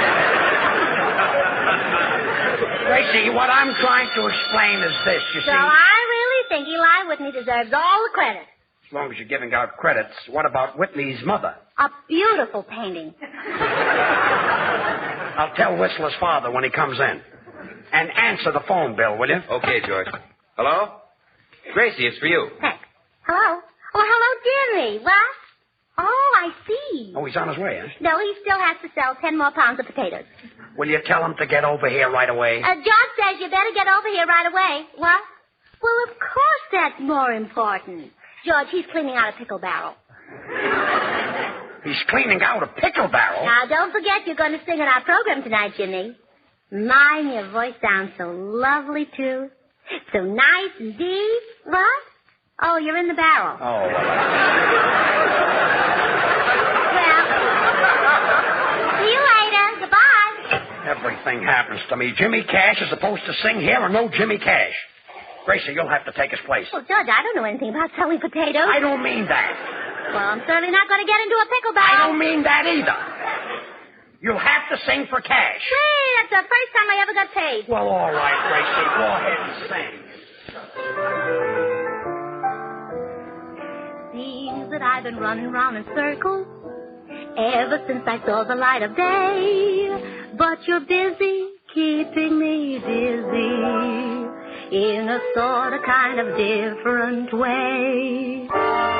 Coming and going, I'm all in a daze. I'm coming and going in dozens of ways. And darling, here's the reason why my heart walked out when you walked by. Is it December or maybe it's May? 'Cause I don't remember the time of the day. You gave my little world a spin. The lights went out when you came in.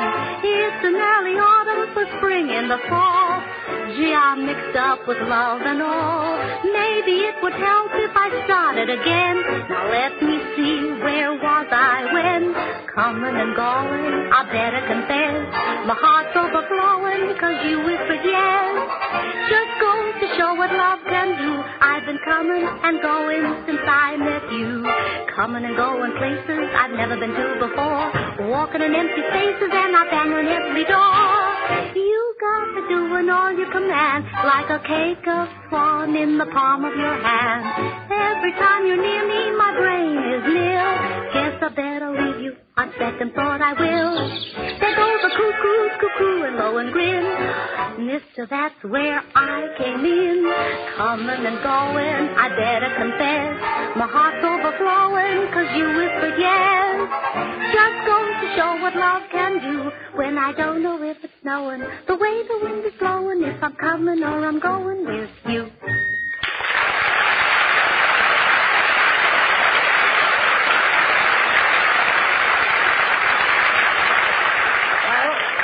Gracie, that was really swell. Well, where's the money? A little later, Say, excuse me, Gracie, there's a couple outside to see you. The girl says her name is Hilda. George, that must be Hilda. Yeah, it would be a bit surprised if it's Hilda. I wouldn't either. Oh, please, Gracie, go find out what you want. All right. Oh, Gracie, there's a fellow with her, and his name is Olaf Swan. Bill, it's Sven, not Swan. I talked him out of it.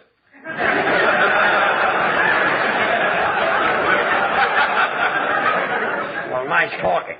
Talked him out of it. And answer the phone. Okay. Hello? What? Oh, no, but I'll take a message for her. Oh, okay. Goodbye. Who was that? George, it's Jimmy Cash. He'll be here as soon as he sells 5 more pounds of potatoes. Well, that's fine. Say, George, listen, maybe you're getting upset over nothing. You know, this kid may turn out to be something great. You mean Gracie just walks into a grocery store and just like that discovers something great, huh? Well, sure.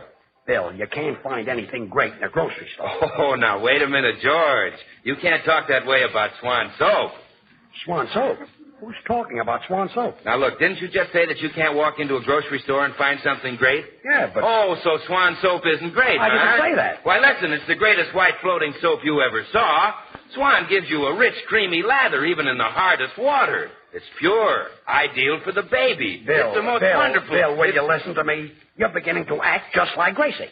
And what's wrong with Gracie? A fine guy you are talking about your wife behind her back. Now, look, Bill, let's start all over again. Forget Jimmy Cash. Forget Gracie. Forget Swan Soap. Forget Swan? Why, Swan is the kind of soap you can't forget. I know that, It but... smells so fresh and clean. I know that. It feels so nice and smooth. I know that, but... It's firmer than old-style floating soaps.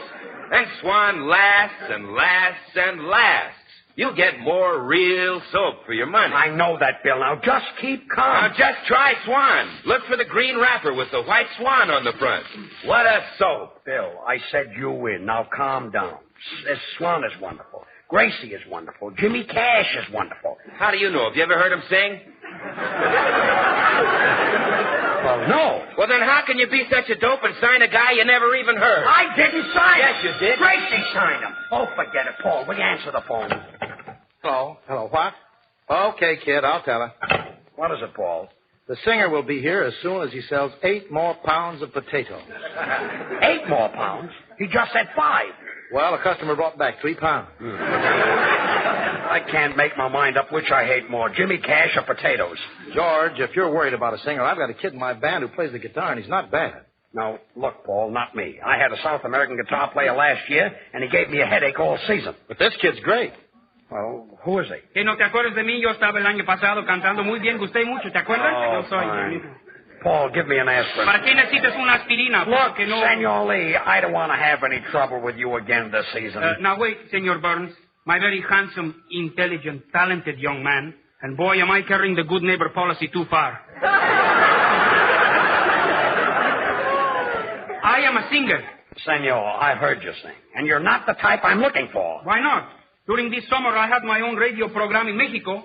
I called myself the Lone Ranger. Well, that's not very original. No, but I was much more up to date. When I came on the air, I hollered, "Hi-ho, aluminum!"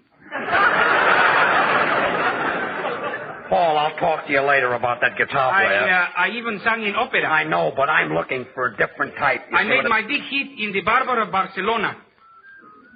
Barcelona? Si, senor. You mean the barber of Seville? Well, business was so good, he opened up a branch. Senor Lee, this year, leave me alone and just pick on your guitar, will you? I've got my own troubles. Gracie, did you see Hilda and Olaf? Hot stuff. Well, she saw them. What? Senor Lee, what are you doing here? Imagínate que contrataron otro cantante después de todo lo que yo busqué el año pasado. ¿Qué te parece eso? Oh, so what? A lot of people bet on the Dodgers. Never mind. Gracie, what did you do with Hilda? Well, I put her in the audience. There she is in the fourth row. Wave to her. I'm waving to her. Hello, Hilda. Gracie, she's not waving back. It's her day off. Oh, it's her. Gracie, while you were outside, that singer from the grocery store called and said he'd be right over. Thanks, Paul. Gracie, what kind of a voice has this new discovery of yours got? Well, when I first heard him, he sounded like he had a mouthful of potato chips. Really? Mm-hmm. But that was maybe because he did have a mouthful of potato chips. Sounds like he's got a voice that'll hit you right smack dab in the eye. It did. George, I'll take back the aspirin. The aspirin, I thought so. Gracie, what Paul means is what kind of a voice has he got? What does he sound like? Oh, well, why didn't you say that? Did you ever hear the Merrimack? Uh-huh. Well, he sounds like Max. He sounds like Max? Well, sure. He's not a girl. He couldn't very well sound like Mary.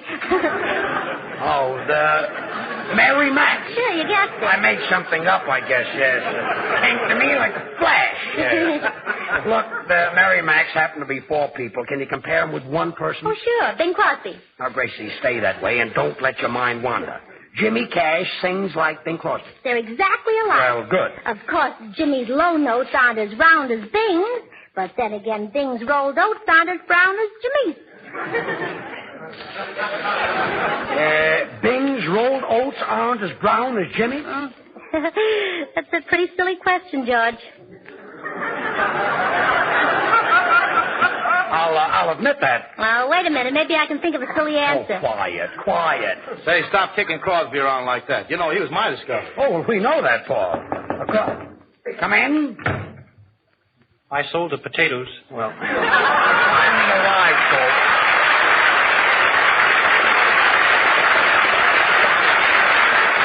So, you're Jimmy Cash. Oh, that's Jimmy Cash. You're looking at the rhubarb. Oh. Pardon me, that's my... Now, Jimmy, I want you to meet everybody. This is Paul Weichman, and this is Bill Goodwin. I'm George Burns. You'll have to await your turn, sir. You're not in the grocery store. Now, George, he's my discovery, and I want to talk to him. You'll talk to him later. Now, come here, kid. Now, don't get nervous. There's nothing to get nervous about. Did you ever sing before? Yes, sir. In theaters? No, sir. On the radio? No, sir. Where, sir? Where did you sing? At sociables.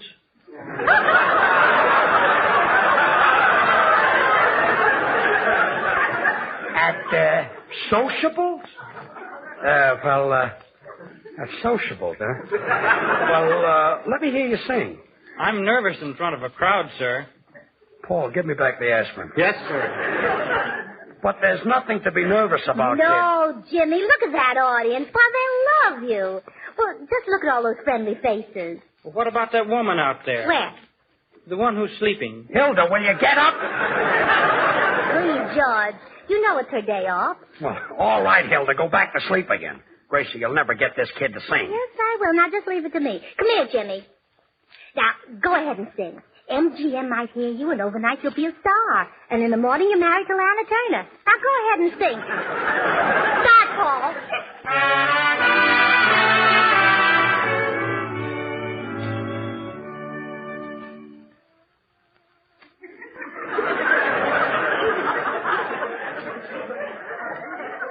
The kid won't open his mouth, huh? Try Betty Grable. Oh, Betty Grable or Ann Sheridan. Go ahead, Jimmy, sing.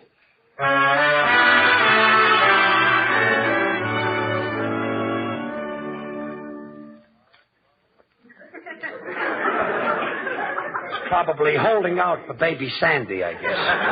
Wait. Now, Jimmy, you like being a grocery salesman, don't you? I certainly do. Now, how would you like to be the greatest grocery salesman in the world? Gee, would I? Well, tomorrow I'm coming into your store, and I'm going to buy 28,000 pounds of potatoes. Oh, boy. Oh, to sweet romance, there is just one answer. You and I. Poet and musician sing the same old tune to the sweethearts that come and go.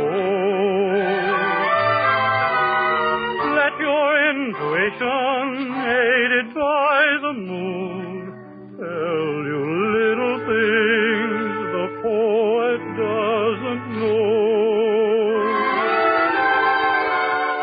Darling, you and I know the reason why the summer sky is blue, and we know why birds in the trees sing melodies too, and why love will grow from the first hello until the last goodbye. Though to sweet romance there is just one answer. You and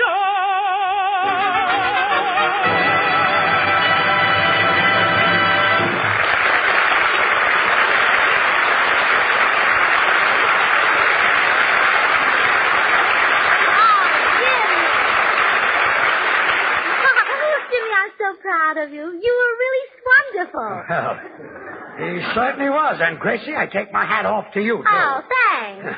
Mr. Burns, can I go now? There's somebody waiting. Who, your sweetheart? No, a customer for the rhubarb. Goodbye. Wait a minute. Say, Jimmy. Oh, George, don't worry. Don't worry. I've got him signed. I made him put his John Henry right on the dotted line. Here's the contract. Well, that's great, Gracie. I hereby agree to work for George Burns and Gracie Allen for the entire season. Signed, John Henry. John Henry? His name is Jimmy Cash. Well, sure. As I said before, I don't sit and let the grass grow under my feet. When things are done, I do them, and I always know when people want to do it.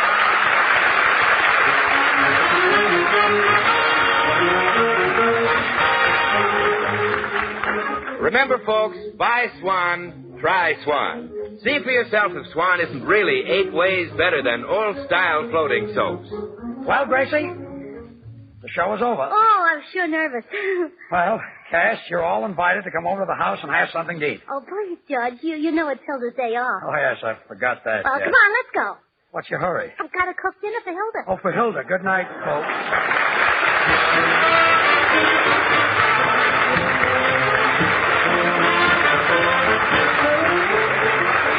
Lever Brothers, the makers of Swan, the new white floating soap, join George and Gracie in inviting you to tune in again next week, same time. Until then, this is Bill Goodwin saying, well, hi, Swan. Why don't you? This is the Red Network of the National Broadcasting Company. KFI, Los Angeles.